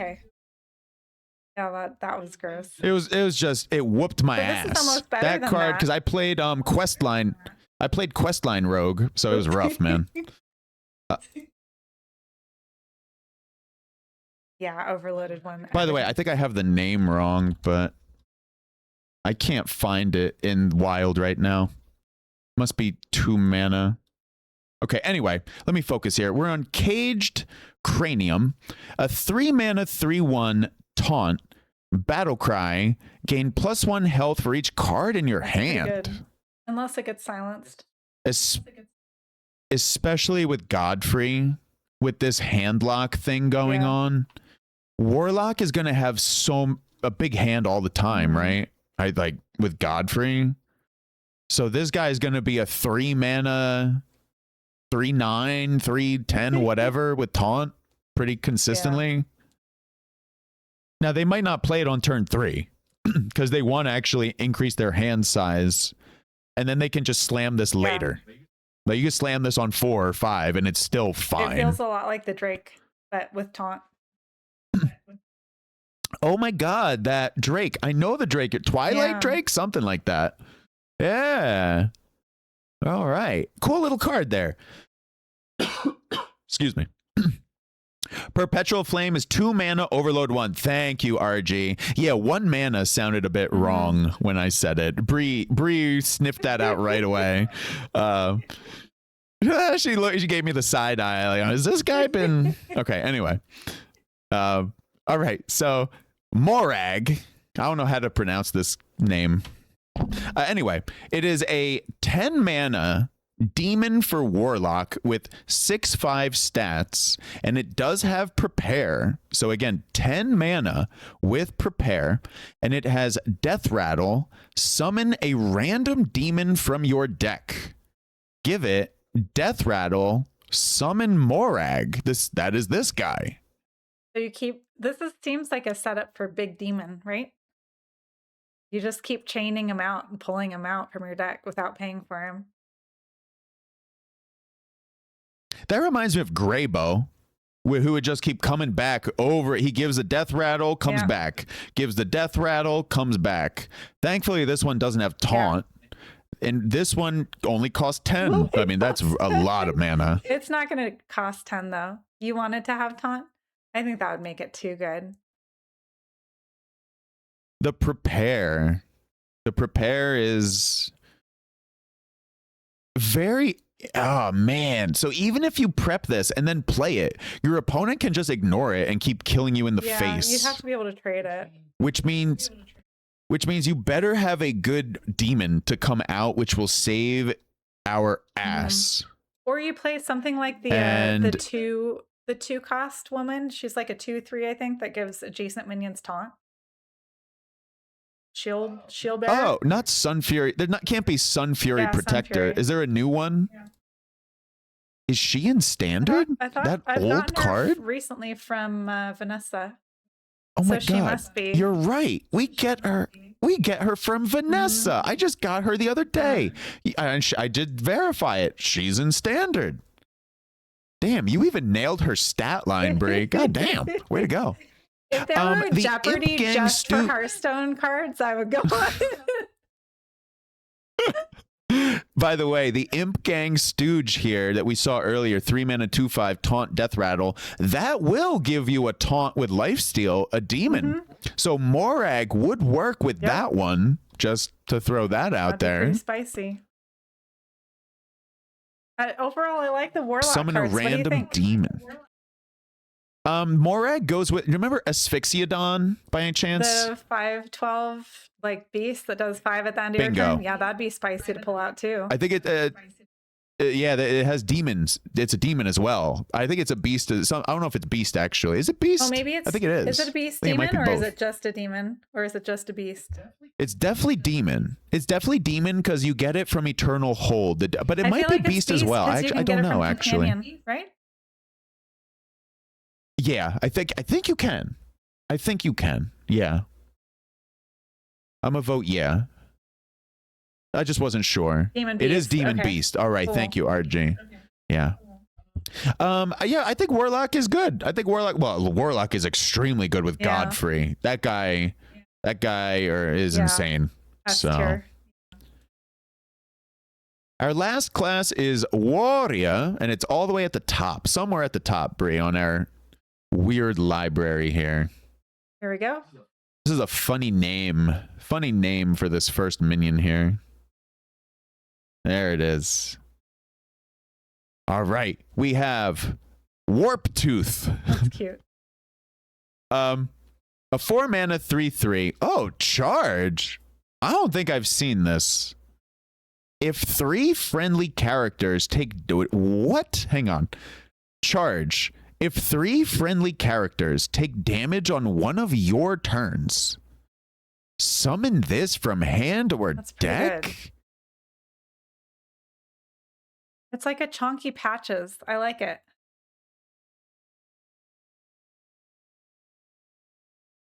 And if it's in your hand, it could be buff. Right? If 3 friendly characters take damage on one of our turns. Yeah. Well, that seems like a hell of a condition that we need to meet. How do we get 3 friendly characters to take damage on one of our turns? We're one of our friendly characters, and we have a lot of weapons because we're warrior. And the only thing I can think of right now, not knowing many of these warrior cards, Bree, do you remember this 2-mana disguised watchman? If you just close out of Warp Tooth and just go a little bit into the warrior cards right now. Do you remember this guy that can be played on either side? He's a 2-mana guy down there. And the battle cry is deal 1 damage to all other friendly minions twice. This guy. Yeah, you need a whirlwind effect. Exactly, RG. This guy comes to mind. Or you just have minions on your side of the board that you trade, like you attack with. You could do that. You could trade. And you said a weapon as warrior. But that seems like you got to put in some work for Warp Tooth. Yeah, it's definitely not getting played early. And is it even that good? I mean, you get it's just a 3/3 with charge. Unless you buff it. That doesn't seem... Now, you can duplicate this. There's a warrior card which allows you to duplicate all the legendaries in your deck. That's true. That is the rule breaker. True. And then you get the rule 6/6 breaker here. Instead of 3/3. And like you said, if you can buff the stats... So this can go into Imbue Hunter. I'm not that familiar with Imbue Hunter anymore. I don't know if Octai, I'm a believer in Imbue Hunter right now. Octai is saying, don't need 3 damage to summon with Underbelly. We'd take Warp Tooth and Imbue with Goldrin. But that's in what, Imbue Hunter? Oh, yeah. Like if you sideboard this as one of your contraband. Yeah, that might be easier to do in Hunter. This might fit better into Hunter. That's an interesting idea. And then you Goldrin with it. Goldrin is 9 mana, though. But if this starts in your sideboard, are you summoning it? It's not really in your deck. It's in your deck sideboard. So you'd have to choose it from your sideboard. And then it'd be in your, like, summon it from hand. You couldn't summon it from deck. That sounds like a lot of work. It sounds like a lot of work. It is cute, though. Running this card with Hogger. Hogger, that's the one. It's the 8 mana here for Warrior with Chainbreaker Hogger. I'll just read it real quick. It's an 8 mana 10/10 with Taunt. Start of game. Duplicate all other legendary cards in your deck. It's just a Warrior card. So. How do we feel about this, by the way? Like, I've heard both sides of the coin. Some people are saying this is great. You get a larger deck. I have the feeling those are all the Renathal enjoyers. And then other people are saying, yeah, but do you, like, it kind of like limits what legendaries you want to add to your deck, because there are some legendaries that you wouldn't want to have, because it's just going to water down your deck and make it harder to draw other cards that you need. How do you feel about that? I'm going to say haters are going to hate. I'm going to let them do their thing.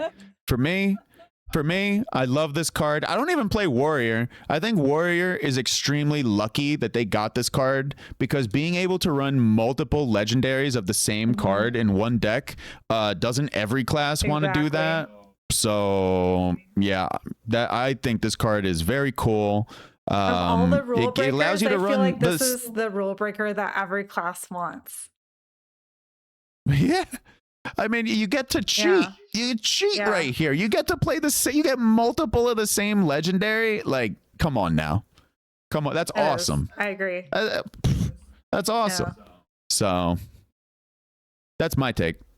I'm glad she asked me. I'm glad you asked me, Brie. All right. Rampaging Hound. 7 mana, prepare, 3/12. It is a beast. Okay. And it reads, Battle Cry, force all enemy minions to attack this. This could also be a really good sideboard contraband for Hunter, because you could prepare it and then you could imbue it. So imbue does what? It gives it more attack? Yeah, so this could be like a... That's what it does? This could be like a late board clear. I don't know. That's a lot of work, though. Made you overextend. Yeah, it does seem a little bit like a reach. This is for Warrior. Yeah. Yes, it is a beast, so it does go into Hunter. I think Hunter has access to better beasts than this, by the way. It does have prepare. And the prepare keyword is absolutely gross here. Because you prep this on 3, for example, and you play this on turn 4, and against an aggro deck, you just devour their whole board on turn 4. True. Yeah. That is the aggro aggro destroyer. Yeah, but with a little prep, this card goes a long way to just wiping out a board. So for that reason, I will not say no. I will not say no at all to this. It seems okay, by the way. Seems okay as a card. It's pretty mid. I don't think it's fantastic. Exactly. I don't think it's fantastic. I don't think it's terrible. I think it's somewhere. Well, most cards are somewhere in the middle, right? But I think it's okay. I think it's all right. Could be better. Could be worse. You know, seems fair. Agree. Does have, well, yeah, we can go on and on. Why don't we keep going? Otherwise, we'll be here all day. Crowd control. What type? Stun, sleep, sheep. All right. 3 mana. Crowd control. Rare fire spell for Warrior. Deal 2 damage to all minions. Oh, there you go. There you go. Remember how we were looking for deal damage to friendly characters? And it's if your deck has 25 or more cards, deal 2 more. I love this. Because that's what you get with the new Lego. If you're running Hogger, you're definitely running crowd control. Because we lost Brawl, crowd control looks real good. And also, if you keep looking right next to it, scramble for gear. Do you mind just quickly hopping over there? Because they go together here. Scramble for gear. 1 mana, gain 2 armor. Shuffle 5 gear spells into your deck that give 2 armor when drawn. Too.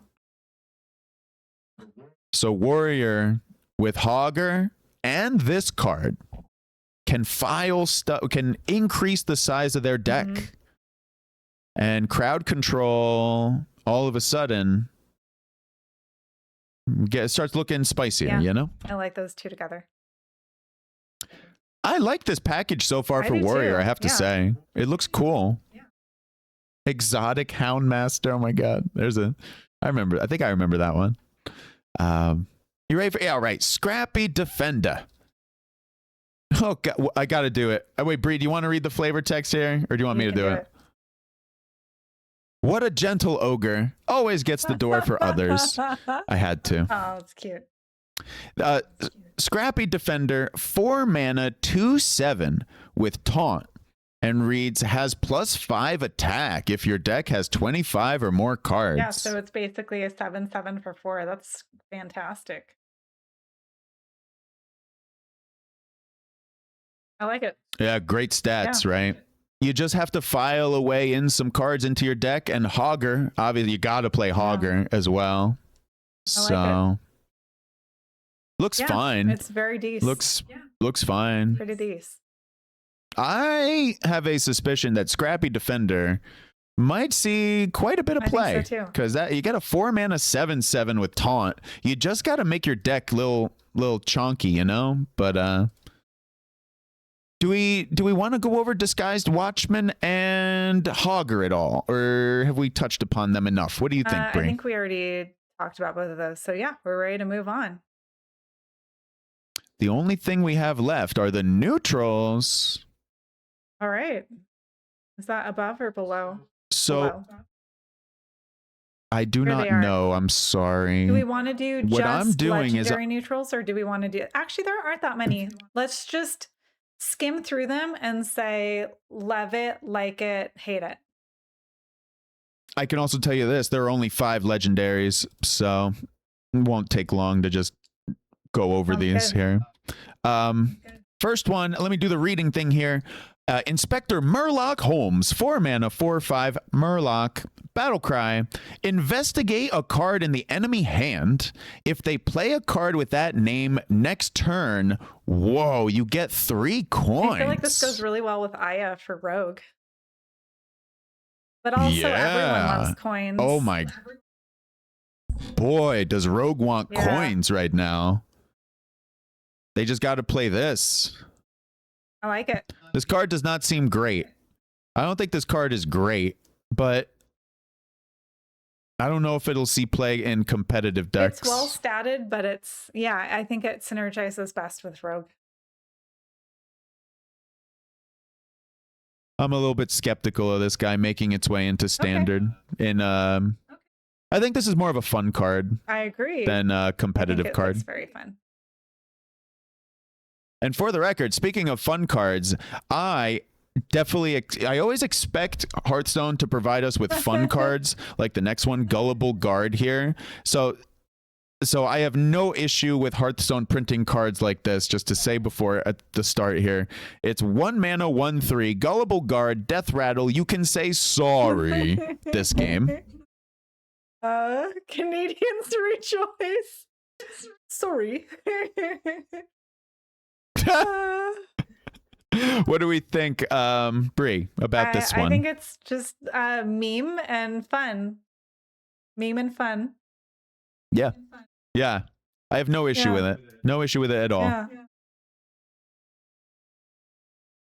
All right. I'm ready for the next here. Violet Punisher, 3 mana, 4/3, Battlecry. Choose an enemy minion. Steal its bonus effects and gain +1/+1 for each stolen. Did you want to go back? I love her. I love stealing effects. The artwork? And her artwork is cool too. Okay. Yeah, the artwork is amazing.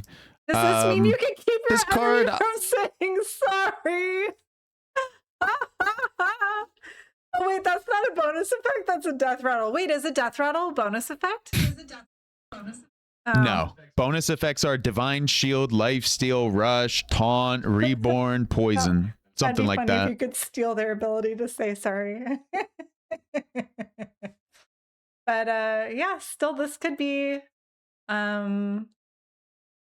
a good way of getting rid of stuff that people get off of the Raptor. Although I guess people aren't playing Raptor as much now, are they? It's not a Raptor meta anymore. This could steal elusive, actually. Stealing elusive could be a thing as well, so like Tortola. Like 10, against 10 mana card. Yeah. Tortola, if you take away that elusive, Tortola all of a sudden dies to a lot of stuff, like execute. Yeah. Is execute in standard? I think it is. Now, do you run this just for Tortola? This feels a little bit like a tech card. Like you need your opponent to play something with a bonus effect worth stealing in order for this to see any use. I mean, so yes and no. Unfortunately, I gotta ding it. 3 mana 4/3, which is decent stats. It is a 3 mana 4/3. That is true. She's already strong.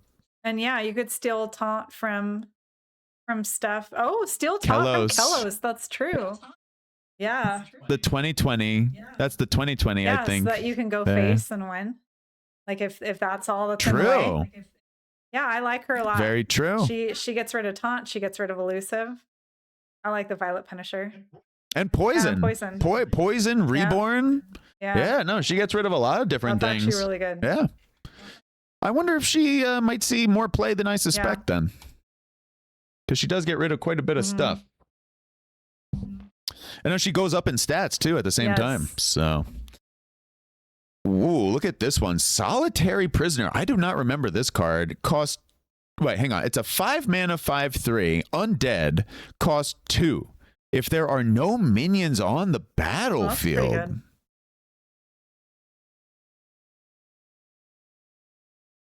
Great stats for 2 mana. But the condition has to be satisfied. So I'm kind of neutral on this. I am too. If we weren't in such an aggro meta right now, it might be better. But I feel like there's usually stuff on board. Yeah, absolutely. I agree. Octai pointed out, with the Violet Punisher, we can take 3 Divine Shields from Torith the Unbreaking. Wait, would we take 3 Divine Shields, or would we only take the Divine Shield once? Because we're not hitting it to break it. But still, that's a way of getting rid of Divine Shield off Torith, which is amazing. Take it, and taking Divine Shield off Torith is so good. Even if you don't get the triple stats, you're taking the Divine Shield, which is so hard to pick off. Oh my God, yeah. Excellent shout there. Torith is very annoying. My God. All right, let's all right. Let's go check out this imp who's living in the sewer. He's colloquially known as the sewer imp. A 6 mana 4/6 taunt, death rattle, deal 2 damage to all enemies, and demon. Looks appropriate for a neutral. Yeah, seems okay. As in way too expensive, but has an effect that can be useful. To me, that sounds like a neutral card, so seems appropriate. It's fine. Arachnithid looks to be next here. 7 mana, rush. Wait, hang on. 7 mana, 1/7, beast with rush. All friendly minions are poisonous. I like that aura. All friendly minions are poisonous. That's pretty good for like late game. It's so fluffy. I'm gonna die. Oh, that's cute. This looks like an animal companion hunter really card. does. Like, remember how they go up to 7 mana? Yeah, that looks good for hunter. And they typically look for the dog to get the healing. This is going to dilute that pool along with that warrior. Remember the warrior prepare 7 mana 3/12 attack all enemy minions. Ooh. That card also dilutes because that card's a beast. Or even just like the 1 mana spell, summon a hand with rush. Now that hand has poisonous. Yeah. Yes, absolutely. Wound prey. I think that's wound prey, right? Oh, that's pretty good. Yeah, this card looks like to me, it looks like Animal Companion. So if you slam this with Animal Companion, whatever minions you have on board give you poison. So I don't know where else this goes. I don't think we run it by itself in a list because it's too expensive. But it's a typical neutral. Too expensive, but the effect looks like it can be good. Yeah, RG. I like what RG said. Yeah, the card ain't that great, but it'll win games when randomly generated. Giving all your people, was that poison, can be really good. Gosh. Yeah, absolutely. Octai said that card was Skill Breaker Bulwark. Can you imagine? End of turn, deal 2 damage to all enemies. And it's poisonous. Would that work with the end of turn damage? Yes, that would work. But it would be 13, but it's 13 mana. But yes, it would work. Yeah, you'd have to have the breaker on 6 and then this on 7. But yeah, that'd be gross. Yep, you would need to curve that. That is a ridiculous combo. So that's a crazy combo. If only breaker were cheaper. You know what you do? You know what you do there, though? How do you pronounce this name? Octai? Is that it? Octai. Okay, sorry. You know what you do is you do instead of the 6 mana breaker, you run the 4 mana 3/3 aura AoE guy. It's a little bit cheaper. Then it goes from 13 mana down to 11 mana. So you have your 7 mana. The one that you have to have an aura and then it does 3 battle cry. It's not like end of turn, but it's like battle cry. That should be poison. That should be poison, right? Because and that would just be a little bit cheaper. That's a way to get the same effect in Paladin just for cheap. Octai. Thank you, Octai. I know you typed that earlier, but sometimes my brain doesn't compute. So thank you. Especially after reading so many cards. Yeah, right. The brain is mush. All right, we got a 4 mana. Oh, wait. We're on Rat Burglar here. Okay. So this is a good name here. 4 mana 2/6 Rat Burglar. At the end of your turn, steal all cards that entered your opponent's hand during your turn. Oh, this had a combo. There was a combo with this during your opponent's turn where you give them some stuff and then you steal it all. Oh yeah, isn't there that one mana card where you and your opponent draws 2 cards and you get copies of them, and then you get all 4 instead of 2? And that's a rogue card? I think it might. It sounds like that's a rogue card. Or is it priest? From what? Yeah, it might be rogue. I'm checking right now. Here it is. Mimicry. Your opponent draws 2 cards. You get copies of them. That is a 1 mana rogue spell. The Murloc that draws on Battle Cry and Death. Yeah, the 2 mana Murloc. I don't know how much. Yeah, that is possible. Yeah, prize vendor. What's up? Oh, that's what it's called. Yeah. I don't know how to combo this effectively. Yeah, it seems a little clunky, but fun. And how do you know the cards you're going to steal are going to be of any worth whatsoever to either you or stealing them from your opponent? Well, because maybe are you able to fill your? Do any of these new cards let you fill your opponent's hand? So the one Demon Hunter bribe gives them 1. I don't know. Bree. I wish I had more info on this. This card, it has some potential, right? To do some damage. What are the neutrals again? Over. I wish I could help you there. What were we on? We're on the rat. Jeez. They got to be higher up. Yeah, we're at Rat Burglar. Rat Burglar. There it is. Still are cards that entered your opponent's hand. Okay, not that were your opponent's. I was thinking maybe something with Azalina from Priest, but that gives you cards. It doesn't give them to the opponent too. I'm sure there's going to be some kind of combo here where you can draw a bunch for your opponent and then take them and maybe empty out their hand. Absolutely. I completely agree. So meme deck potential. Yeah. Probably not. Yeah, RG's mentioning there's a rogue card, Deadly Bribe, which kills an enemy minion and it gives your opponent a coin, and then you could steal that coin. Yeah. Enough of a reward. Yeah, I agree with Bree. There's got to be something to do with this card that's going to be pretty nice. Yeah, and Renault is pointing out you get card advantage and can be somewhat disruptive. Absolutely. True. And the card advantage sounds really good. Yeah. Okay, what's the next one? Jailbird. I like Jailbird. I don't know if this guy's going to see play, but I like it. I hope it does see play. It's 5 mana, 3/4 beast, and it reads Taunt. When you prepare while holding this, reduce this card's cost by the same amount. So if you have Vanessa in your opening hand and you're offered this in your opening hand, you definitely keep this.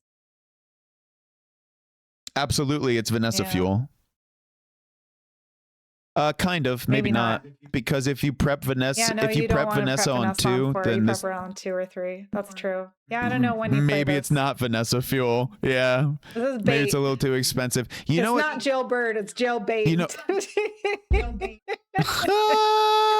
my God, you know what card this goes with is your 9 mana auctioneer who has prepare, and you want to prep that 9 mana card. Now I'm a little skeptical about jailbird. Yeah, me too. Yeah. Shall we keep going? Yep. All right. Disguised Executioner. A 3 mana 5/4 can be played on either side. Battlecry, destroy a random adjacent minion. This is another way of getting rid of Tortola. Very true. I don't know. Like a tech card like this is so situational. I don't know if you got to figure Control Priest plays the holy hell out of this, no pun intended. Maybe. Control Priest already has so much removal from Imbue. This is 3 mana for them. And they can take out monstrous minions very easily with this. Maybe they don't. I'm just saying, my God, I could see them running it. Yeah, there are a lot of tech cards in this X pack. Out of all the things in Standard that would run this, it would be something like Control Priest, right? Or any control deck, I imagine. Control Priest already has oh, wait, no. Some people mention egg decks, like Egg Warrior, Egg Warlock. True. This guy is amazing in the egg lists, actually. Destroy all 4 less attack card is way better than this. Yeah, I agree. Yeah, Priest has good removal, no doubt about it. Priest has very strong removal. That card is fine. This Disguised Executioner. It's interesting. Could play it on either side. Might kill one of your people if you need it, or some of theirs. So it's okay for a neutral. Escape Artist. This is 2 mana, 4/4. After this attacks and survives, draw a card and escape the game. Kind of weird. Kind of reminds me of the bubble minion, the elemental that, like, when it took exactly 1 damage, it popped. Like it's I know the like one you're talking about. Wonder, right? That was a 1 mana 2/4, if I remember correctly.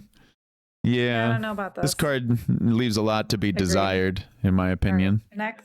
Next. 2 mana for, just 1. It draws a card. The damage is negligible. Yeah. It attacks and survives. Yeah. Then it just goes away. I'm okay without that. 5 mana Getaway Hog Driver. A 5 mana 5/2 Battle Cry. Draw 2 cards. If they're both minions, gain charge. This guy, we were talking about this on stream. This one goes into the Shaman list, which can have no spells. So that Shaman list that has no spells guarantees that you draw 2 is going to have a whole bunch of minions. And remember, every 5th minion is going to have the Battle Cry go off twice. And you draw 4.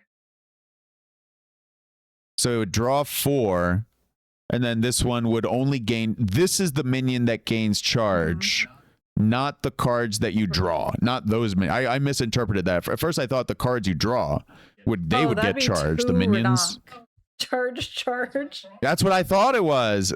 I thought you'd be giving your 2 minions charge. You charge and then you charge again. Charge again. Yeah, they say if they're both minions, gain charge. Cool, my minions get charged. No, that's not how it works. Yeah, it does. I think you're right. I think this is the first Quillbore. Interesting. Is this the first minion of Quillbore? Maybe. Yeah. Yeah, Yeah, it seems good for Shaman. I don't know where else it would fit. I think it's a must run in Shaman just for the card draw. That deck. Yeah. Captured Archmage. Someone in chat, I think it was OK Ty, was just mentioned this at 5 minutes ago. Did we talk about Captured Archmage? Well, here you go. It is a 2-mana 3/2 Death Rattle. If you had 4 other Captured Archmages die this game, cast Fireball at a random enemy. You think this one is for Demon Hunter? How do you get more of these? How do you duplicate this besides at least location? Do we still have the fell what that resummons Death Rattles that died this game? Yeah, the summon 4 or less. Kind of. I don't know which Death Rattle. I know the Death Rattle package you're talking about. I don't know how much of it has survived. I know the 7 mana has survived. Probably 5 mana has survived too. Summon 4 or less minion. DH has minions that summon Death Rattle minions. Yeah, so you are talking about the Death Rattle Resurrect. Yeah, Ravenous like Fell. Yeah, Ravenous Fell Hunter. Yeah, the that's old, what it's called. The old Death Rattle package. All you're doing is casting Fireball at a random enemy. Yeah, no, the effect is poor. This could go into for all like that work. a 1/1. I don't know. You would need a full board of these. Oh, which you could do if you randomly generate the mask, right? Oh, this is totally going to be a meme OTK combo. Someone's going to figure out how to summon a board full of these with the mask and then set them all off at the same time. You're so right, Bree. That's hilarious. All right, we got 13 cards left. I think we're getting there. Yep. Next one.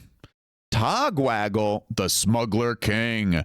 8 mana, 5/5 battle cry. Shuffle both players' hands together, and however many cards you contribute into the pile is the same number of cards you get back.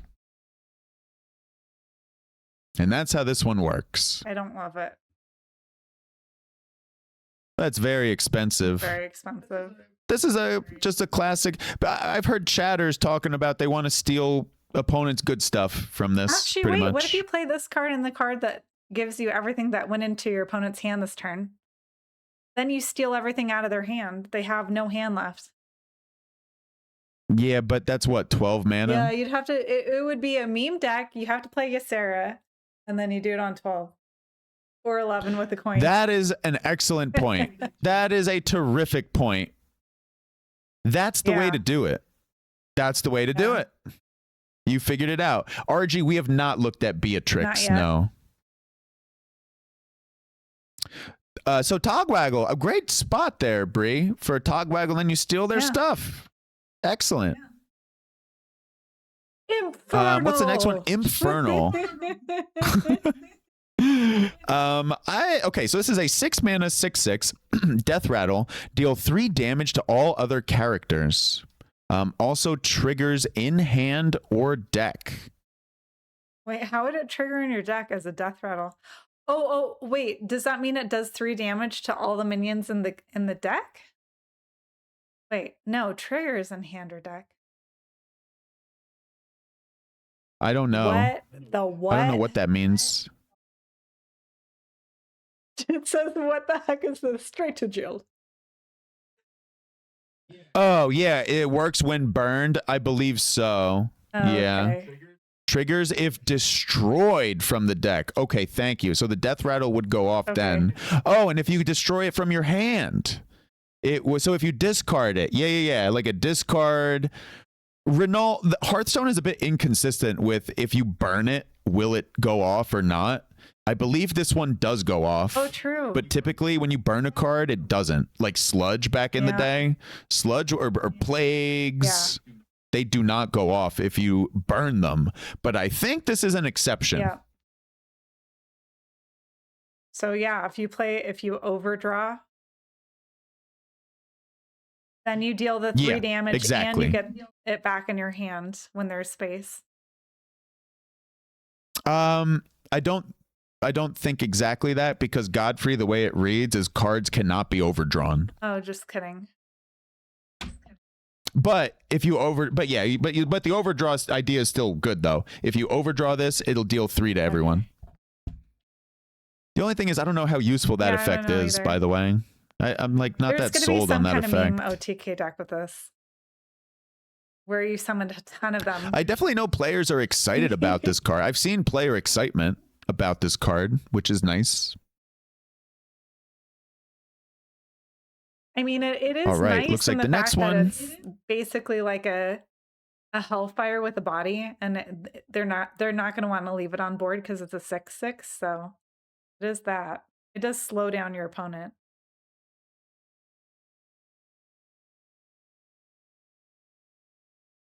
You ready for the detective here? A 4-mana 4/4 reckless detective, rush, death rattle, get detective's clothes that give +4/+4 and rush. Yeah, we were looking at this earlier for how do you give that 1 minion rush? And this was the one, and I was like, yeah, it costs 4 though. It's very expensive to give. It's not like animated broomstick, which was just 1 mana, give it rush. The only thing that I could see this being good for is like, and if you want to buff something stats because it buffs something else, like Wickerfang and Druid, this could be a way of buffing Wickerfang. But do you want to run this in there? You have to cut something else. Also, technically, this is a death. This is technically a death rattle. So if you remember that one hunter card, which looked a bit strange, where we don't have any great death rattles to trigger, is this a death rattle that we want to trigger? It's whatever. Not really. It's kind of mid. Yeah. This card is disappointing, if you ask me. Oh, yeah. I agree. You discover that card. All right. 4-mana 4/5. Activated Golem. At the end of each turn, gain Reborn. That's not bad. I feel like DK would love this. And that's both our turn and their turn. This is a corpse generator. This could be a real nasty minion. It's hard to kill this one. This can be really hard to kill. Put this with a Divine Shield guy. Paladin? Yeah, okay, Ty. Right? Oh my god. We're the Paladin. Just give it Divine Shield and good luck. Oh, yeah, that 3 random bonus effects. Yeah. It's like a Galadon card, right? Shield of Galadon, something like that. I hated this when it was first revealed. Hey, well, we all make mistakes. Now also, I like it. Yeah, yeah, I think it's I don't know if it's gonna, I wonder how much play this card sees. I'll be curious, because this card could be very nasty if it sticks around. I feel like it's a good, it could be just impossible to kill. 4-drop or a 3-drop on coin for DK. Activated Golem can be very hard to kill. Just very. Now, when it gets reborn, by the way, it would come back as a 4/1. So it doesn't come back as a 4/5, thank the Lord, because then it would be nasty. So it comes back with Divine Shield. Like, because imagine this with Nizdormu. Then it doesn't matter that it comes back with only 1 health. True. But still, coming back with 1 health is important, though, because it does. Because once it dies once, then it'll always come back as a 4/1. Yeah. Which is it. So that is. So actually, it is not as hard to kill as I was originally reading it there. True. But still very sticky. You discover very, very with a sticky. Dark Gift, would it keep that? There is a dark gift which reads, give it reborn, and it keeps all buffs and enchantments. So that would be gross. that reborn would. So it always comes back with full health. That means you'd have to find full it off health of the and enchantments, whatever it is, or Xavier or something else. Yeah, so it could be good, but is it going to be? I'm not sure. Yeah, I think it's okay. I think it's okay at the end of the day. Alarm-O-Matic here, a 3-mana rare mech, 0/3 stats, and it reads, at the start of your turn, swap this minion with a random one in your opponent's hand. We used to have an alarm-o-matic that swapped one with a card in your hand. So now it's one that swaps with your opponents. That's really interesting. There's got to be a meme, totally right? Meme. Or Disruption Warlock. Oh boy. But it's a start of your turn. This thing so that means your opponent, it's basically like a soft taunt. Is this ever going to survive? Yeah, 3 health for 3 mana. And then your opponent plays it and they get something of yours. So yeah, I don't know who would want to play this. I wonder if someone will come up with something. Someone will. Ooh, probably. This is the cool artwork. Might be in Wild. Which one? The Alarm or the Forger?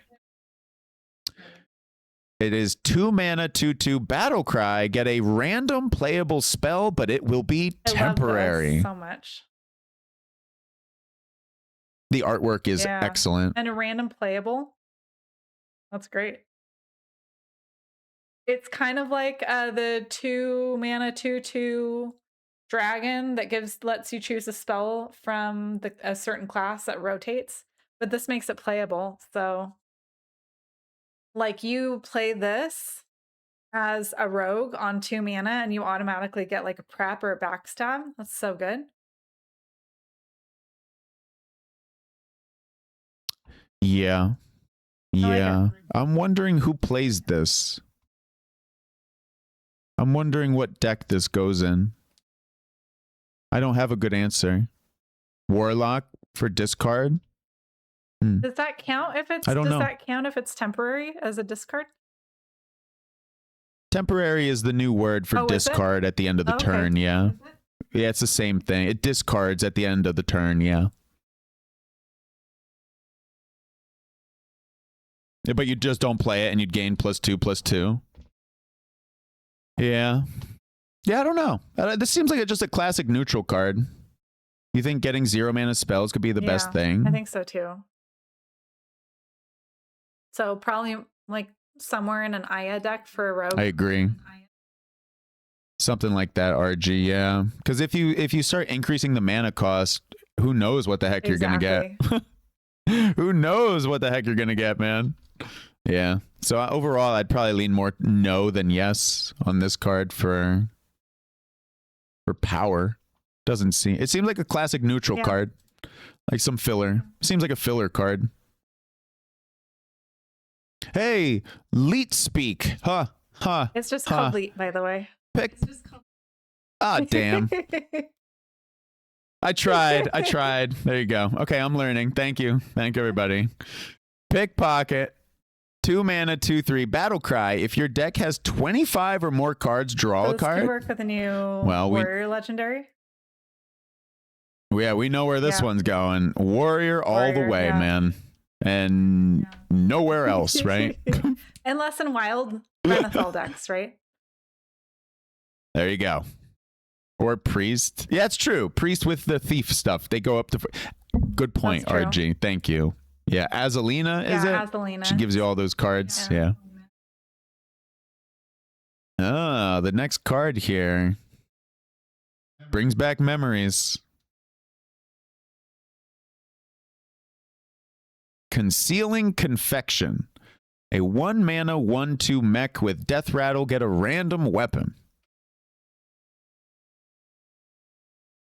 Yeah, I've looked at the random weapons. They are not appealing. It is a 1 mana 1/2 that does give you a weapon, though. It's okay. So if you want the random weapon with the 1 mana 1/2, when you want your mech to be a dessert, there you go, Arj. It's for Terminators. Yeah, it's a neutral. This is another neutral. True. Seems very neutral. Like filler. Yeah, very neutral. Yep. Exactly. It seems maybe a little on the weak side, but it might find its way into a weapon list. I could see it finding its way into a weapon list. You could get the Met Cake Russian Hunter. I was trying not to say that. I don't think that's what we want to do. But thanks for pointing that out there. It's not the one. 5 mana, Zuramat's Prison here. 3 durability.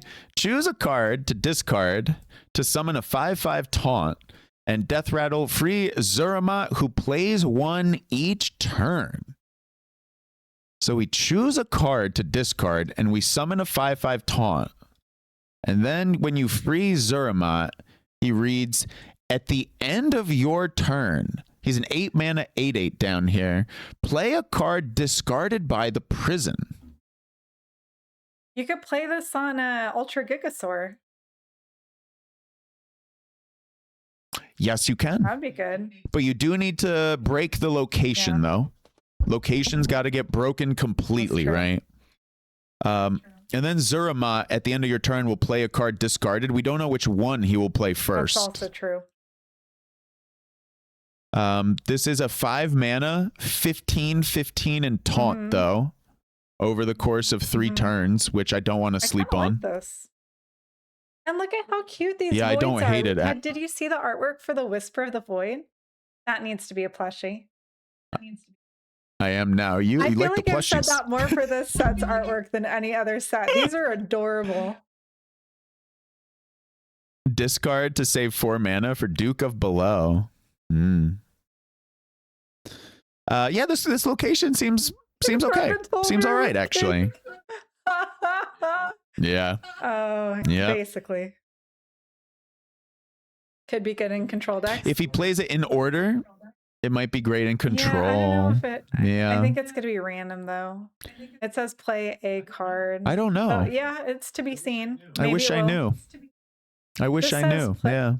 Play 1 each turn. And since it's an aura, I think that means Zuramat has to stay alive. So you might discard stuff that you end up not playing. Oh my God, you're right. I didn't even think of that. That's dreadful. Kind of trash. It needs to stay alive. Well, that's kind of bad. Well, I don't know. Well, that still might see play just for 5 mana, 15/15 and taunt. Like a Warlock card that gives you back cards that you discarded this game. I don't know. That might be good actually. I don't know. Maybe. Ooh, check out the art for Warden Don't really Maiev. play much. Yeah, excellent. This is that Maiev card that someone mentioned earlier. It may have been RG. Or GDev, I think. It was, this is 2 mana, 1/4. Warden Maiev, after you play a minion, give it +3/+3 and make it go dormant for 1 turn. Could be good with like taunts. I don't know. I'll be curious if this. I'll be curious to see if this card. With Vanessa? Oh, that's true. How does this card get played? That would be disgusting with Vanessa, actually, because then you give everything 3/3, and then, but then you don't get to attack with it. And you aggro hunter. Yeah, but you still just take the hit for dormancy, and your board becomes so tall so early that by the time they show up, unless you're facing something specific like warrior or priest or someone with a very powerful board clear, then you're going to have such a tall wall that her with Vanessa sounds like it could be a thing. Be a formidable pair. Even though you take the hit of dormancy. What's up, Brie? Yeah, I think they look like a formidable pair, Maiev and Vanessa together. You got to take the hit of dormancy, but I think if you can survive that, you're probably cooking. Probably, and when they come up, they're sleeping, right? So I think they're dormant, but then when they come up, they're still sleeping, right? Unless they have rush or charge. So we still need to wait a little bit longer for them. But they'll be, on the other hand, they'll be harder to clear. This is the upcoming rogue skin. Yeah, I think it's an event or something. Or you could play Maiev before Vanessa, so you get a fresh turn to spend your mana. Oh, that's true. Yeah, then your opponent can't get rid of your Vanessa. That's spicy. What a creative idea, RG. That. Very creative idea. Could work with the new Druid Mana Cheat Legendary. The weapon? Or something else, Renault? Mana Cheat Legendary.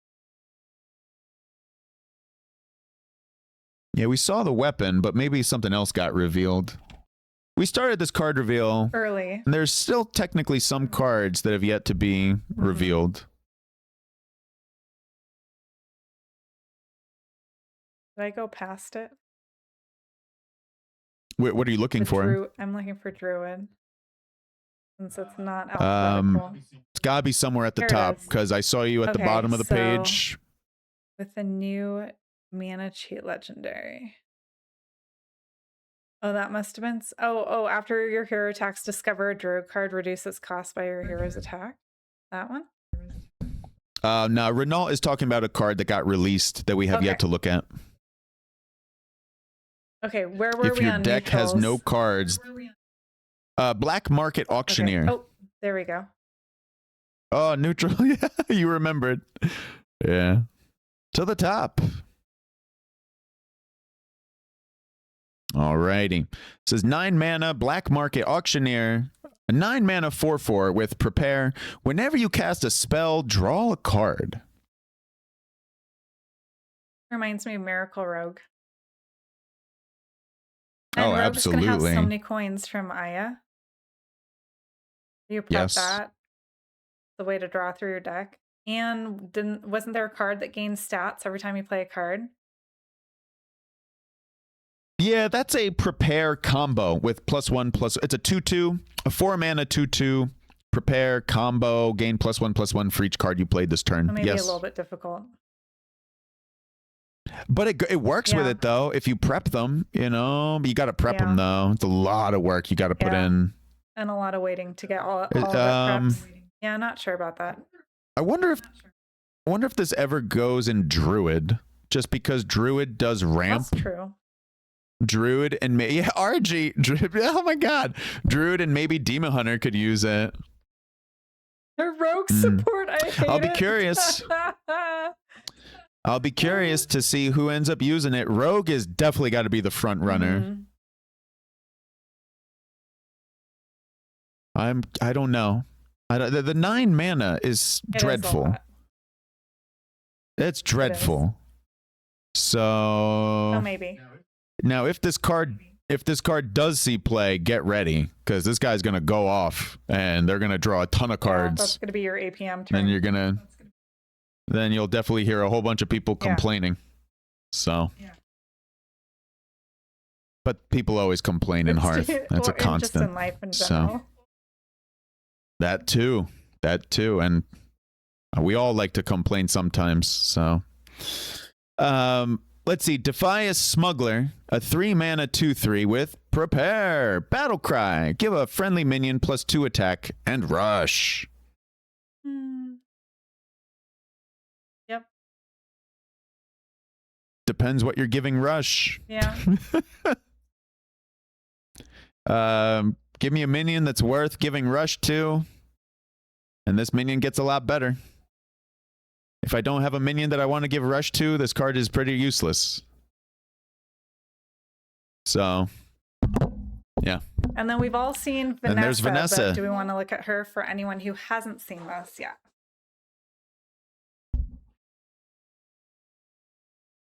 She's really good, man. After you play a card, get a random Battlecry minion. It costs 2 less. She's a 6 mana 4/4 with Prepare. Neutral.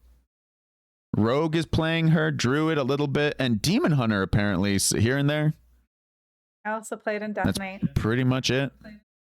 Sidisi played it a bit in Hunter. I saw. You played in Death Knight. Yeah, very nice. She fits into a lot of decks. And what's nice about Vanessa is that she's so new that she's basically a soft taunt. Like, no one wants to leave her on board because they don't know what you have left over to play with her the next turn. So it's kind of a disruptor in that sense.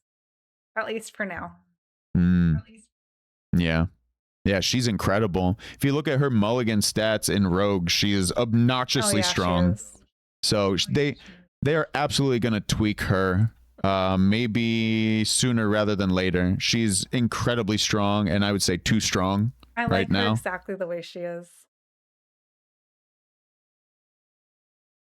That's how I felt originally. Enjoy her while she's here in her current state. That's what I will say. So do we want to that refresh takes care of, I believe, and see if the new cards are up? I have to go.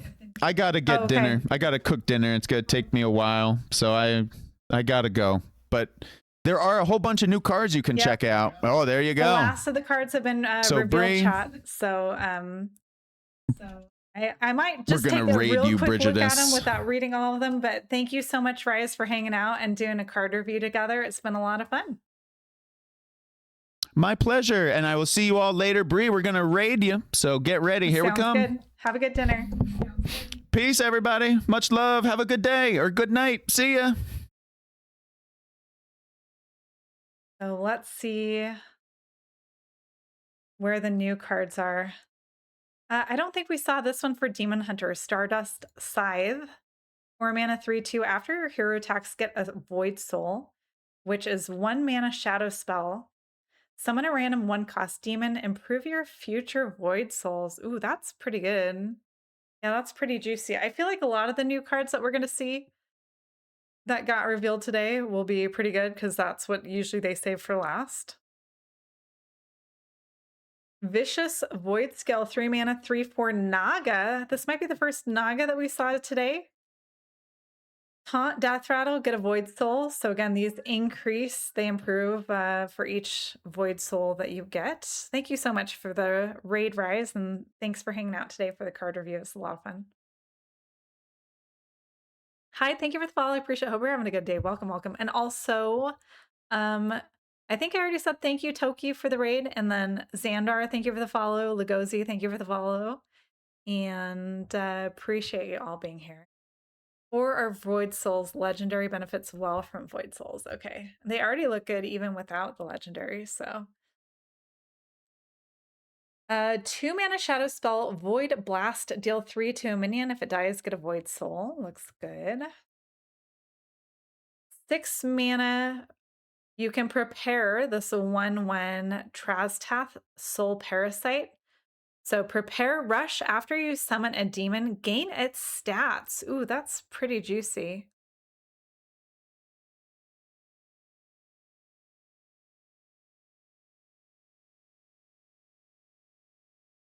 We all like Rush. Then Void Soul, we already took a look at. Is it just like Relic? Yeah, it keeps improving. Yeah, improve your future Void Souls. Hey, Curly. How you doing? Have you looked at all the cards? And if you have, what's your favorite so far? We already looked at Nathrazim. We looked at Cosmic. We looked at Hellraiser. Dark Bribe. Okay, so we saw the rest of those. All right, chat. Help me pick out what's new for Mage. You like the new DK stuff and the Hunter Death Rattle synergy? Yeah, the DK, Blood Clone, and Drink Blood and Bone Flurry all looked really strong. Those all look really good. I don't know about Hunter Death Rattle because there aren't that many like Hunter Death Rattle cards that we're kind of joking about, like the 1/2 cake that gives you the random weapon. New stuff should be on top. 4 mage cards. Okay. Thank you, Archie. 3 mana, 3/4 elemental Spire Security. Battlecry, reveal a spell in your deck. If it costs 5 or more, deal 5 damage split among enemy minions. Seems pretty good. It's early removal. It's already good stats and it does damage if that spell costs 5 or more. 5 mana mage legendary, then boom. Okay, let's take a look at that. Jailhouse Mana Storm. 5 mana, 5/5 Jailhouse Mana Storm. Battlecry, after you cast a spell this game, summon a random minion of the same cost. So that's pretty good. Probably not staying on board more than a turn, but that could be like a good burst turn.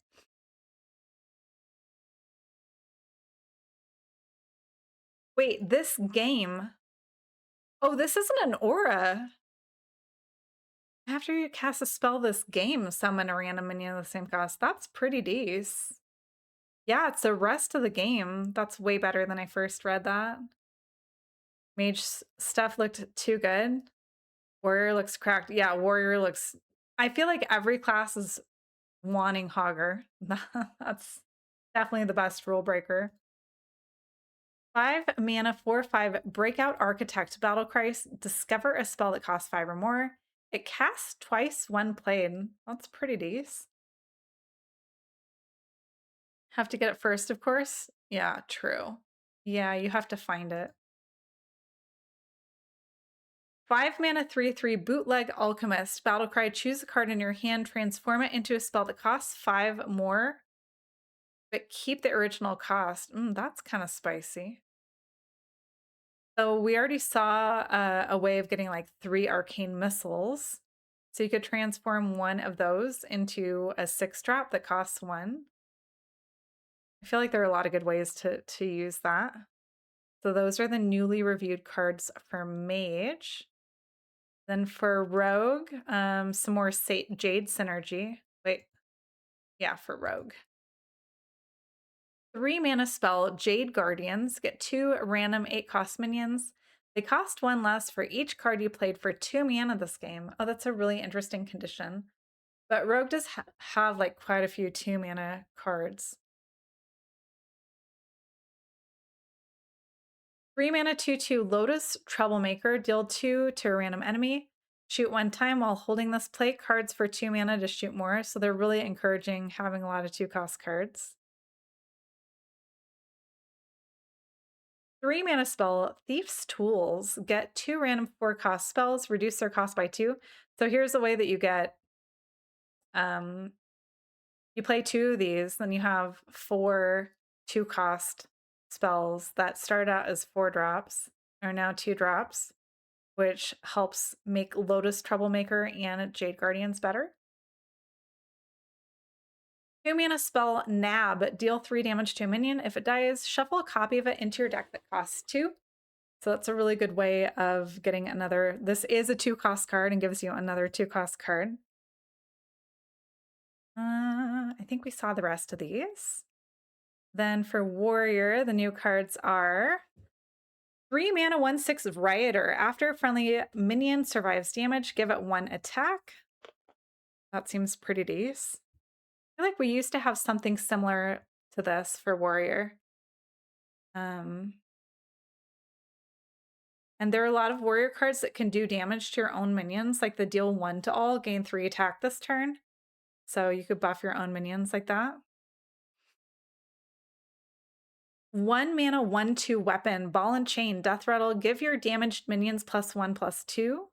That synergizes really well with the new Rioter. 2 mana spell, Release the Beast. Give minions in your hand 1/1. Legendary minions gain an extra 2/1. That would be really good with Hogger. Rioter with Disguised Watchman buffs minions twice. Oh yeah, we did see that earlier. Disguised Watchman can be played on either side. Deal 1 damage to all friendly minions twice. Yeah, that's true. That would buff everything twice. That's pretty good. A lot of synergy in the new releases. New cards for Druid. Fewer cards to improve Warp Tooth.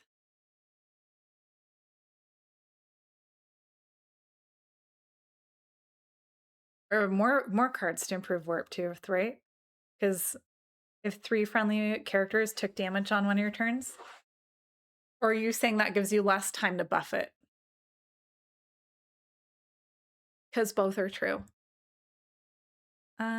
Druid. Spiteful Chef, 3 mana 3/2 Battle Cry. Summon a 2-cost top minion if you have 10 or more mana. Summon a 6-drop instead. That seems okay. Like you're getting a 3/2 plus a 2-drop, and it has taunt. And it's one of those cards that you normally wouldn't want to draw later in the game, but it improves for later in the game, so it's not bad.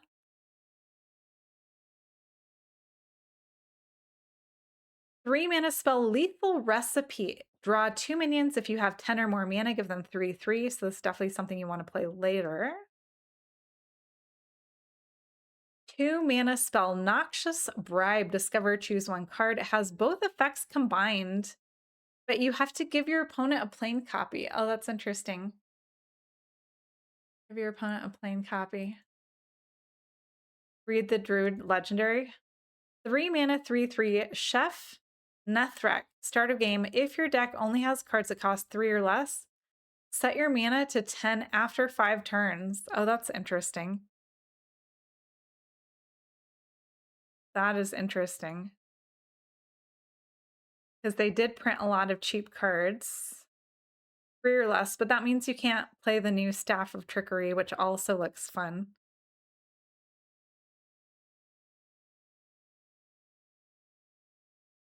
But it would go really well with Secret Ingredient, the Spiderling, Widow's Bite. You could not play Infest the Scullery, but that's okay. Seems pretty good. Moving on to Paladin, we have 3 mana Holy Spell, Reinforcement Aura. At the end of your turn, summon a minion from your deck that costs 2 or less. Last 3 turns, so you would want to make sure that these aren't battle cries. Like you wouldn't want to play this before you played the 1/2 Murloc, for example.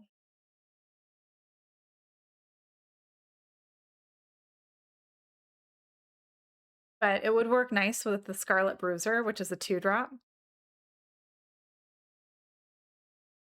5 mana 4/4 Scarlet Recruiter. Battlecry. Summon 2 minions from your deck that cost 2 or less. Give them Rush. That's pretty good. Again, that would summon your Bruiser. Captured Archmage will be good. 2 mana. With the Paladin Legendary. Which one was the Captured Archmage?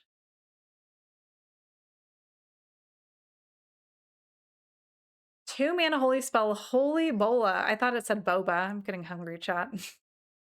Draw a card. If it costs 2 or less, draw another.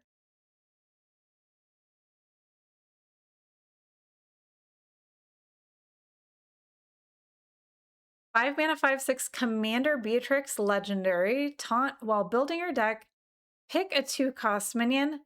10 copies join your deck. Ooh. So you get like 10 copies of Scarlet Bruiser? Yeah, that looks fun. And then these. Oh, that's what you're talking about for Fireball. Oh. Yeah, it was the neutral, right? That like if more than 4 of them died this game, you cast a random Fireball. Yeah, that's kind of fun. That would be a fun meme deck. All right, what's new for Priest? We have 7 mana, 6/6 Soothsayer, Prepare, Taunt, Death Rattle, restore 6 health to a hero, summon a random 6-drop. Seems like something really good to discover off Imbue. 1 mana Shadow Spell, Undeath Sentence. That's funny. Trigger the death rattle of a random friendly minion that died this game. That's pretty good. Might be better later. 6 mana, 6/6 Legendary Karov the Broken. Death rattle, get 3 1/1 copies of random legendary minions. They cost 1. That's kind of good. To also get extra Brash Battle Masters for Dude Paladin. Oh, that's true. But those only give like what, +1 attack? I'm not sure if that would be what you would want. I think I'd rather get the randoms that are discounted. All right, and then in Death Knight, we already looked at this. Plague, Tower Ghouls, Drink Blood, Blood Clone, Emergency, Corpse, Sawbones. I think we actually saw all of those. Enter. I think we saw all of these. Were there any new neutrals released today?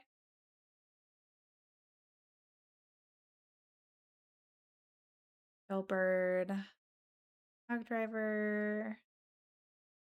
These all look like the cards that we talked about. So, wow, we got through everything in under 6 hours, chat. Oh, Warlock. Is there anything new for Warlock? Nope, we saw all of these. I remember because Demonic is adorable.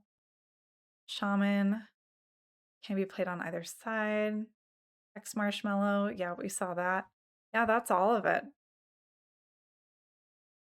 So thank you so much, everyone, for hanging out.